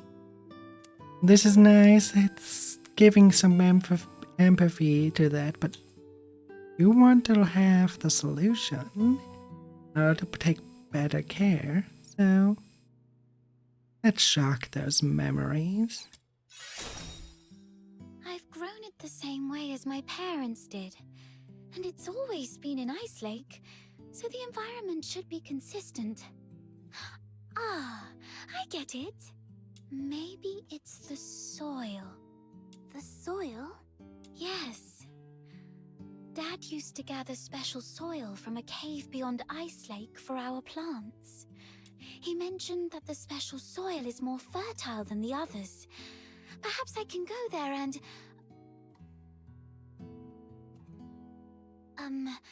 forget it.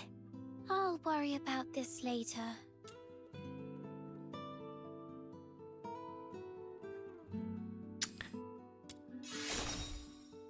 Don't worry. I can collect some for you. Didn't expect it to be benefit. I did expect it to be more of curiosity, more into wisdom. Well. You don't have to do that. Just coming here and talking with me is already... It's okay. I'll have to leave town for the commissions anyway. Gathering soil isn't that hard. So, where's that cave you mentioned? Thank you. Oh no. I was about to say thank you, but I think we're beyond such formalities with each other. Let me give you the location of the cave.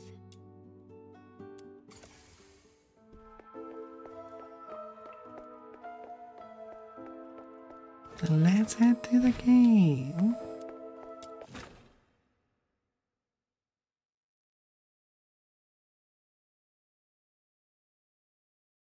A cave that has importance, not just once. Oh, what is sparkling there? New book to read. Sacred Tower Era, year 12500. The Filfoid's waves. Long millennia past, the world was believed to consist of but two realms. In the south, the theocracy of Elysium. In the north, only untamed wilds. Elysium was land consecrated to the Great Nine, where each community served its chosen deity. To the patriarchs, the gods gave revelations, which was passed down through the ranks of the priesthood. These revelations, however, spoke only of reverence, awe, and piety, with little bearing on life, lore, or anything of practical worth. In Elysium, life changed little from day to day. The sacred canon dictated when to rise, when to labor, when to take meals, and when to kneel in prayer and confession at the halls of praise. The faithful believed that when their time came, they would ascend to the heaven above heavens, a realm where honey rained in rivers, and even the air itself was sweet. To us, it may seem a stagnant existence, yet to those of that age, it was both the best and only way to live. To remain within church's fold was life. To leave it was to embrace near certain death. At that time, Filfoids were the shared plight of all humankind. These were no ordinary beings, but creatures that came in hordes, possessed of strength and cunning beyond common animals, and a boundless hatred for mankind. Be they Solarian, countless though they were, or the horned but fewer-numbered Charon, none could stand alone against Filfoid pack. In the south, the Great Nine bestowed their might upon the faithful of Elysium. Their divine power was forged into sacred relics, and whoso bore them served as the vessel of the gods' authority, spreading their grace across the land. Only the most virtuous and pure of heart were chosen to wield such relics. These champions gathered followers and smote the Filfoids. Their deeds and honored with titles echoing the seven virtues. Yet, as the wars wore on, some of these paragons fell in battle, and amid the chaos of the front lines, there was neither time to return to the relics or to the holy capital, nor to perform the long rites of selection and investiture. Though with centuries passing thus, the relics ceased to return to the holy capital, and were passed instead from bearer to bearer, guided by the will of the predecessors. Adlings are invading the void in 90 These seconds. heirs became the first knight commanders. Around them gathered retainers and the faithful alike, forming the first knightly orders. In their wars against the Filfoids, each knightly order owned a style of war all their own. Commander Patience favored the hammer and anvil. Clad in full plate, his heavy infantry would draw the Filfoid swarms upon themselves.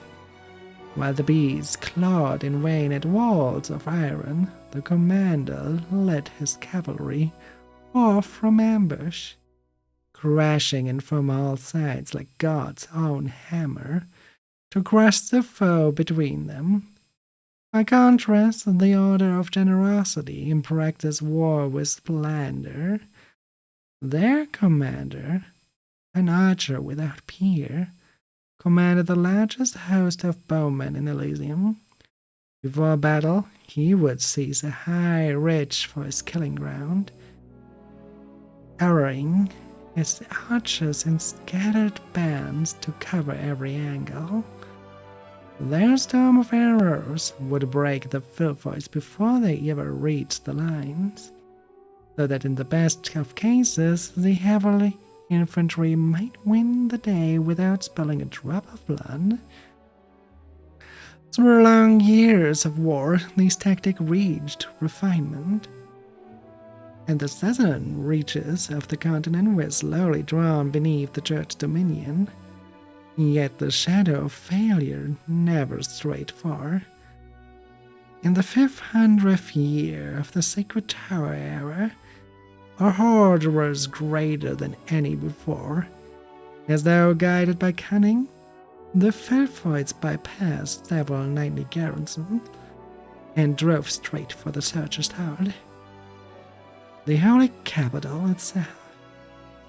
By the time the others grasped the threat, no one remained to marshal stratagems or shape the field. They could only stand with mortal flesh against the countless swarm, fighting in chaos and desperation. Mankind's one advantage over the Filthoids lay in the discipline of ordered war. Once battle collapsed into primal struggle, the outcome could nothing but tragedy. Midway through the clash, the orders of loyalty and humility were slain to the last. Commanders and cohorts alike. Even the orders of diligence, famed for the might of its individual warriors, fared a little better. Their commander lost an arm to the beast onslaught, just as the remaining knights steeled themselves to perish, resolved that no Filthoid would breach the high walls of the holy capital. A miracle was wrought. From the central spire of the city rose a perfect moon, which descended to the heart of the battlefield. Thus appeared the ninth of the Great Nine, the first to reveal divinity, the goddess of the full moon and fade. The sacred canon of Elysium speaks of many wonders, oft dismissed as embellishment, yet the chronicles of this descent record marvels more astounding still, eclipsing even the canon's own miracles. The goddess raised her sacred right arm and pointed to the heavens. The sky split asunder, revealing its black foundation. With her fingers she struck dark vault 10 times, and at each touch of light was kindled. At first no larger than a pinhole, the light swelled to the size of camels, then of hippos, until at last they plunged earthward. The roars of the falling light surpassed the bellow of 100 lions. Their blasts scorched like the molten iron driven before the clouds of poison dust. The Filthoids driven to frenzy by the goddess falling. Lights burst apart, their forms shattered, their essence undone. Yet the faithful who fought in her name were bathed in the same radiance and felt no fire, but coolness. Though their eyes beheld a vision of hellfire, their skin knew only the touch of spring water, and in their hearts welled a rapture beyond measure. Such was the goddess's grace. Oh yeah, should I hydrate?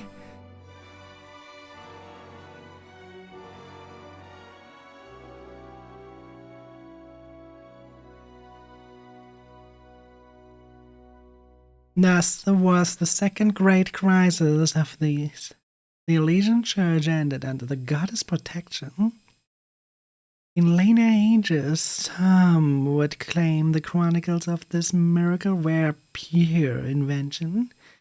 Yet the knights who endured the battle became zealots, unshakable, vowing to spend their every drop of sweat and blood in defense of the holy capital. Fortunate indeed that never again did a filthoid wave of such scale rise upon Elysian soil. Yet across the continent lay lands untouched by divine gaze. The church's northernmost bounds stretched the emerald forest. Beyond it lay country unknown, not barren, but rich with plants and ample rain. But long harried by filthoids, man knew well what awaited any who strayed beyond the god's protection. And the Knight's Guard, it was no different from exile into a perilous wilderness. A few fervent preachers, undaunted by death, ventured northward, but seldom returned whole.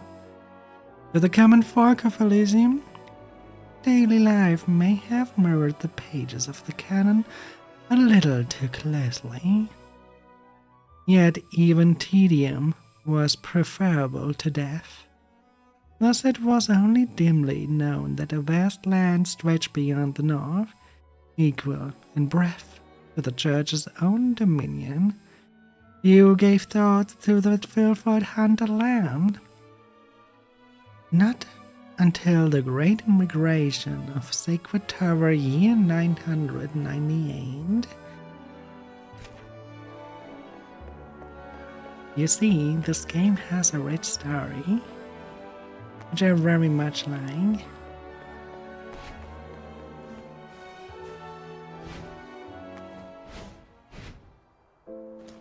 Tools without spirit simply won't cut it.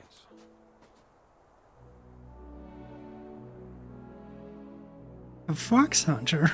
Can't believe anyone would still make it here. You got what it takes to be a hero like them, I guess. The elder watched a dark speck in the sky with a soft gaze. He looked out and saw a distant flock of birds. The conversation resumed only after the lost one had vanished. Are these golden plume birds yours?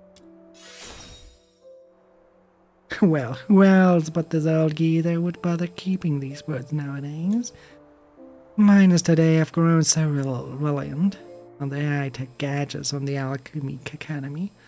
They have forgotten the old ways.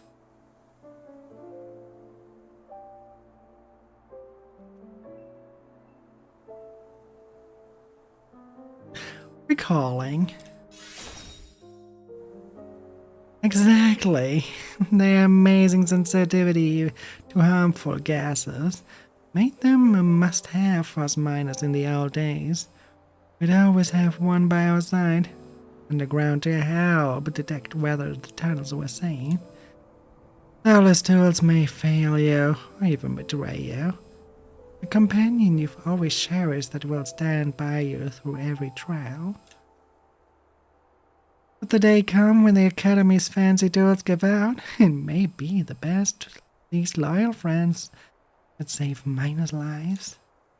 The old miner's gazes settled on a nearby mound, his lips trembling with unvoiced thoughts, culminating in nothing but a weary sigh. Tools without spirit simply won't cut it. One of the unemployed miners amidst an era where all major mines are fully equipped with modern detection gear. He still stubbornly keeps a flock of golden plume birds and treasures them more dearly than life itself. He believes that these birds, with the ability to detect harmful gases, will be the last lifeline for humanity. The technology betrays them.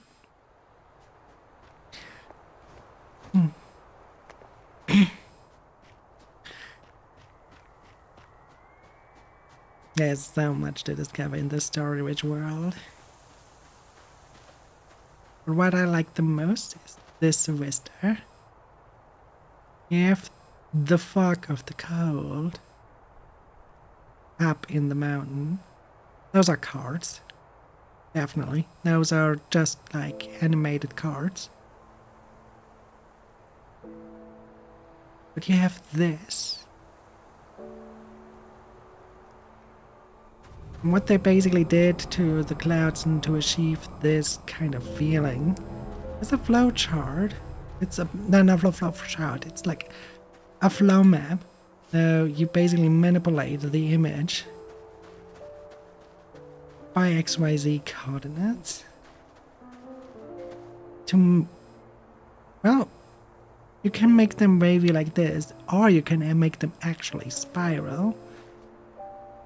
I think when I see this tree, spiraling would make more sense, but I know not enough about the tree. Though there might be a heat wave or something that causes exactly this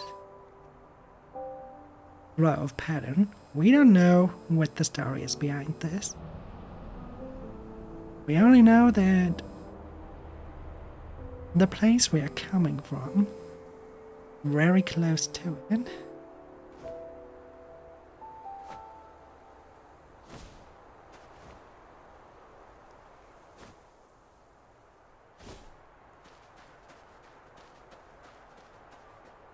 look, another Minimon.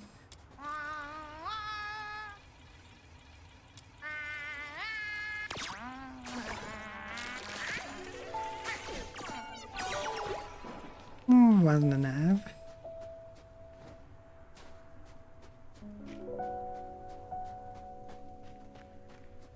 Sorry, Bambi, you're in my way.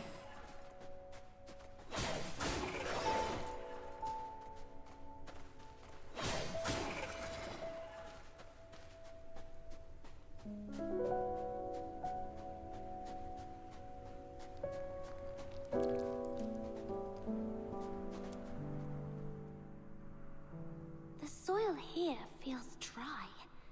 Perhaps I should look elsewhere. Dry soil is not good for flowers.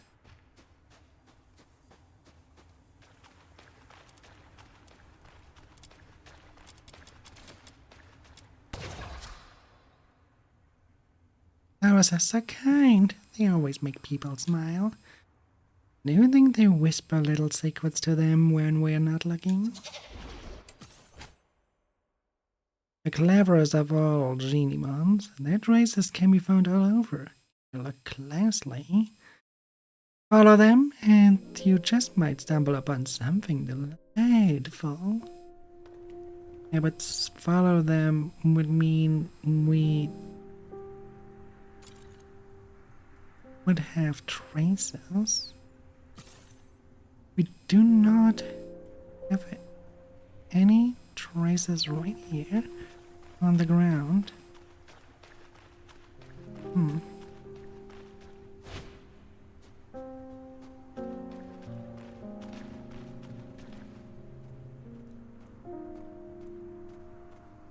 Yeah, we don't see anything here, so we just continue.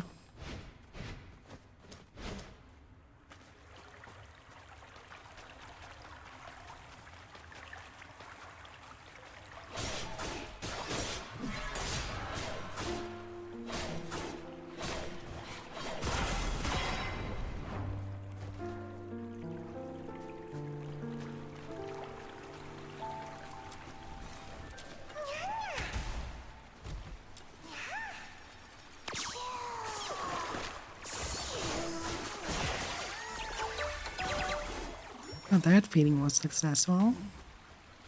Guess we have ingredients for us too.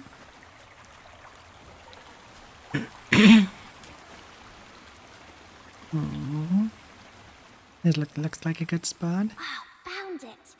The soil is soft and the wetness feels right. I should collect more. Okay, this should be enough. Time to head back and bring it to Psyche.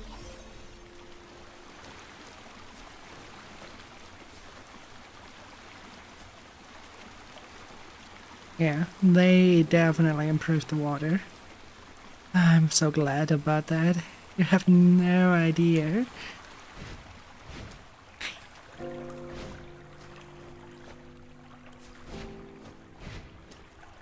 Very glad they improved it. Well, it's teleport. They also changed the animation. You actually make now this jump Before it was just a dissolve.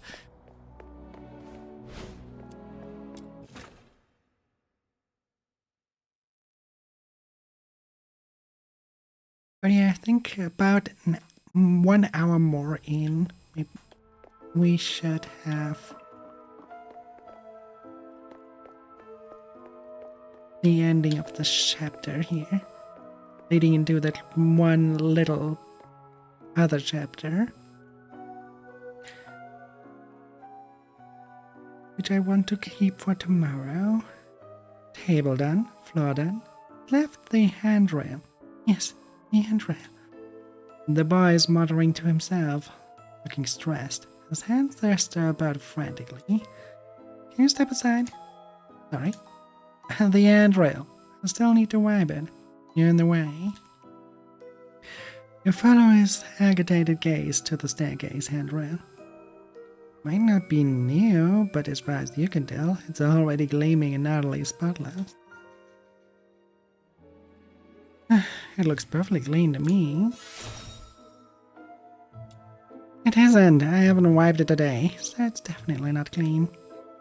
And the picture frames upstairs, and the bookcase, the lamp, and other things. Please just leave me to it. Don't you have anything else to do? Taking the hint, you shrug and step aside, letting him get back to his endless frantic cleaning.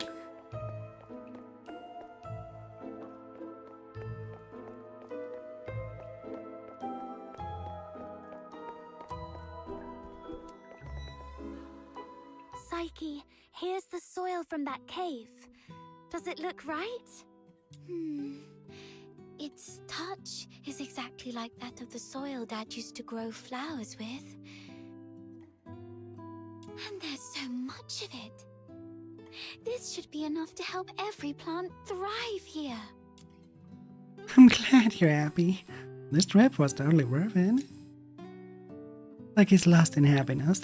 As she feels the soil in her hand, you suddenly remember the flower, the one that Psyche gave you. You take out the flower and it rests peacefully on your palm. Though much time has passed since you received it, its petals remain immaculate. Oh, it's that flower I gave you. And you've been carrying it around all this time. Of course. It's a precious gift. You love these flowers, don't you? Is it okay for you to pluck one from the plant and give it away? I was not when I was little. Have you seen freshly cut flowers sold at the florist? I never liked that practice. It always made me feel sorry for the flowers. Flowers, stems, and leaves all belong to the same plant. Yet people cut the flowers to admire their beauty, leaving them to wilt and die alone. Indeed, if flowers had a choice, they probably wouldn't want to be snipped off. But maybe that is the flower's purpose, to have their beauty appreciated by others. No, I am agreeing with the first one. You said when you were little. Does that mean you feel differently now? Not entirely, but can I ask you something first? What do you think about flowers that are plucked from their plants? Do my best to make sure them survive for as long as I can. Or cherish the moment of their blossoming. I actually feel sorry for them as well. I will do my best to keep them alive. I'm glad I gave you the flower. I knew you'd take good care of it. Now, when I see cut flowers, I still feel a bit sad. But over the years, I've come to realize that they are amazing. Far more amazing than I thought. A plucked flower would no longer bear fruit. It's fated to perish in a slow, wilting death. Yet, it tries to absorb water, as if still rooted, blooming fully before its brief life fades. I no longer pity them. I'm impressed by them.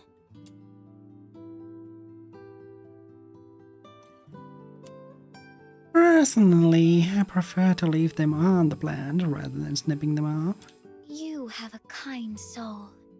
And yes, you're right. It might be best not to cut them at all. Oh, just listen to how somber and heavy our conversation has become. That wasn't my intention.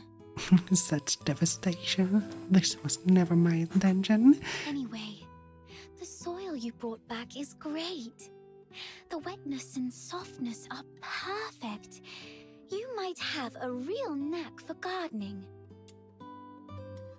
Maybe if there's housing in this game at one point. You're welcome, and if you ever need more, just let me know. You could really use a teacher. You're available. Certainly. I'd be delighted to share all the gardening secrets I know, if time allows. Okay, it's settled then. You are such a wonderful person. Apart from my parents, nobody else has ever taken my casual remarks so seriously, or done so much for a simple plant. Please, take this as a token of my appreciation.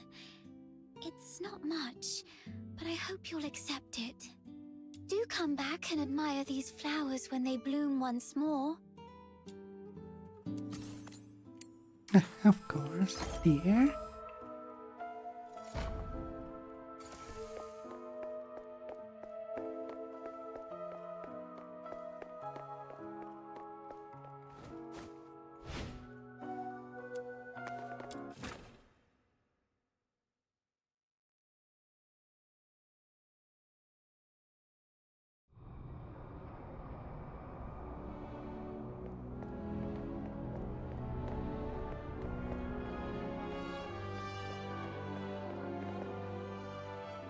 Finally!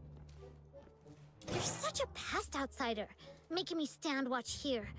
This Demon King's great talents are meant for leading hunts, not keeping tabs on that gloomy man. That's because you have a special gift for acting by stealth, Your Majesty. Look at us. All big and clumsy, we'd be spotted by Henrik in no time. Smart of you to have recognized my greatness. Wait! That's just a roundabout way of calling me short! No, not at all. You're the tallest and mightiest. The towering Ice Lake gates were practically built for you. Shh! He's coming out. Right on 8 o'clock. If he ever changes careers again, he could offer time-telling services in the town square. Stick to the original plan. Snow and I will tail Henrik, and outsider, you sneak into Henrik's office through the chimney. We'll meet up at your doorstep afterwards. Got it.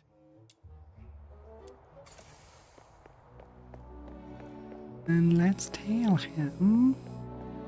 We better be cautious not to be caught. Minion, hurry up! Shh, keep it down, or he will notice us. Exactly.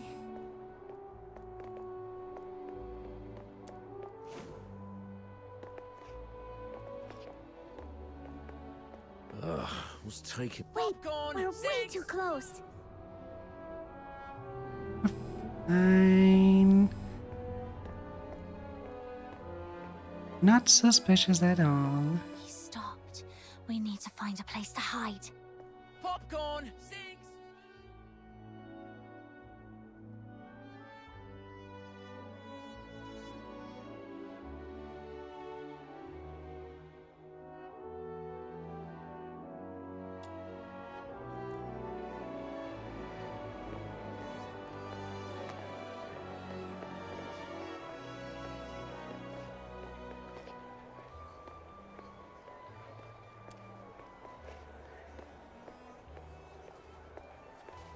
Oh, I've got an idea. We hide inside this big guy and follow him without making a sound. Then tell me how you're planning to sneak inside without the soldiers noticing. Well...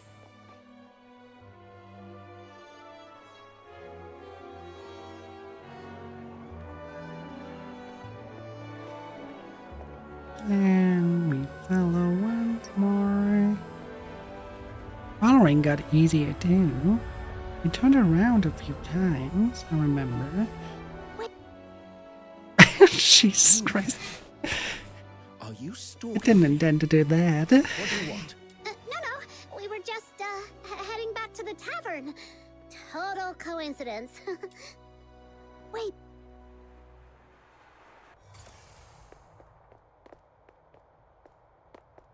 Like, thinking, yeah, isn't always the best because it also makes you slide.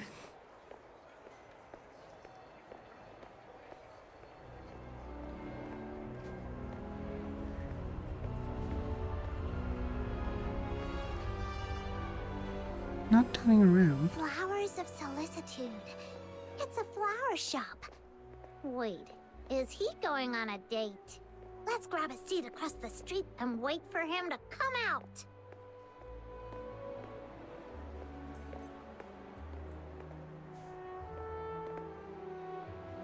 Come on, go inside. Henrik stepped into a flower shop and you decided to. My name is 10 minutes later.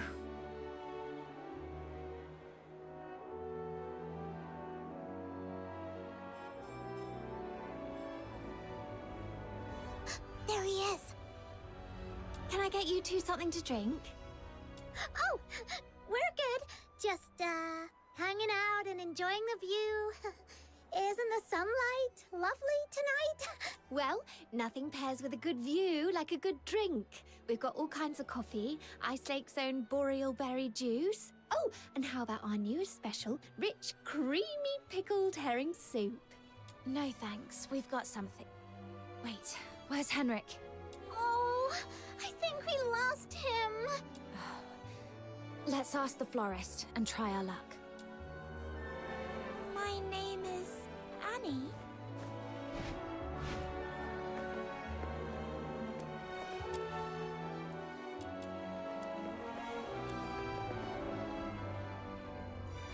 Hello, we found this silver coin. Pretty sure that man just dropped it. We wanted to return it to him. Wait, are you crying? Did that guy say something mean to you? No. It's just some duilet pollen in my eyes. Thank you for asking. If you mean the gentleman in white, I believe he's by the pond, northeast of here. Got it. Thank you. Wait, you... Are you talking to me?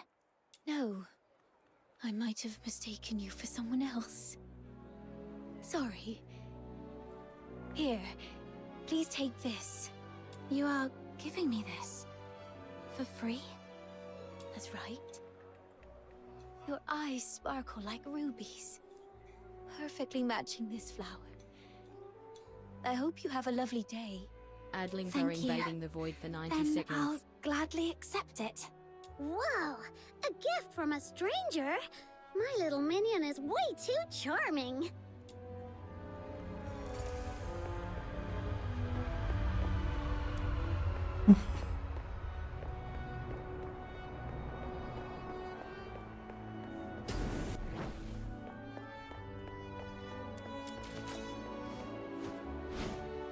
And since we have to go out to the lake, we should head out of the city as well. It will inevitably fall back on one's own head.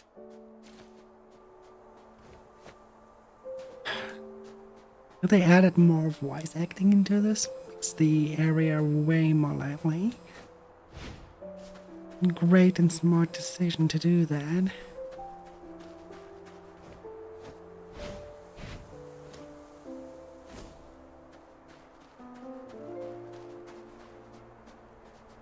But the moment you know how much voice acting costs, oh boy, and you know how This should be the place. to appreciate all this. Tools without spirits. To have stuff like this voiced, everyone should appreciate that by a lot, because just a side NPC, nothing adding to a quest, being it main story or side quest. This is a lot of money putting into the game just for this. And then everything on top, right? The texturing, the world building, the character design. Those games are vastly expensive. So each little detail means a lot.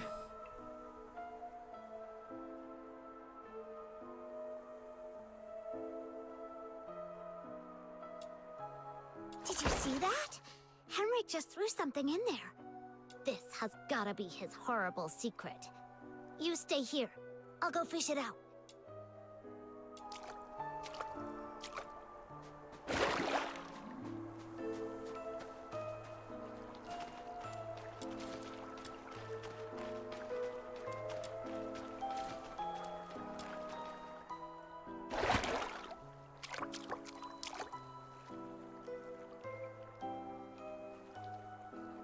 Now comes the most exciting moment! Through great trials and hardships, the Demon King and her minion finally retrieved a precious treasure from the deep waters. With hopeful hearts and anxious breaths, they opened the box, only to find...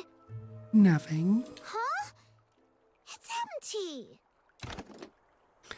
It's an intricately carved box, feeling surprisingly heavy in your hands, but there's no sad. Empty inside. Not completely empty though.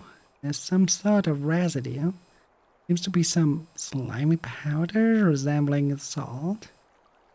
Most of it has dissolved into the water, but a small amount remains at the bottom of the box. No, it's not really empty. It previously held something.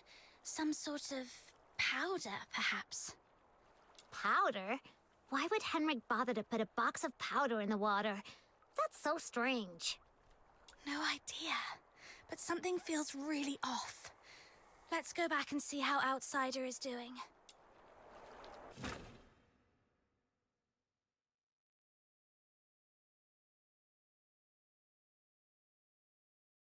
In the meanwhile inside Hypnos's house...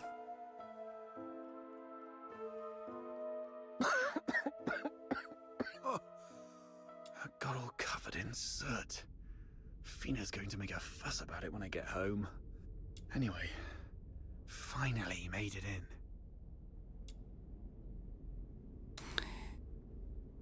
Investigate the stove. The furnace is massive with the fire's lungs out, but the ashes inside suggest recent usage. A furnace this big? No way it's for cooking. And it doesn't look like a heater either. So what was it burning? Could it be? Investigate the log on the cupboard. The Slumber Project. What's this? September 3rd. Carolina Brown. October 29th. Hunt Clark. Hunt. Don't tell me he's already... November 25th. Psyche Frey. Mr. Henrik, you're back. Here's a cup of hot water for you to warm up a bit. Drat. Henrik's back.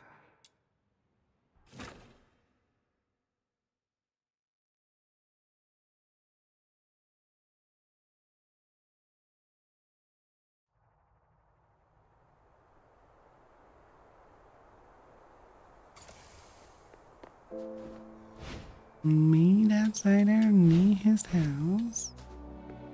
And there we shall go.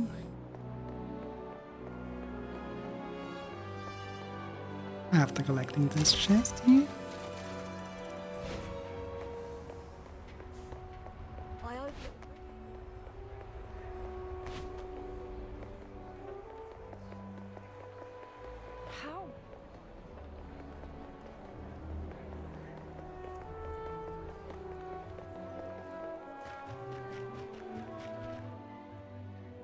you saying Psyche is in danger?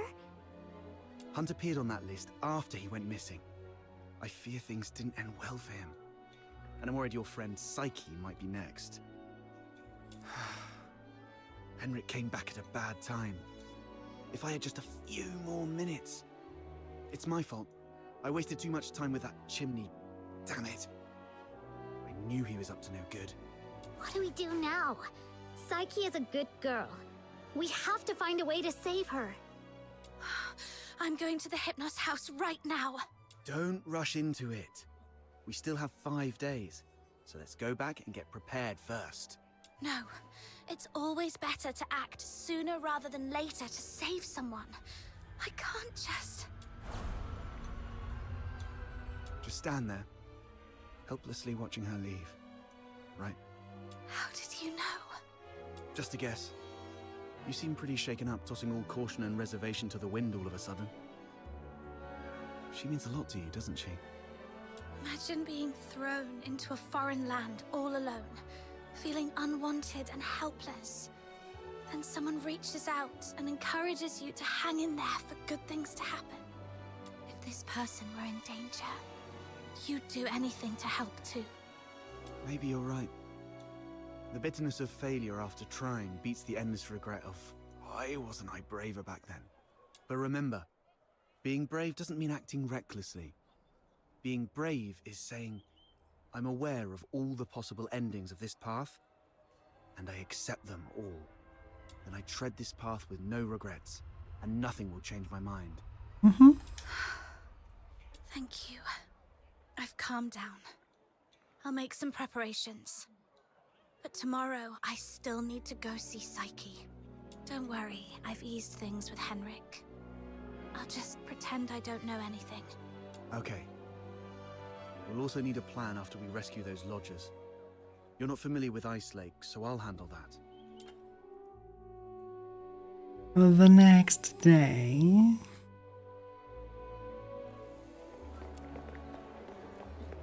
Treasure the... How boring.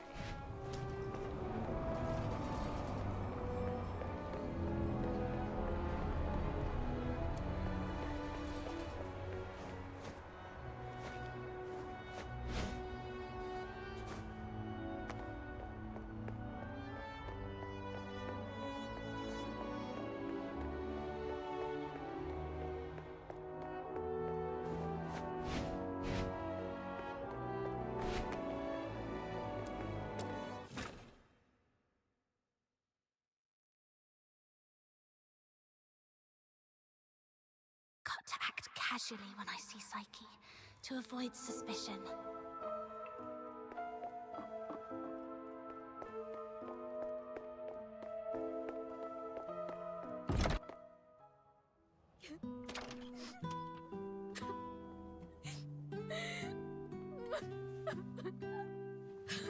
Psyche, are you crying? Sorry, What happened? I'm sorry.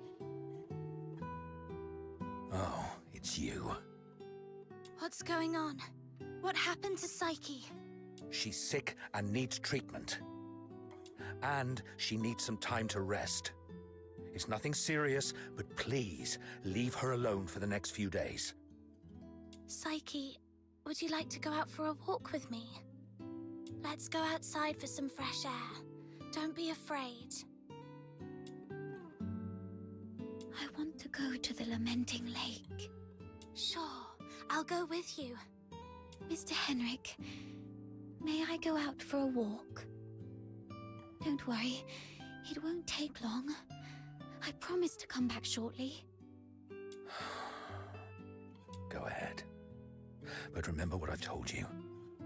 Otherwise, you know what will happen. I understand. If anything happens to Psyche, you won't have a second chance to leave Ice Lake. Keep that in mind.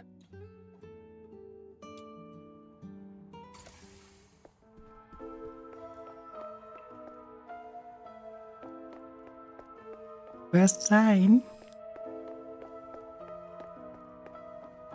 that he cares for her deeply. But But as what? As a test subject? As a patient? Or is there more to it? We will see.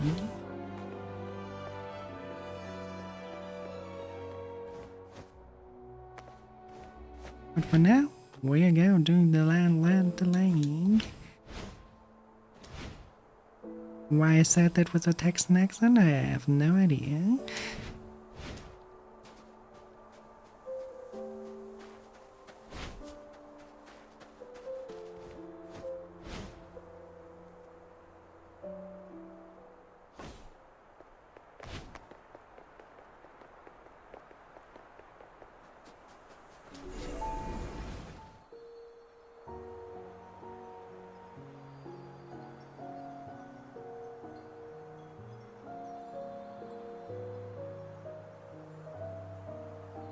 The sun should be setting by now.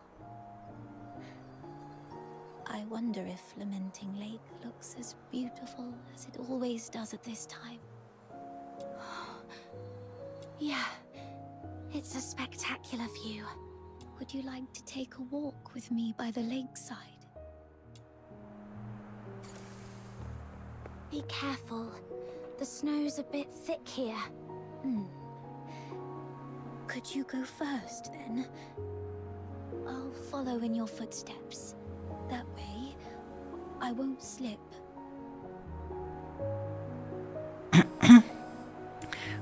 If you haven't gotten it yet, she's completely blind.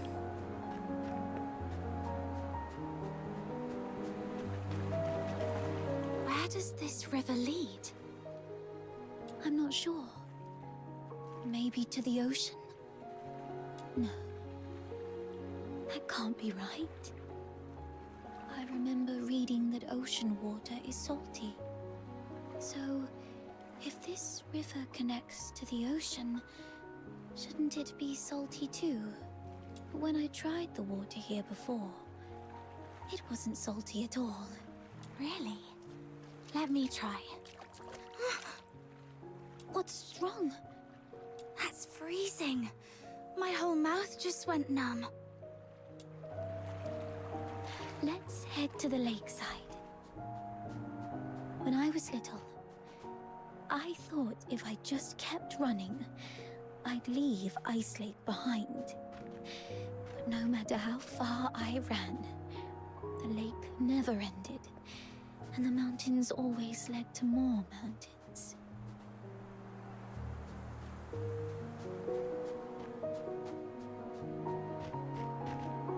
This flower looks familiar. Really? Let me feel it.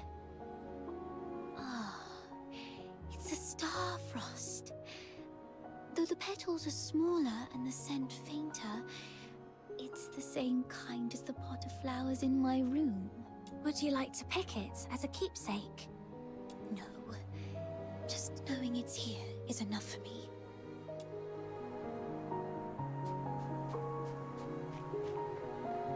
What a weird question after understanding that picking flowers is hurting for her.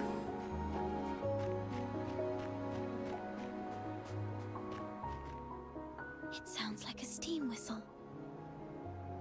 Is there a train passing by?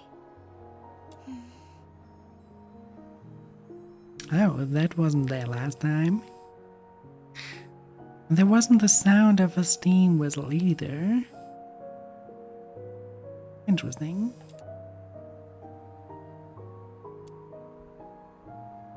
But don't see anything, so it's just the sound of the wind. Oh, I see. Psyche, when did your eyesight start to fade? When was it? I don't really know. I thought it'd be the same as before. Just blurry for a while, and then it would go away. But now it just... Let's not talk about that. There's a place I'd like to visit. Could you come with me? It's by the Lamenting Lake. near an old tree stump. My dad once took me there when I was little. It's been so long. Here we are. There should be a small box buried near the roots. Could you help me find it?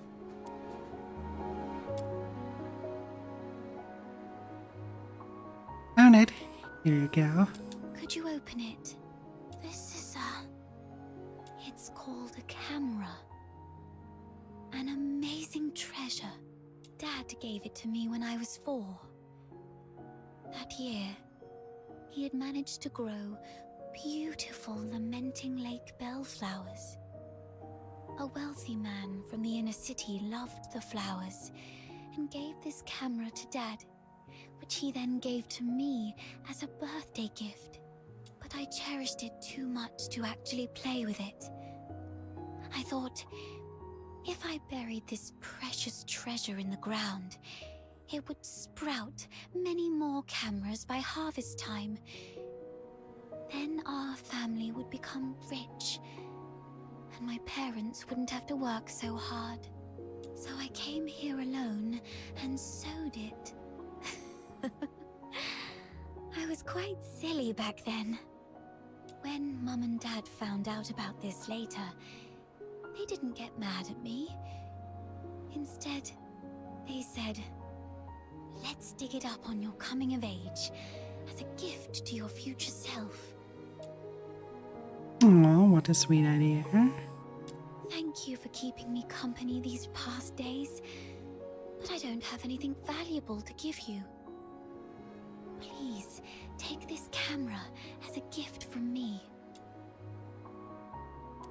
You've already given me a gift, that flower. Priceless. I no longer need it because of my eyes, but your journey is still long. Please see the world for me with your eyes. Since we're already here, how about a little stroll around the lake?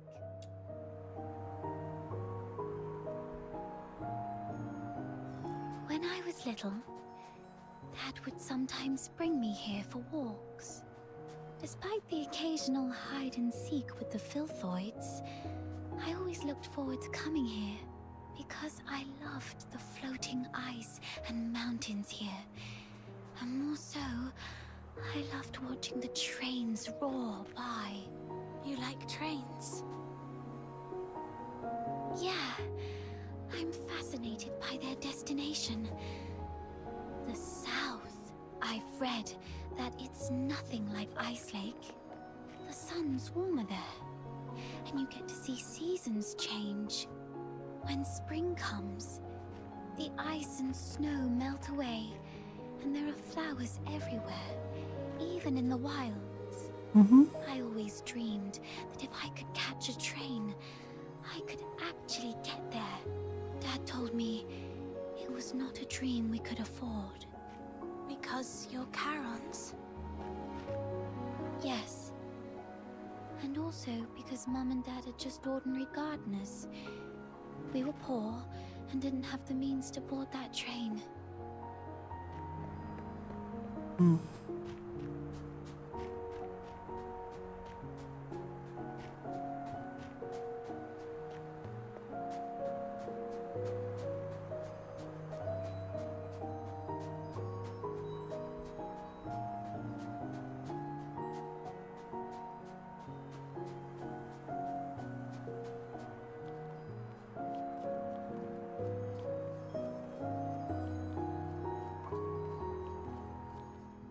So, the day you showed up at the door of the Hypnos house, I was thrilled.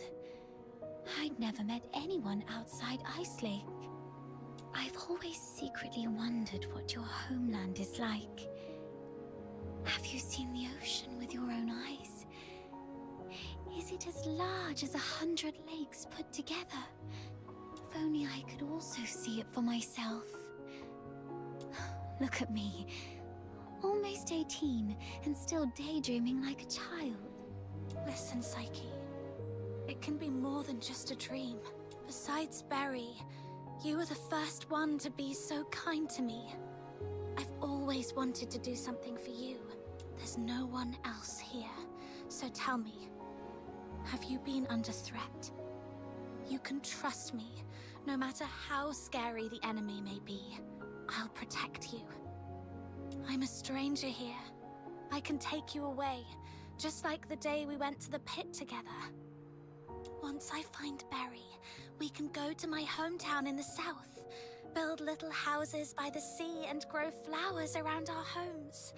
When spring comes and the flowers bloom, your eyes will heal. Every day the sun will shine so brightly that you might even find yourself missing Ice Lake's snow. Oh, it might be a slight damper on your dream, but are you scared of bugs? The ones in the south are bigger and noisier. Thank you. I'm not under threat. It's just that I just can't leave Ice Lake. No matter what. What do you mean? Sorry, I can't tell you. Let's just say it's my little secret to keep. Could you take another photo of me? And make sure Ice Lake's in the frame. I don't like this city. I hate the ever-present smell of blood in the air, the towering walls, the guards' heavy boots, and the endless whimpers that fill every alleyway. But it's still where I grew up. My one and only home. So, I'd like to take a picture with it.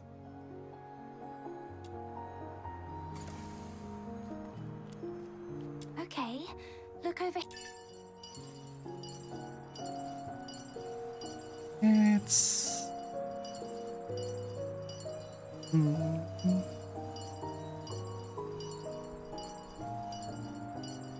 Make it a good picture.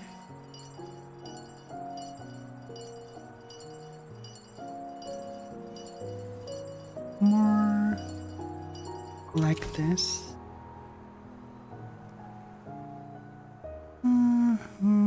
Could have been better, but we saved that.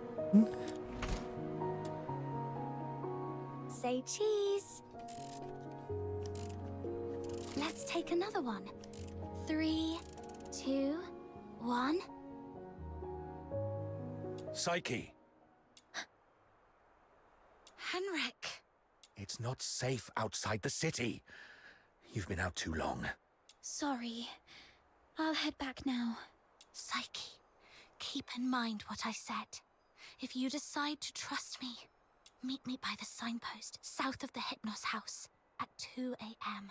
Goodbye.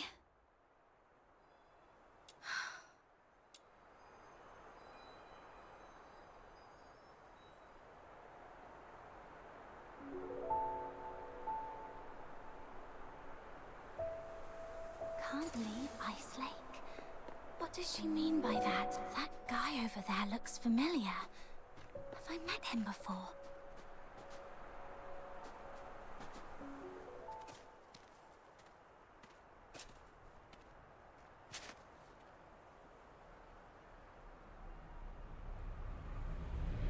Who goes there?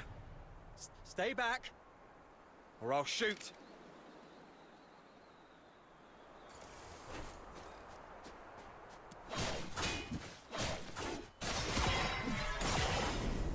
They want me to flamethrow you, okay? All right, I surrender. But it wasn't me. I swear. It's you? All right, I trust you, Miss Camilla. But remember, keep a close eye on this kid and don't let her stir up any trouble in town. If the chief finds out about this, we'll both be in for it. Damn, didn't expect to run into you. Do me a favor, miss. Keep this between us, will you? Who is this? All right, here's your money back. I haven't had a decent meal in days, so I got desperate. I'm sorry. You executed him. I don't think he deserves this. Well, keep it down. I told you it wasn't me. I was just trying to sneak the body out. My name's Kevin. We've met before. I'm in the outskirts escort. And this poor soul here is Hal, my old neighbor. We've known each other since we were kids. He lost his mother at an early age and had been getting into countless brawls ever since. My family doesn't allow me to interact with Charons, but he was an old friend from when I was a kid, so I'd sometimes help him out. One day he came to me, acting all weird. I thought he'd racked up debts again, or that he came to moan about being hit by his drunkard dad. But to my surprise, he said he was showing signs of deterioration. What exactly is deterioration? As a Charon, you don't know about deterioration. Are you really a native?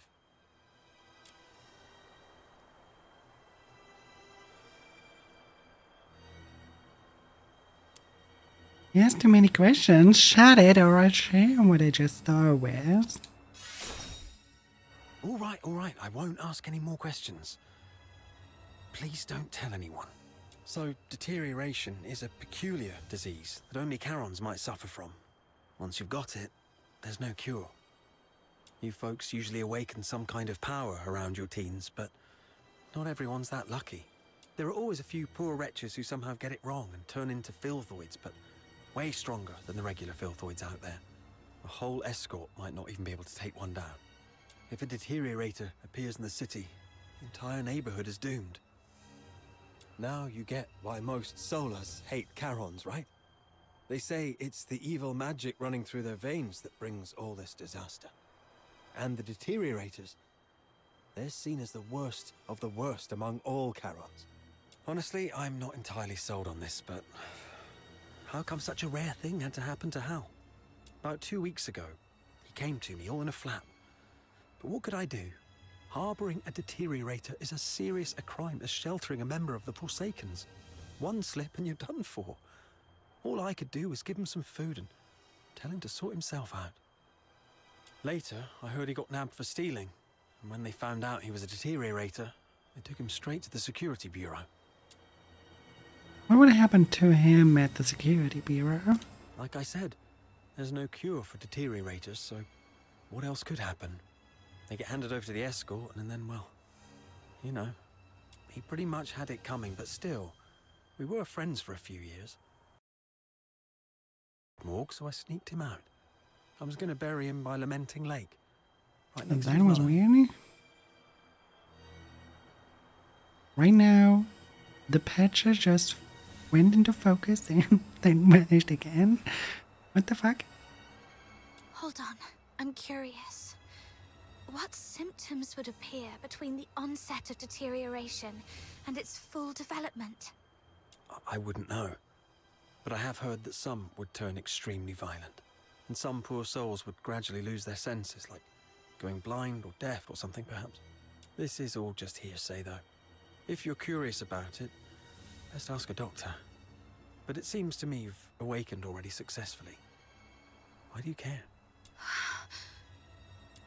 Adlings are invading the void I for got a 90 little seconds. dizzy and didn't see the step.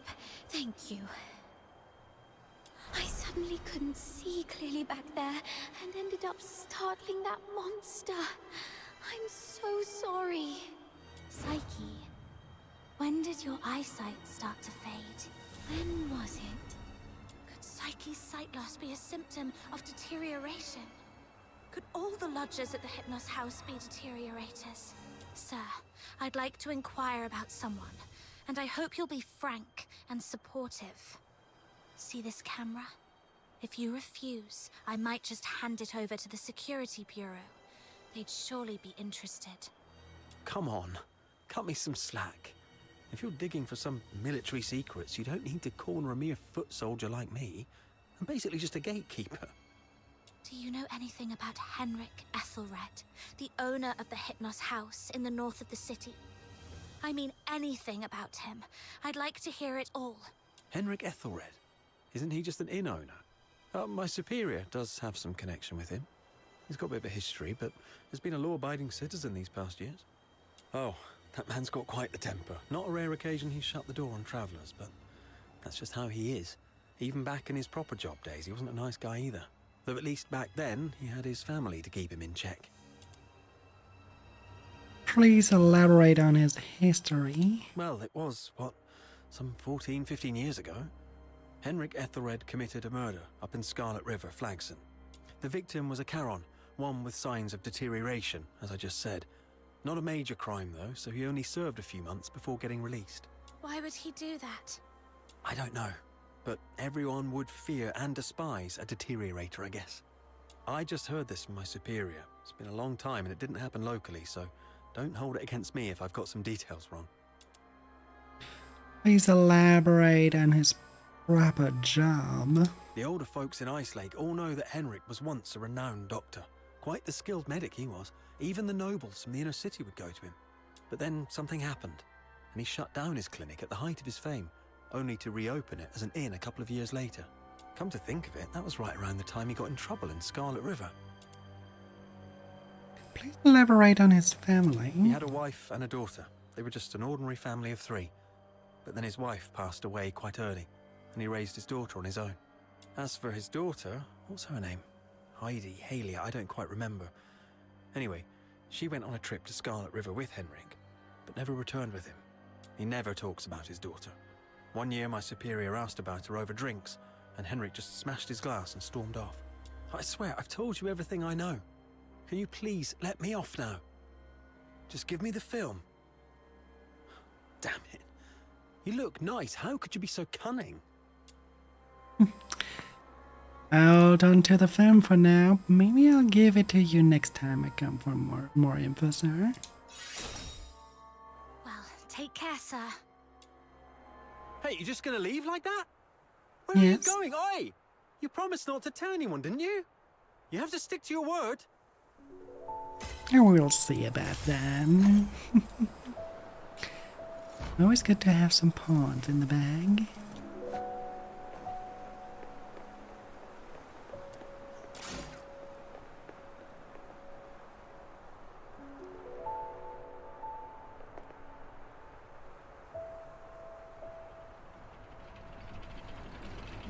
That one will be difficult again.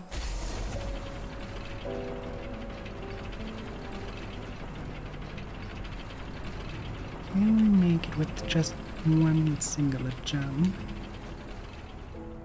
Of course not. Not from that height, at least.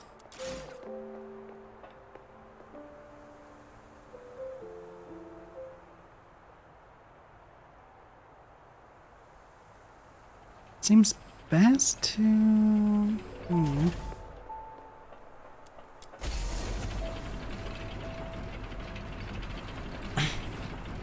have it a little bit beneath us first.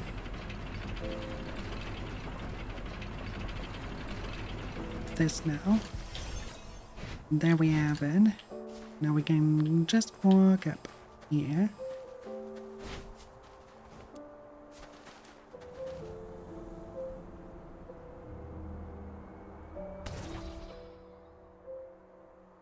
Thank you for building a cabin for me.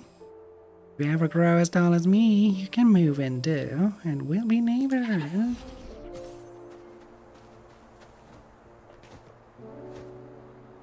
Oh, I see. Solving those puzzles is what the treasure's meant be. You're not supposed to follow any steps.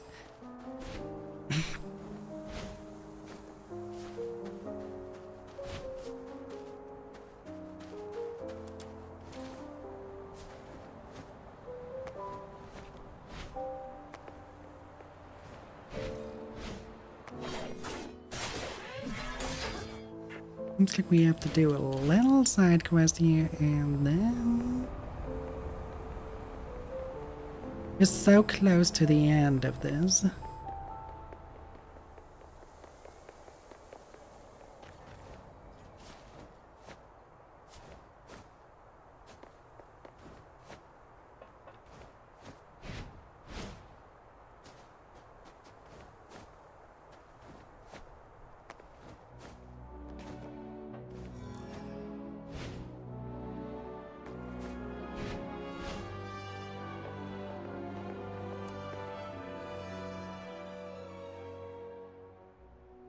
forgive the intrusion. Might I borrow but a single line from your heroic saga to introduce myself?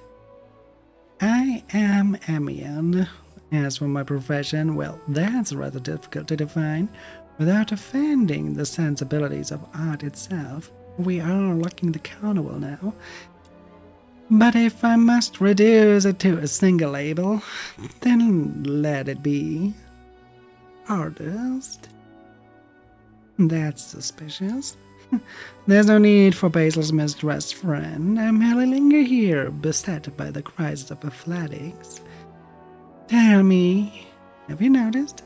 Modern weaponry is obsessed with damage output and cost efficiency, and utterly blind to beauty. Weaponry was never meant to be on my canvas, but look around you. The soldiers of this city have grown hideously unrefined. I blame Hyperbaria's Alchemy Academy. By forsaking aesthetic principles, they've cursed their wielders with vulgarity. And when I thought to correct their gear, I was treated most unfairly. Correct. What did you do? Nothing excessive, I assure you. I merely made a few subtle improvements to their weapons and accessoires during a shift change. Hardly worth 15 days of confinement, wouldn't you say? Yes, instilling basic aesthetics awareness in the general populace is a daunting task.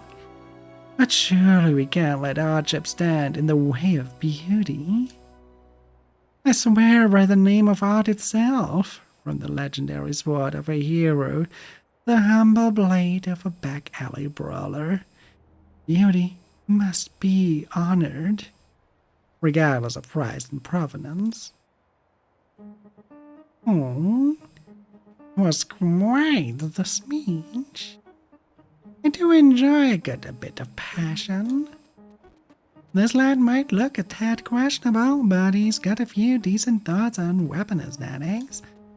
These days craftsmanship is all brute force, the blade's taper, the patterns forged through hammer and flame, the balance in the end. Every detail should reflect the smith's soul. Tapper, patterns, balance. Wait, what do those have to do with aesthetics? What? The true soul of aesthetics lies in color. Color, I say. Oh, so that's your angle, huh? You're not offended? Not at all. Wasn't the answer I expected, but fair enough. Paintwork and palette do matter. Plenty of folk care how their weapon looks. Just now I noticed your weapon was rather muted in tone. Meant to respect your taste and refrain from commenting, but the artist in me simply couldn't resist. So please accept this exclusive dye recipe, along with a few trial samples. Be it blade or accessory, a touch of this shall draw you ever closer to aesthetic enlightenment. So this was just a glorified sales pitch.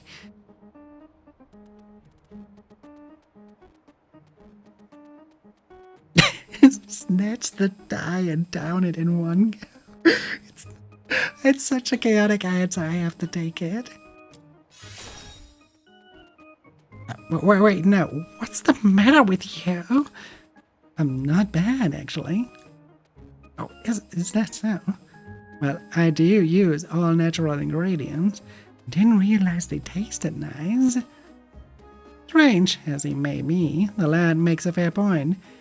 Take this our recipe off your hands. A true connoisseur. Thanks to you, my crusade for aesthetic reform takes yet another glorious step forward. Come now, let's put this formula to the test, shall we?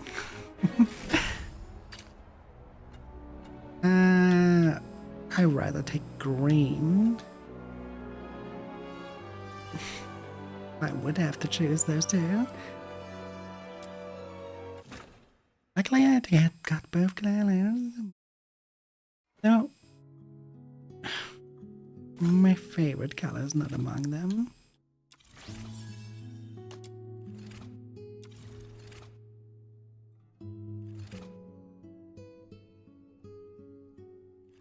Yeah, there's just no...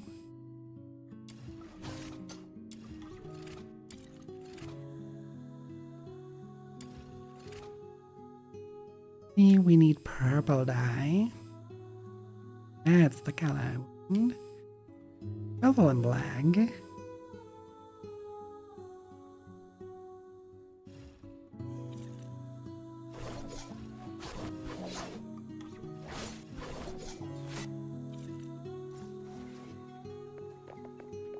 Try coloring a weapon. Alright.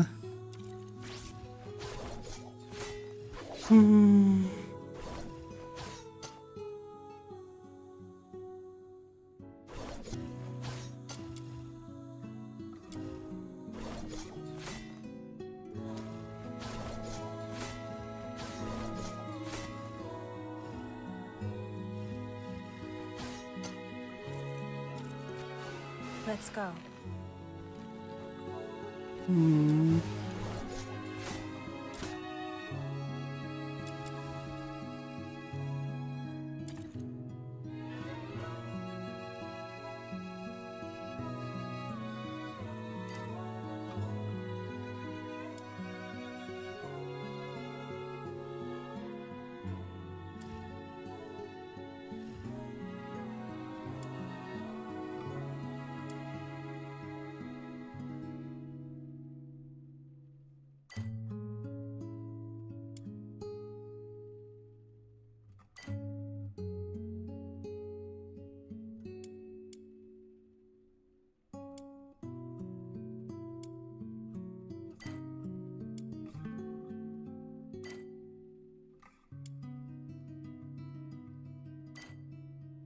Yeah, that is good enough for me. Except a little change.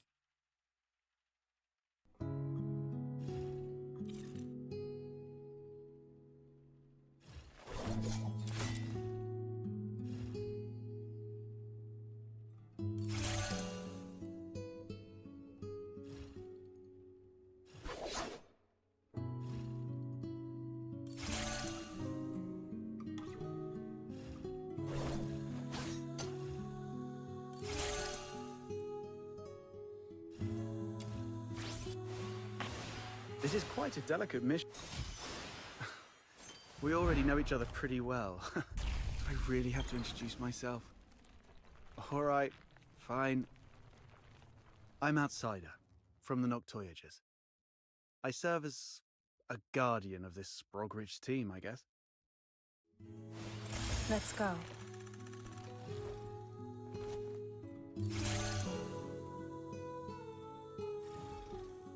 That's the level she should be, and let's bring her up again. Oh. Then about us, can we ascend? No, we do not have the ascending. You're inviting me on a date. Neither here, Let's go. and neither there. Okay.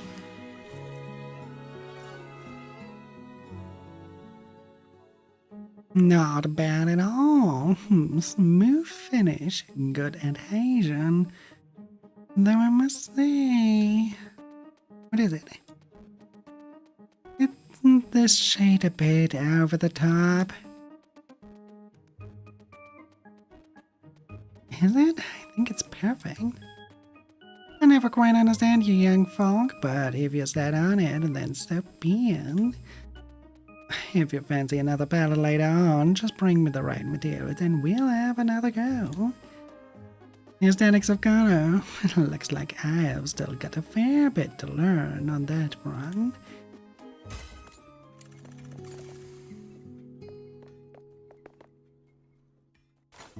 What are the requirements before we do Atlas?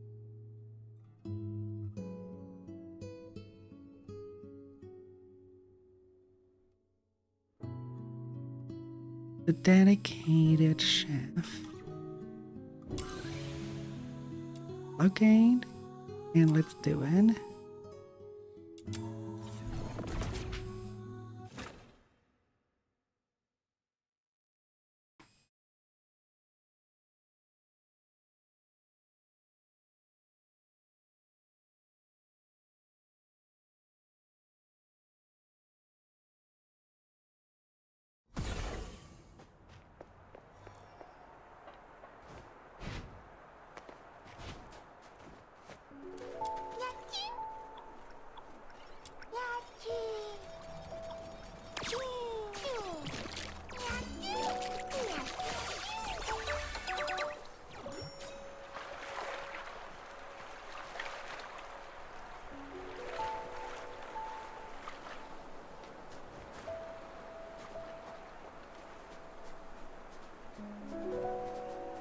Yeah, there we go.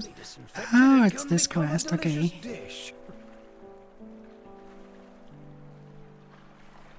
Once this is properly sterilized, make a tasty dish.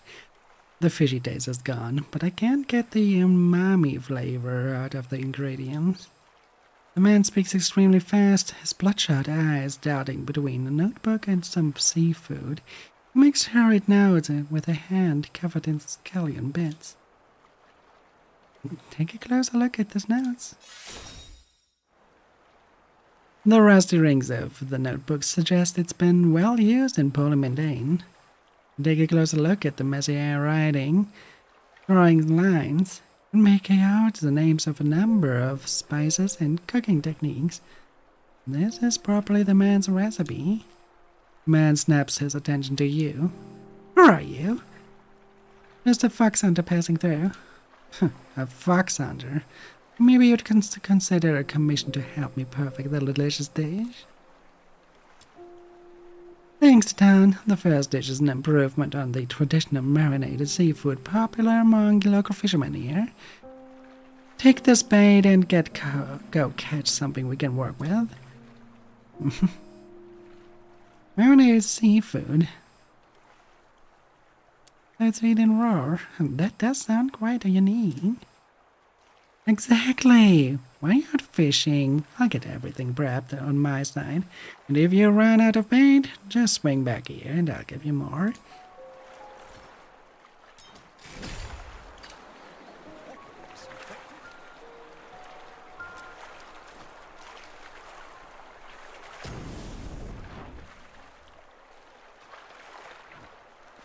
Here's the thing, it never tells you right how to fish. And I forgot. I think I had to go over to the dock line.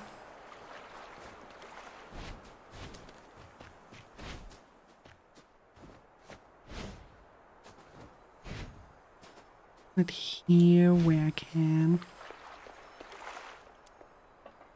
Yeah, exactly. There we go. We have everything at the ready, and now we cast our line.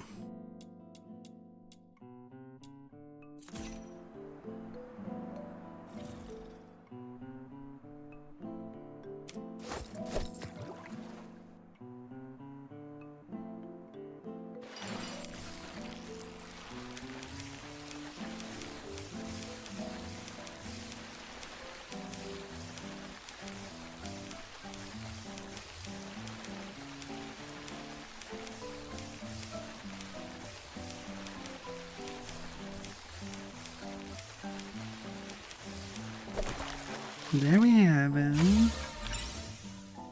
Lamenting Lake Trout.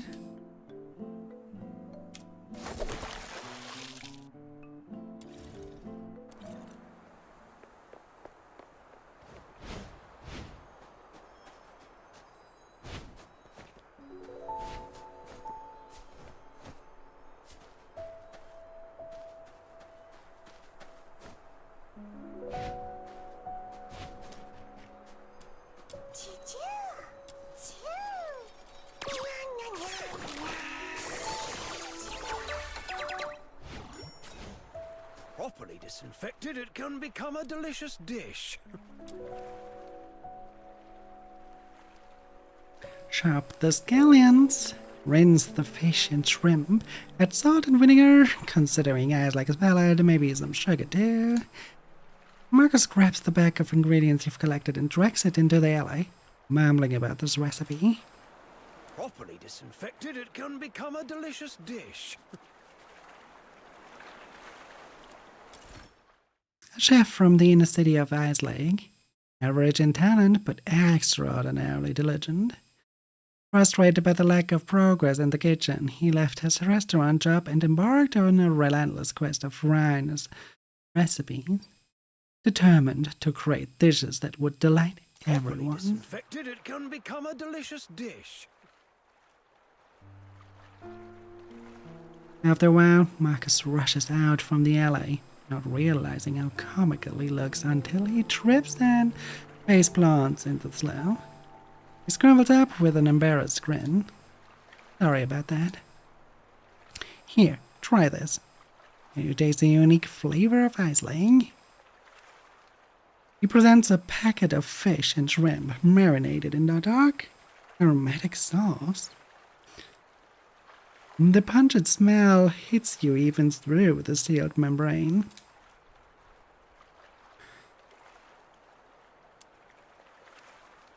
Let's take a cautious bite and master a compliment.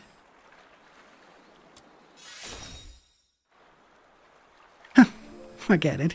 You look like you're about to faint.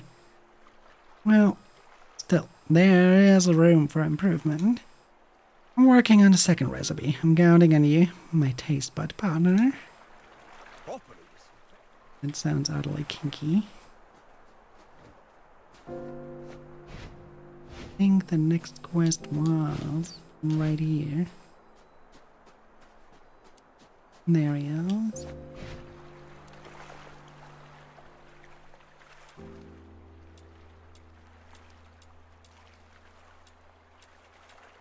Still oblivious to us, with blah blah blah. No? He was not trying. Okay. Then we have a different thing to do still. Oh, there's a chest. Didn't see it first. Okay. Next thing we have to do is... We did do that. Navigate.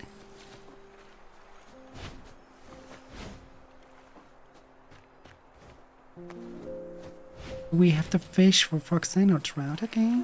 Okay.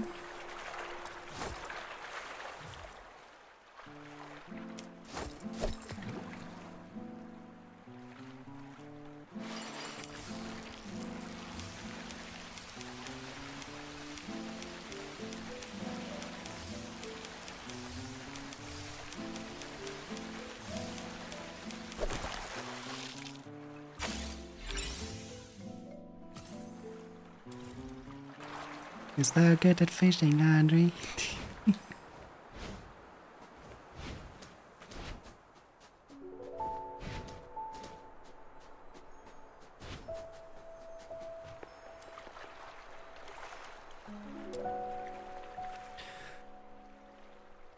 Marcus is peeling berries with a word. The man appears more and more like a statue of ice. His brow twitches occasionally, betraying a pain he's never known before. You notice bloodstains on the berry peels.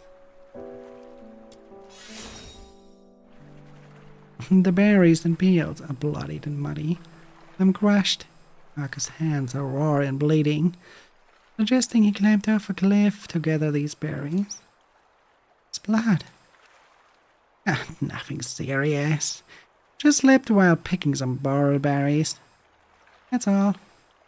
And the look on your face, I'm guessing you've got the plump frostbite. Knew you would pull through. Thanks. Marcus dismisses further talk of his injuries, tossing the berries into the stew, tasting and adjusting the seasoning. Adding fresh berries into the stew really enriched the flavors. I probably have to come up with a new way of dealing with the obese frostbites. Despite his injuries, Marcus painstakingly trims, fillets, and simmers the fish. His dedication unwavering. After considerable effort, the aromas blend into a delightful explosion of flavors. Marcus serves up a bowl of the steaming fish stew, his face expectant for your critique. It's done. Try this. I hope it's special enough to impress you. Delicious. Really warms you up. Fantastic. I'm backing to the city to show the bust of your creation. Thanks a lot, partner. We really need this recipe. But we'll love it. And it'd surely blow my boss minds too.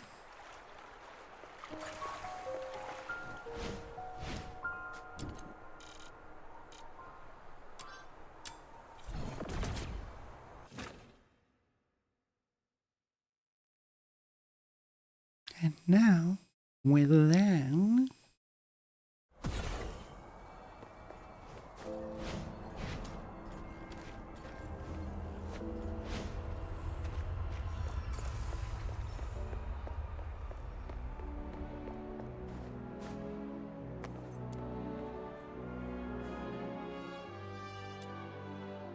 This is the third time you see Marcus. He's seated quietly, a lunchbox on his lap.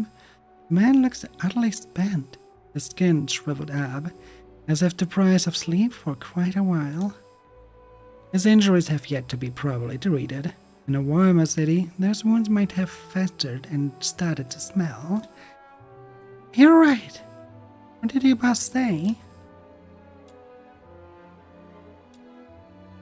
He didn't even look at it. That none of my dishes made any money, so he's let me go. That's okay. I finished my last recipe, though. Wanna try? With trembling hands, Marcus opens the lunchbox. A rich aroma of vegetable stew and meat patties rises into the air. Surprisingly appetizing. Not the kind of steak the rich feast on, but a humble, nourishing meal. Solid enough to fuel a laborer through an entire day of hard work. Tucked alongside are a few star-shaped hash browns, a quite thoughtful touch. You take a bite, the food, ordinary in appearance, bursts with flavors that invigorate your spirit. Even the cold of ice lakes seems to fade away.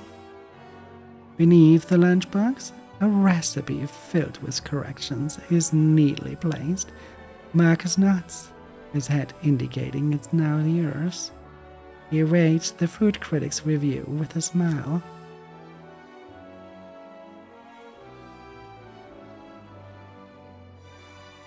I'll be honest. Thank you for trying my food. Marcus gives a long sigh of relief. He slowly lowers his listless arms and closes his very eyes. You really worked hard collecting all sorts of ingredients for me. You deserve some rest. I need a break myself, too. For Marcus' satisfied smile, it seems he just received the feedback he's been waiting for.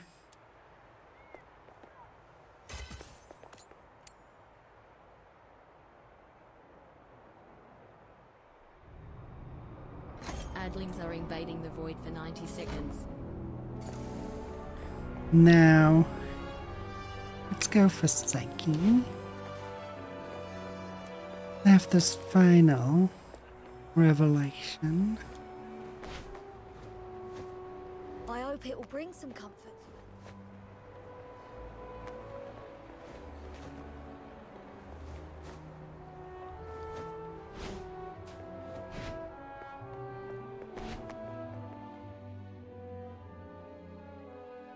I felt an outsider.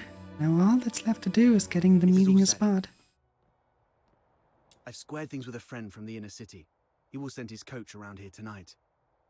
Once Psyche shows up, we'll take her out of town and lay low for a while. Henrik wouldn't dare rob a noble's coach. After that, we'll have to play it by ear. You really have a wide network, don't you? Gotta make the most of all the crap I've been through these years. But are you sure she'll come? I'm not sure. Anyway, if she doesn't show up, we'll go with plan B. We break into the Hypnos house and confront Henrik. Ha. Sounds like the story of a hero from some pulp novel. But don't get your hopes up. Even if we manage to save Psyche today, she won't last much longer. Remember the thing we saw in the pit? That's her inevitable fate. One thing at a time. Right. Speaking of which, aren't the deteriorators usually handled by the escort? What on earth has Henrik gone through to end up doing things like this? I might have figured out why. Real the intel gathered from Kevin. Henrik used to be a doctor, but he shut down his practice for some reason. He had a daughter, but she went missing in Scarlet River, and Henrik murdered a deteriorator in Scarlet River. Right. More importantly, these three events happened in the same year, so they must be connected. And the lodgers at the Hypnos house are likely all deteriorators. I see what you're getting at. Henrik's daughter was likely killed in Scarlet River, possibly by a deteriorator, sparking Henrik's deep-seated hatred towards them, which hasn't faded even after so many years. So, he somehow managed to control some of the deteriorators and administer his own brand of justice. That's your conclusion, right? Yes. But regardless of what he's gone through, or what the deteriorators would eventually become... Did you hear that? Screams from the direction of the Hypnos house. Let's go.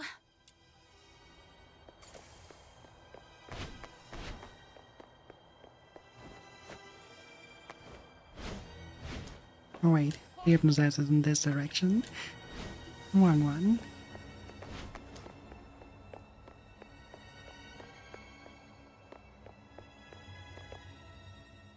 You're finally here!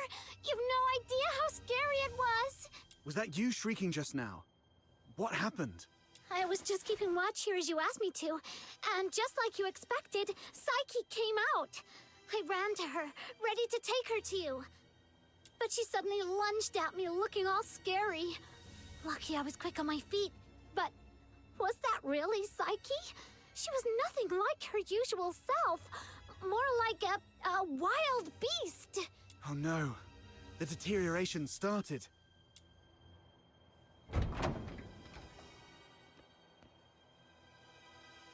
Please help us! Mr. Henrik is in really bad shape. What? Please help us. Follow me.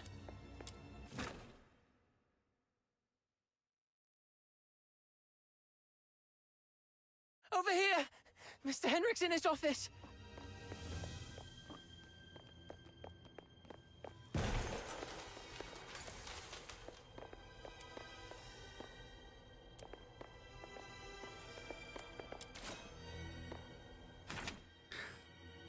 Offered by Fu Feng, this tome appears to be pharmacological.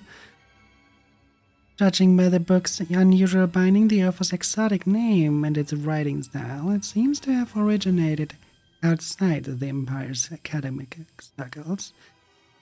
Both the intricate annotations and the main text are cryptic, with the phrase "the Stellar of Stellar" appearing repeatedly in the notes.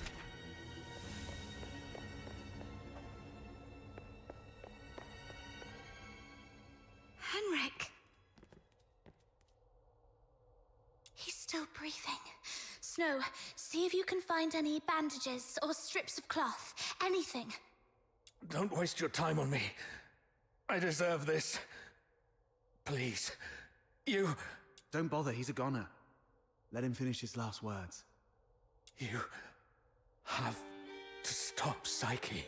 Stop her? The Hypnos house shelters deteriorators. Those abandoned by fate. Their destined end was supposed to be a cold bullet. Right. In Hyperborea, any Charon showing signs of deterioration will be taken away immediately to prevent them from turning into filthoids. Wait. Are you saying... Their families didn't have the heart to see, so they hoped that I could help end their misery in a decent, gentle way. Just like how I sent away Haley. Are you saying the deteriorator who was killed in Scarlet River was your daughter, Haley? You know about that too. That was merely the last desperate struggle of a father in despair. We've been wrong about you all along. We're truly sorry, Mr. Henrik. Do not forgive. I brought them to sleep. This is my unforgivable sin. Then what happened to Psyche? I tried with the Crystallo of Stella, but still couldn't avert deterioration. I was supposed to let her go, like all the others. But that child was so special. She knew what was coming. Yet she's always worn a smile. For months, she shone like a ray of sunlight in this God-forsaken place. Just like my Haley, I'm old. I couldn't do it again. So, in your hesitation, you missed the last window. Psyche lost her mind, attacked you, and ran away. How come... I can't believe all this. Your demons. You can stop that child. She has such a gentle soul. Hurting others is the last thing she'd want. Please. Save Psyche.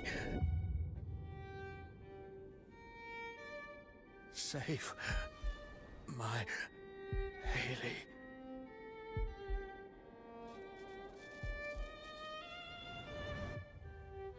Mr. Henrik! Let's go. We must hurry.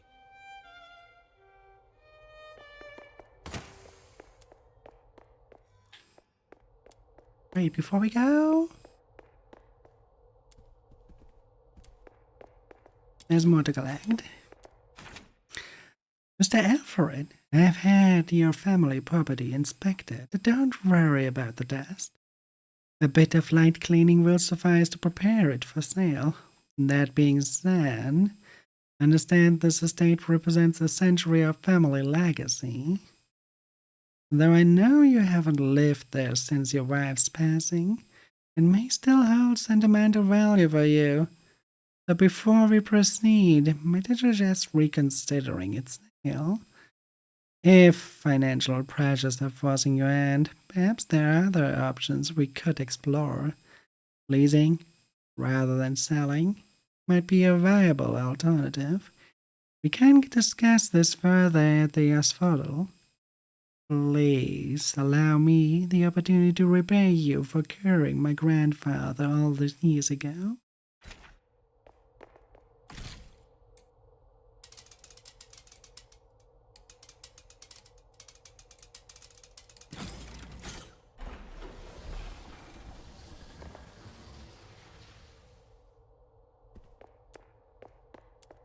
Let's collect that first. Kid, I've heard the Legion has recently intensified their inspections. What are you doing now is growing more perilous. Perhaps it's time to drop it and permanently shut down the Hypnos house. I always believed that Haley's dignified death as a human being under your care was the best ending she could have hoped for. I also understand the significance of you opening the Hypnos house right after you returned from Scarlet River and offering help to the kids who are suffering from deterioration. But I've already lost my daughter and my granddaughter. I cannot bear the thought of losing you, my son-in-law. The only family I have in this world now.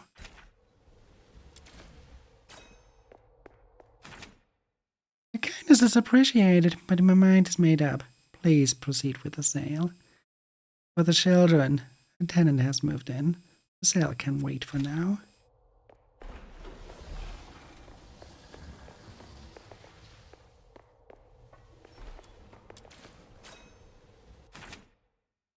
Psyche Frey, age 17. Intermediate blindness. When Psyche arrived, her deterioration had already progressed to the mid-stage, and she greeted everyone with such warmth. I wish I could believe the diagnosis was wrong, that she wasn't suffering from deterioration, and that her life could somehow get back on track. She keeps the flowers her parents brought her by her bedside, even though it leaves her barely any space to sleep or even stand. I cleared out a better lit room on the second floor. Hopefully Psyche and her flowers will be more comfortable there. She really loves flowers. Every day she tends to them with care and shares them with the other children. But weren't for the shadow of deterioration, she would have taken care of the flower of the solitude. Even better than her parents ever did. Hey, Sakurai, how are you doing? Good to see you here.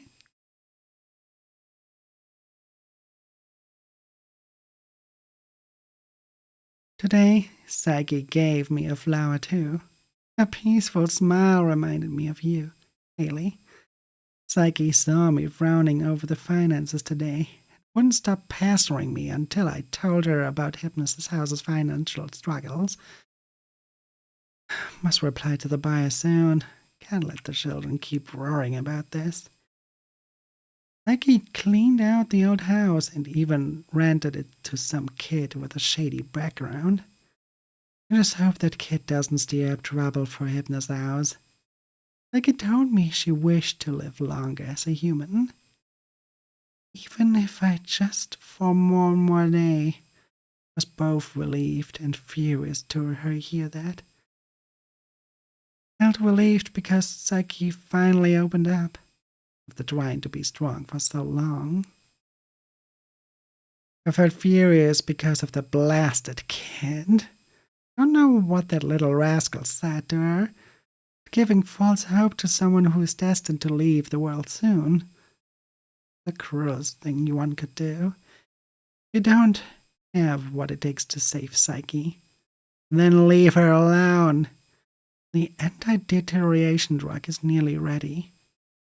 Wait, please have mercy on her for once. Let's continue. Alyssa Taylor, fading sense of taste, like many of the other children, who cried constantly. Alyssa has been eerily calm, almost aloof. When discussing her loss of taste, she dismissively remarked that food was merely sustenance, and the flavor meant nothing to her. She even told her mother not to bother bringing her here, stating she'd be fine with a swift end at the hands of the soldiers. Alyssa accepted her fate with unsettling tranquility, as if she's been preparing for death her entire life. Alyssa seems to enjoy writing. Every day she sits by the window scribbling poems.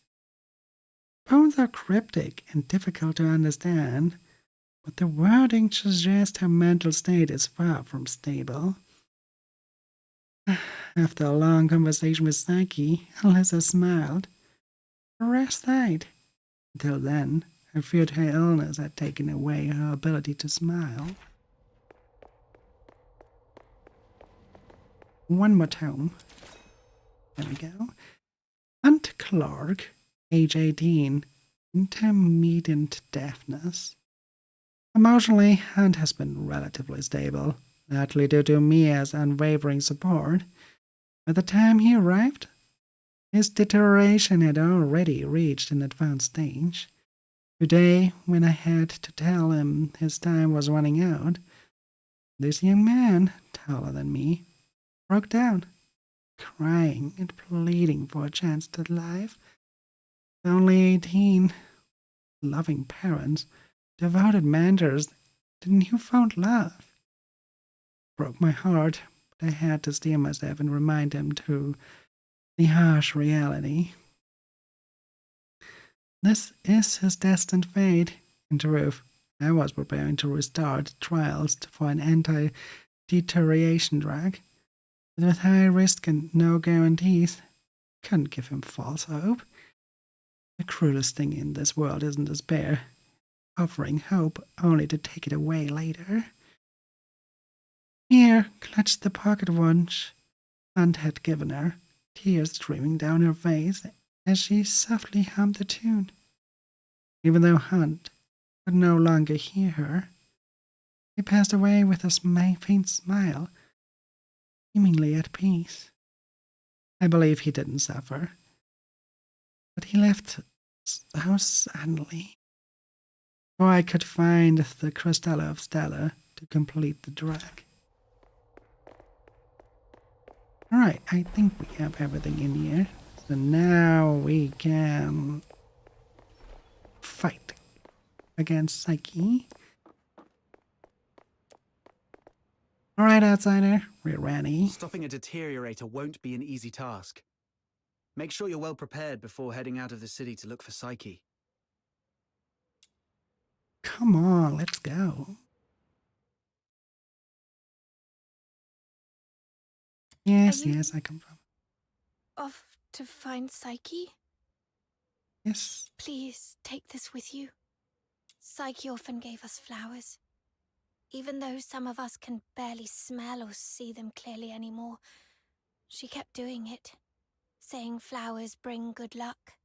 But by the time I wanted to return her kindness, it was already too late. Please bring this flower to her. It's her favorite. And let her know that everyone at the Hypnos house is waiting for her. I will. I'm going to do everything I can to save her. Oh, yes, Zachary, how are you doing? Or at the very least, stop her from doing something she'd regret. Hope you're doing well.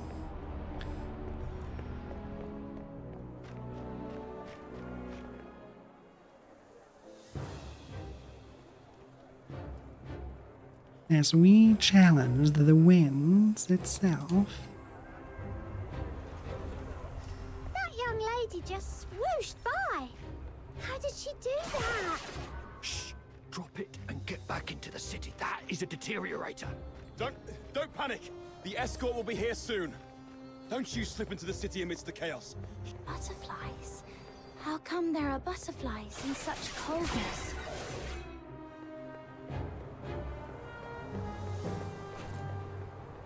These filthroids are half dead, probably defeated by Psyche. So if we trace them all the way back, we might be able to find Psyche.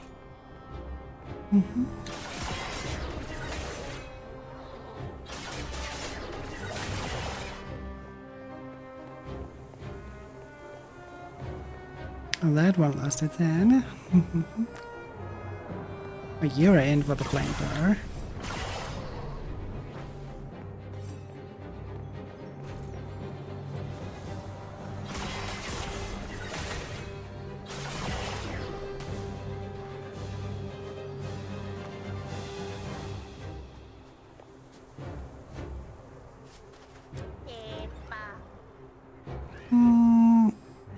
I give you the good food. Come on.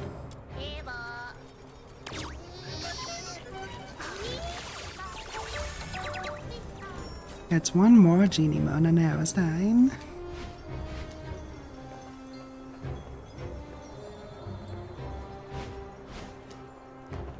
It's okay. We already know where Psyche is gone. All we have to do is follow her trail. Right. As long as we can find Psyche, there's gotta be a way to save her. Thank you. Whoa!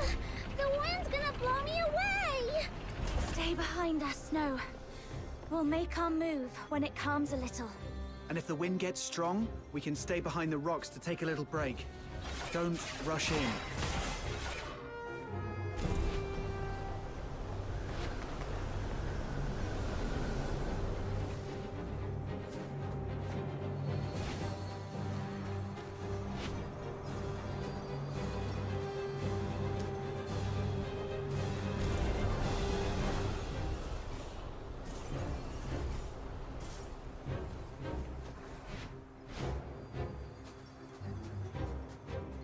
There we go. Ah.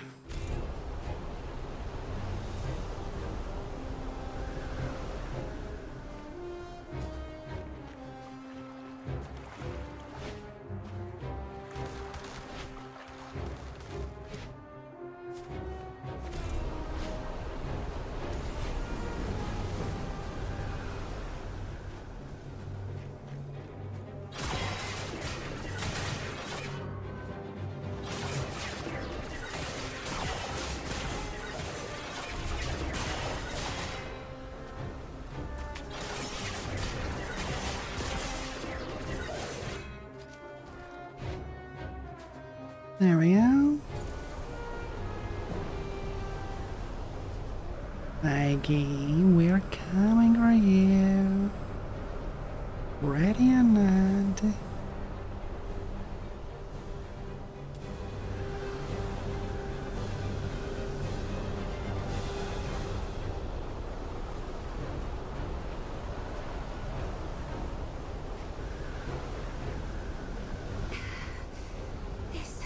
be the final stretch.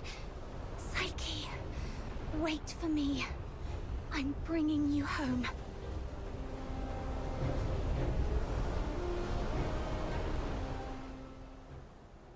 This should also be the final action that we do today.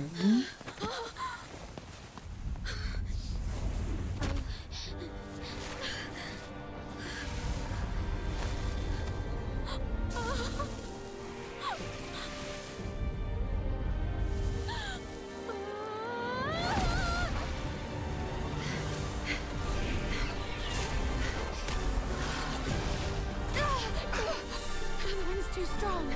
Can't get any closer. It's dangerous! Stay back here! Damn it, we're doomed if this keeps up.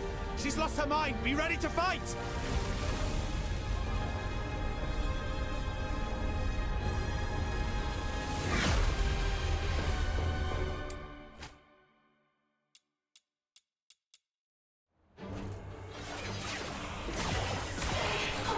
Psyche, can you hear me? Talk to me, Psyche. You said it yourself. There's so much you want to do. You'll leave Ice Lake for those unseen places. You'll go to a small island where you can build a house by the sea and grow white flowers around it. Talk about the snow in Ice Lake with your friends while shading yourself with a wide-brimmed sun hat. Talk to me, Psyche.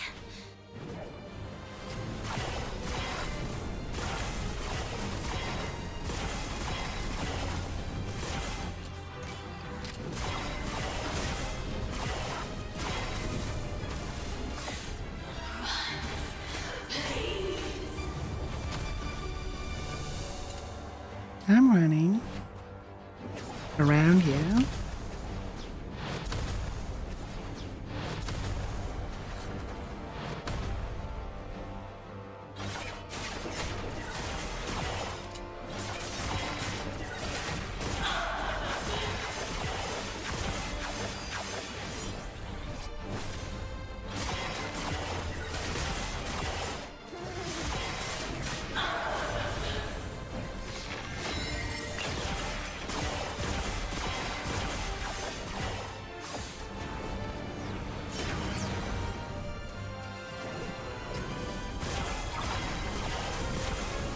You really prefer to be captured by my flamethrower, huh?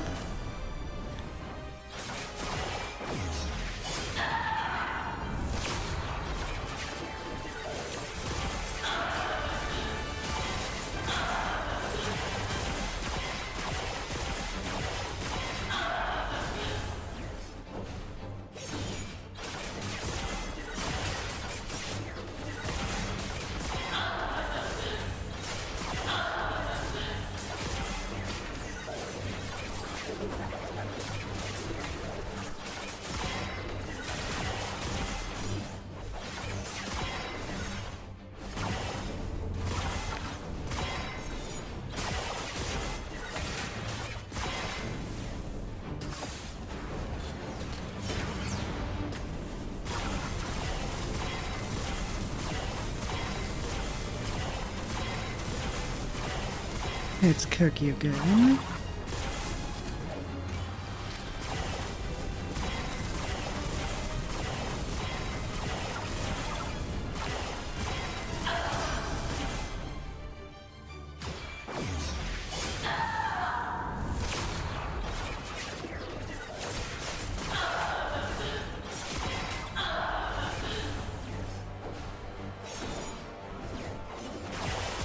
Fair enough.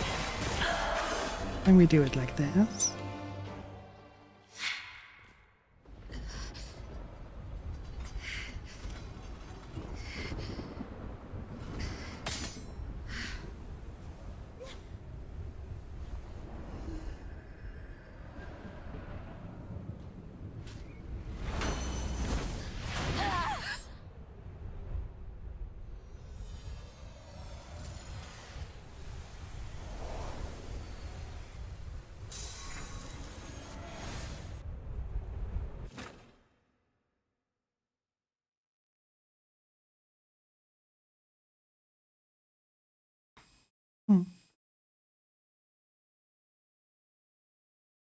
Psyche, I'm here to take you home.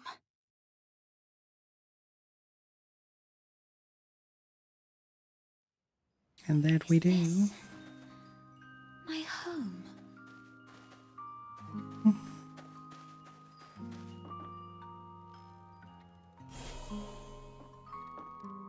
Honey, look. Psyche is smiling at us. I wonder whether this child's birth in this world was a blessing or a curse.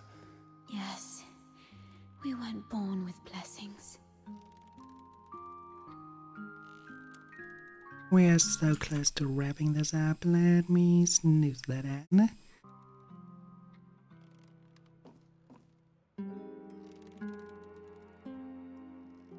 A tiny cradle, once a sanctuary for new life, now covered in dust. Brush off the dust.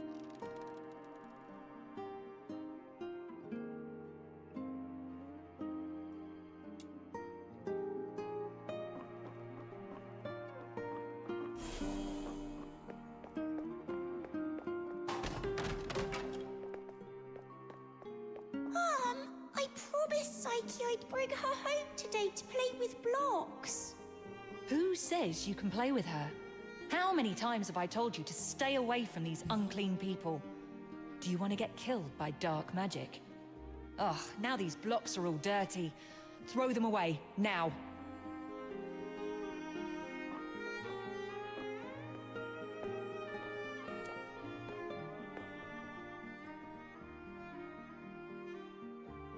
Wooden blocks lay scattered across the floor, as if they were knocked over in frustration.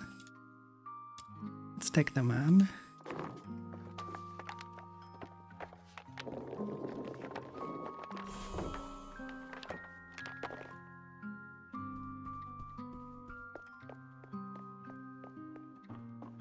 That day, feeling wronged and confused, I bathed all night until my skin bled.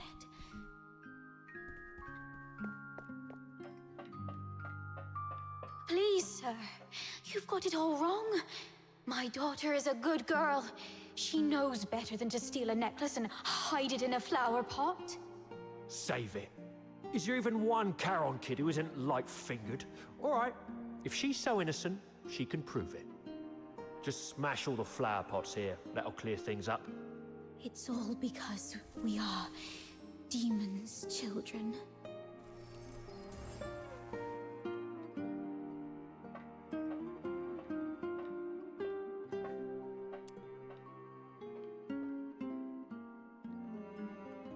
A hasty written report filled with accusation of your crimes.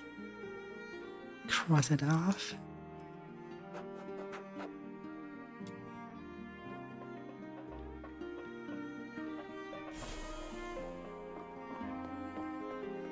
Oh, why? She's such a kind child. And we've always been decent, law-abiding people. Why did this happen to us? At this point, there's nothing left but to turn to Dr. Henrik Ethelred. It's the last thing we can do for her. Mom, Dad, I'm sorry. The weeping mother. 2 silent tears trickle down her wreathed cheeks. Wipe her tears.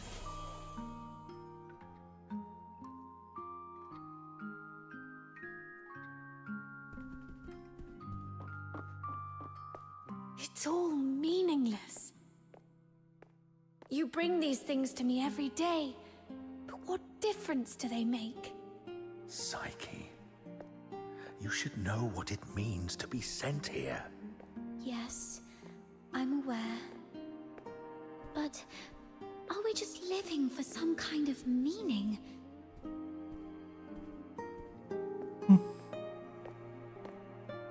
A point. The crushed white flower. A delicate white flower, fresh with morning dew, lies trampled on the ground, its petals scattered. Fix the flower.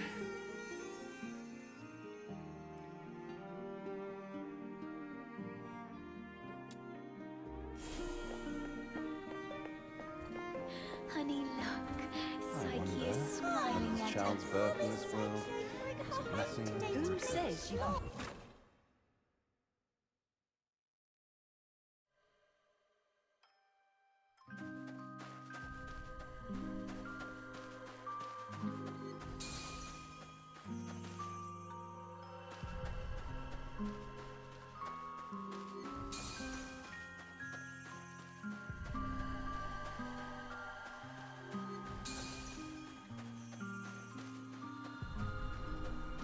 A memory slowly shattering away.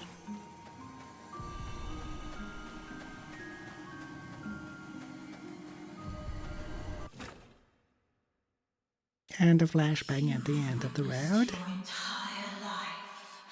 A cursed beginning and a meaningless end.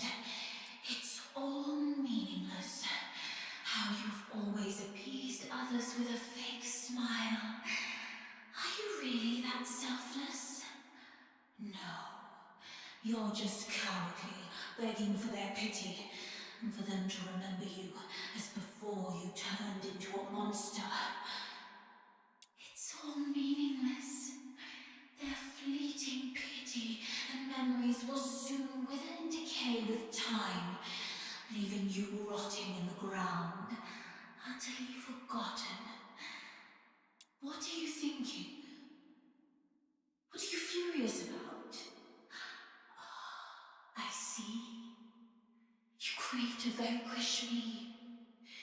You still harbor the naive thought that by eliminating me, your life will return to those amusingly peaceful and tranquil days. Well, you're wrong. Deterioration is irreversible. Once I die, you'll vanish along with me. Just embrace me and yield to the primal urges of this flesh. Be a beast. None of this absurdity can hurt you anymore. You, demon's child. Adlings are invading the void for 90 seconds.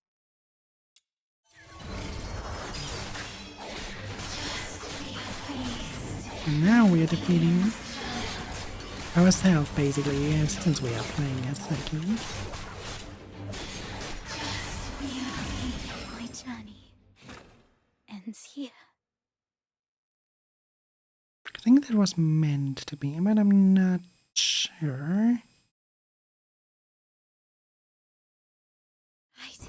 My time has already come to an end. It's you. Stand up. Don't yield to this cold, unfeeling world.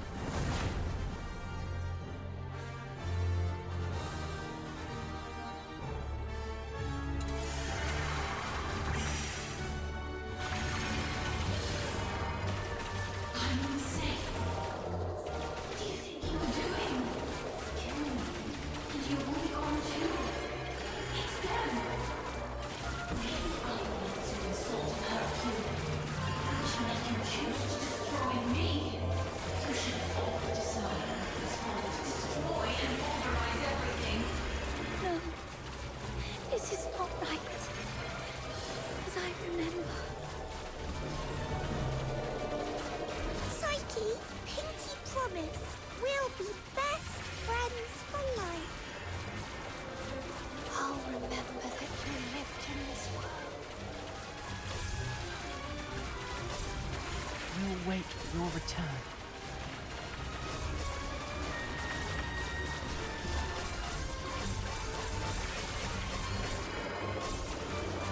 Fate, please have mercy on me. Let me help her fulfill this wish.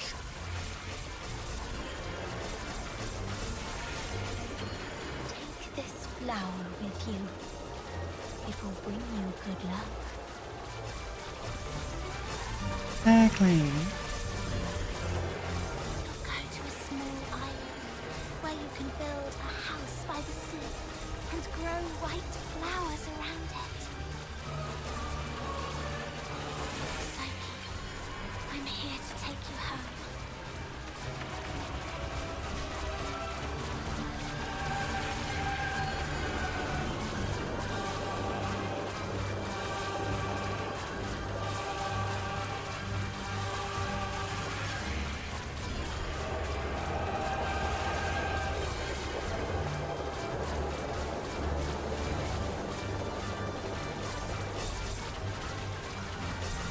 You don't get me with that.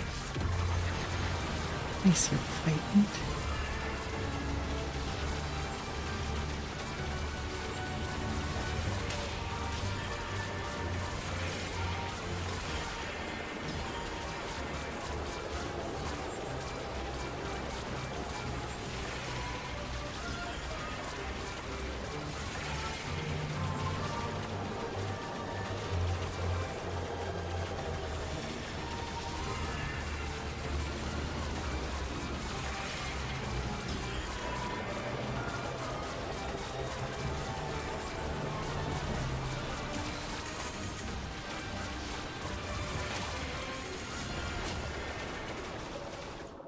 There we go. Pain and hatred have been my acquaintances. They've wearied and aggrieved me. Yet, I find joy in having existed in this world. This is my choice.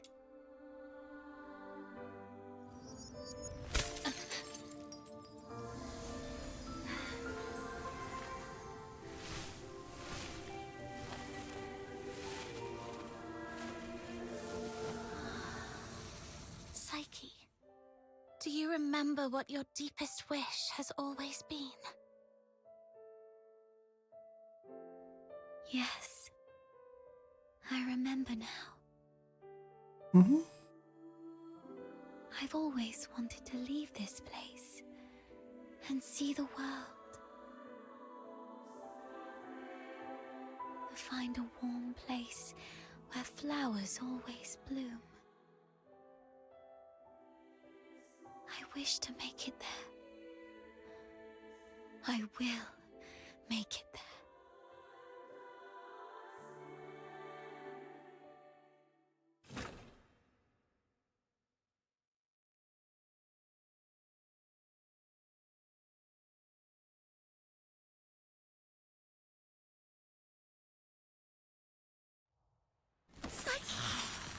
I'm here to take you home.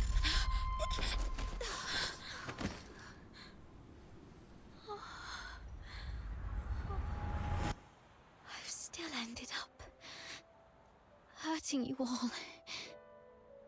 I'm so sorry. It's okay. Let's go home together. They wanted me to tell you. They're all waiting for you. Home. But it's already too late. Outsider, aren't you a know-it-all? Didn't you say your brain was 1,000,000 times smarter than mine? Do something now! It's too late. She's fatally wounded. She won't make it, even as a filthoid. What? Little minion, did you really have to hit her that hard? No. It wasn't her. It was me. I killed myself. I can't. And I don't want to live like this. Chin up, Psyche. You said you dreamt of a place warm and full of blooming flowers. You've said it yourself. Flowers bring good luck. Yes. It must be a beautiful place. No, don't just take my word for it. You have to see it for yourself. Do you know why I love flowers? 'Cause they're seeds, carried by the gentle wind, travel to distant lands, over city walls and mountains. Nothing can stop them. I have one last wish. I'm all ears.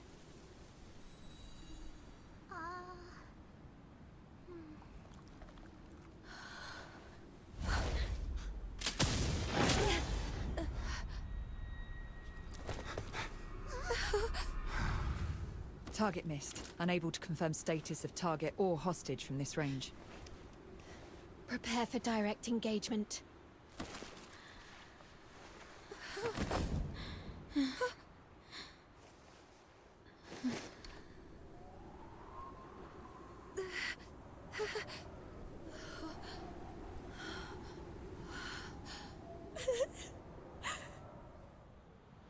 Mom, the deteriorator. It's already... Something's off. But the hostages are safe, at least. Rhythm Fisher, warrant officer of the Cassitus Escort, 6th Legion. The Filthoid is highly dangerous. Although it's ceased attacking, it may only be in temporary dormancy. Return to the city immediately. The escort will take it from here. No need, ma'am. We took care of it before you got here. No point wasting more bullets. Took care of it? I see. That would explain why the target was more stable than a typical Filthoid. Although... was it just the two of you? You look like fox hunters from your outfits, am I right? Precisely. That's not it. Ma'am, during my earlier scouting, though from a distance, I saw these Charons using magic. They might be accomplices of the deteriorator. These low-life beings, all wicked sorcerers, they should all be... I'm not saying... I was just referring to them, Mum. I'm not saying that all Charons are... Anyway, I didn't mean anything by it. Punishing the guilty shouldn't affect the innocent. We appreciate your support of the Legion. Please, come with us to the Security Bureau. We shall offer you handsome rewards. Dispose of the deteriorator ASAP to avert public alarm. Don't touch her. She was trying to keep away from the crowds. That's why she ran towards the outskirts so desperately. Even in her last moments, she was still trying to do something for others. What do you mean by dispose of? How could you even... What did you say? Are you all right? Should I arrange a military medic for you? Not at all, ma'am. My friend is just a bit shaken up. We'll be fine after a few warm drinks at the Asphodel. We'll talk about the reward another time. Got another commission to attend to.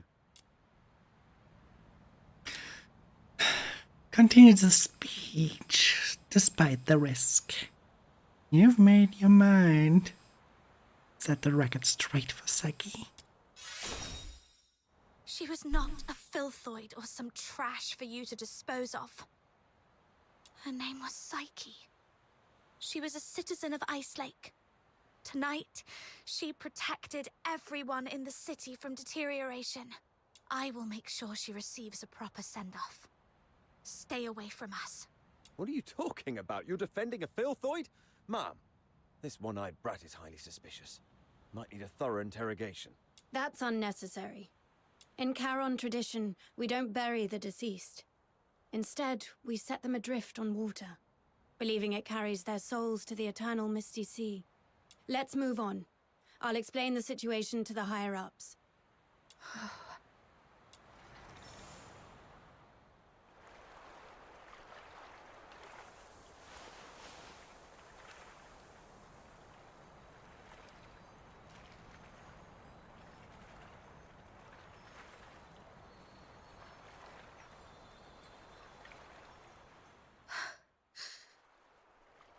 I thought you wouldn't act so recklessly anymore. Yet you remain true to yourself, which isn't bad. This is you, who just said goodbye to a brave young lady. I can't let you risk yourself as well. Thanks for covering for me back there. There's nothing to thank me for. After all these years, I've changed from a hedgehog to a rat, living only to see another day. Don't end up like me. A hedgehog retains its dignity. So, it's better to leave the groveling to the rat. Oh, there is one more thing. I'd never heard of any deteriorator regaining their self-consciousness, but Psyche briefly did it. With the last bit of sobriety, she shattered that filthy beast with her own hands, telling everyone that she would not surrender. Did you make that happen? The magic you were using, it was resonance. wasn't it? How did you... Relax. I'm not going to press you about your past. But remember what I'm going to say. This power of yours will spell disaster for you in the Empire. I remember the last person who had this kind of power plunged the whole Empire into bloodshed and chaos, and their end was utterly miserable. They ended up swinging from the gallows in the Square of Dysmania. So, just use your power with utmost caution. All right. Just let it out. You'll feel better after a good cry. The wind here is so strong, I can't hear a thing. Even if I hear some noise, it's just the sparrows chirping. I've seen this kind of thing countless times. But I tell myself, you've only got one night for tears.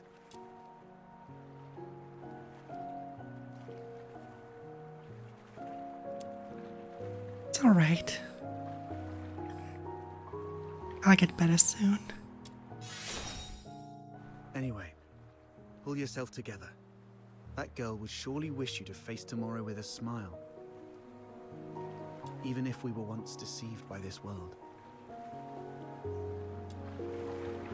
True. But now, we shall talk to our little lady dove.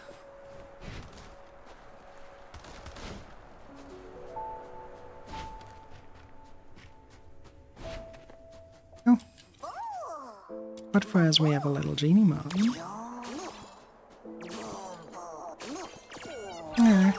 Or maybe not.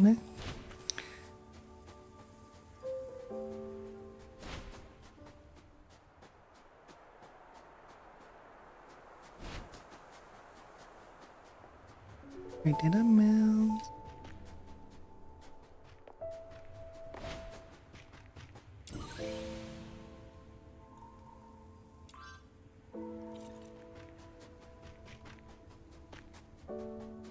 On the other side, alright, but remember it being in a lake, in a cave.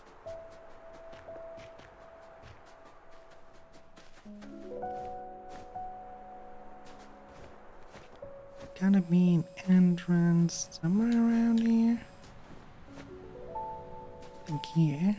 No. Straight too far away. It means we are on the wrong end of everything. This is like the last thing we do here.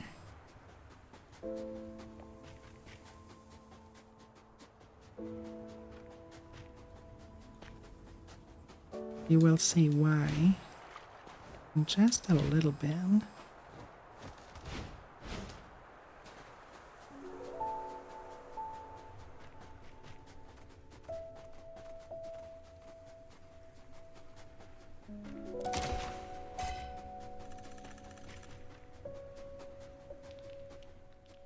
May your soul find peace in the depths of the misty sea.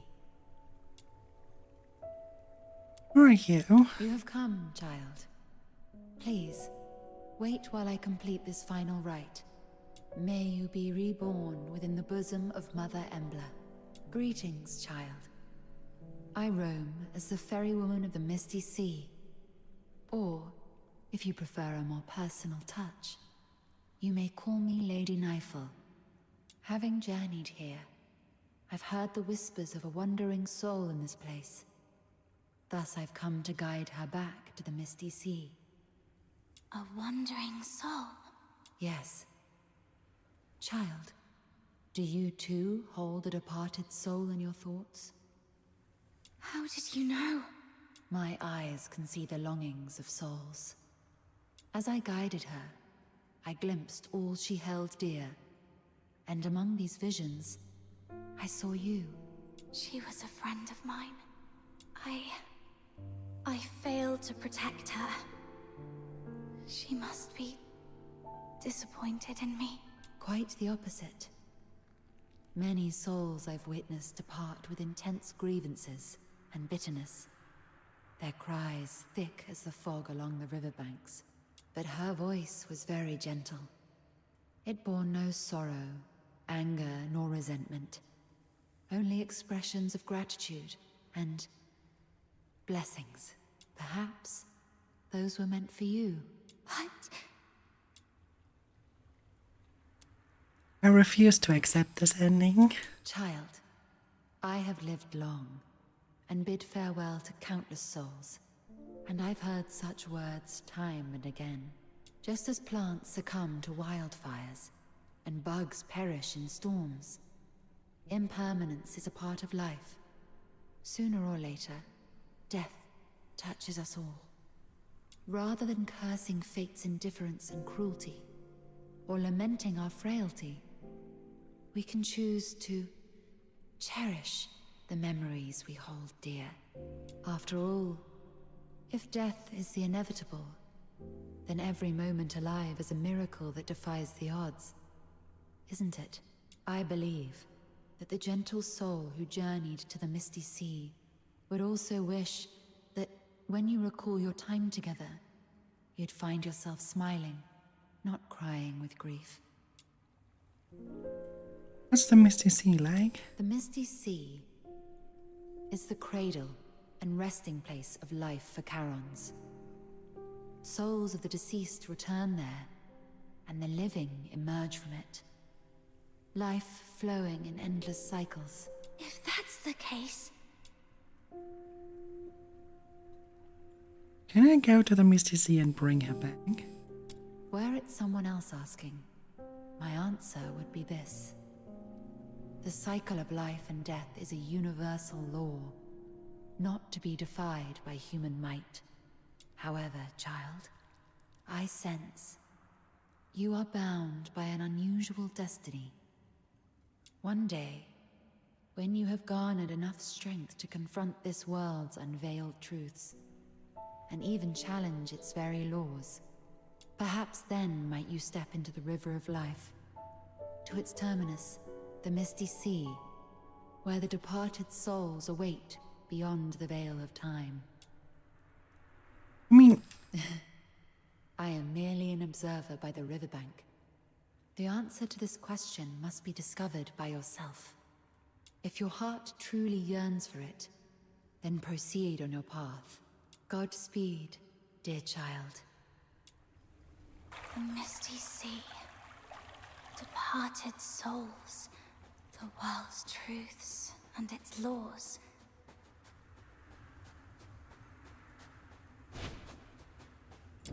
Well, that one is quite a long time walk away, so we teleport.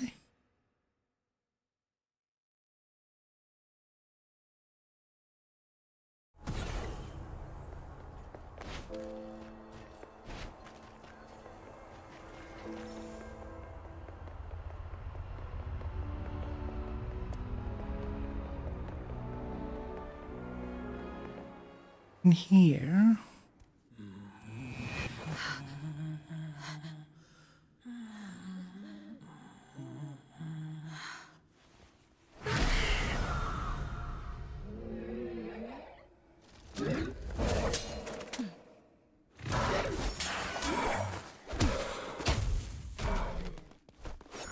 That's new.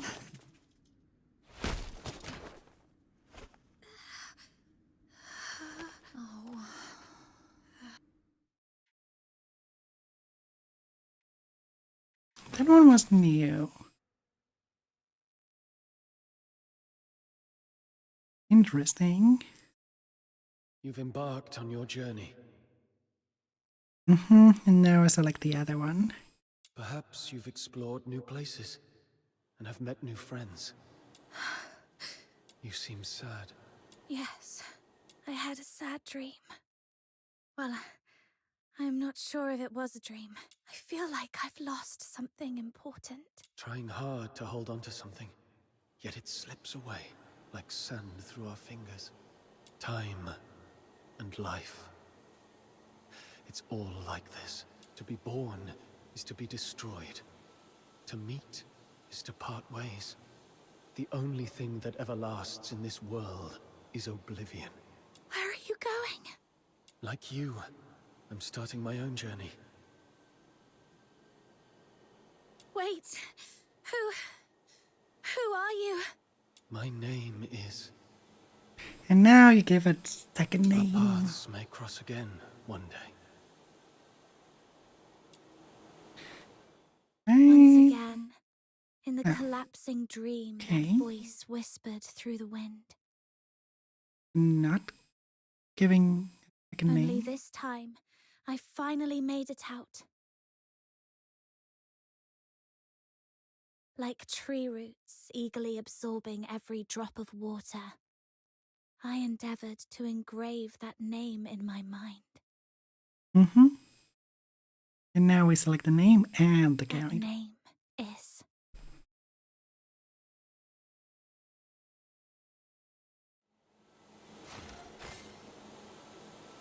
So again, we go with this one, and we give her a name, and since we're streaming as Enma, yeah, we just call her Enma. Come on, we give it an Emma Zendelane.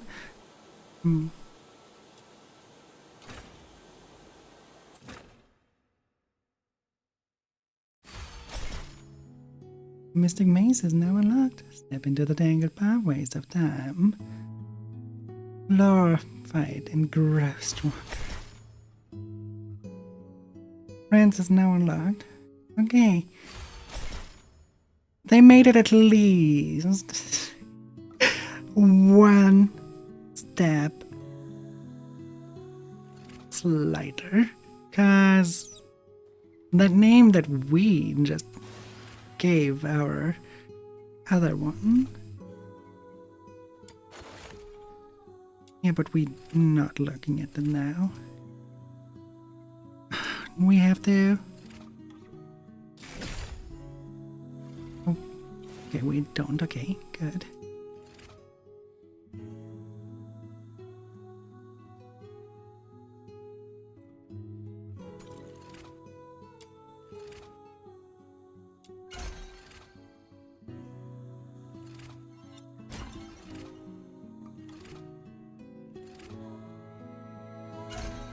Yeah, we did a bunch, unlock everything, and now we have every pod unlocked here. So in the beta, in the closed beta, we actually had to do the other side as well before we unlocked friend. So that was quite a long journey just to unlock friends, right? So let's look into where we stand right now.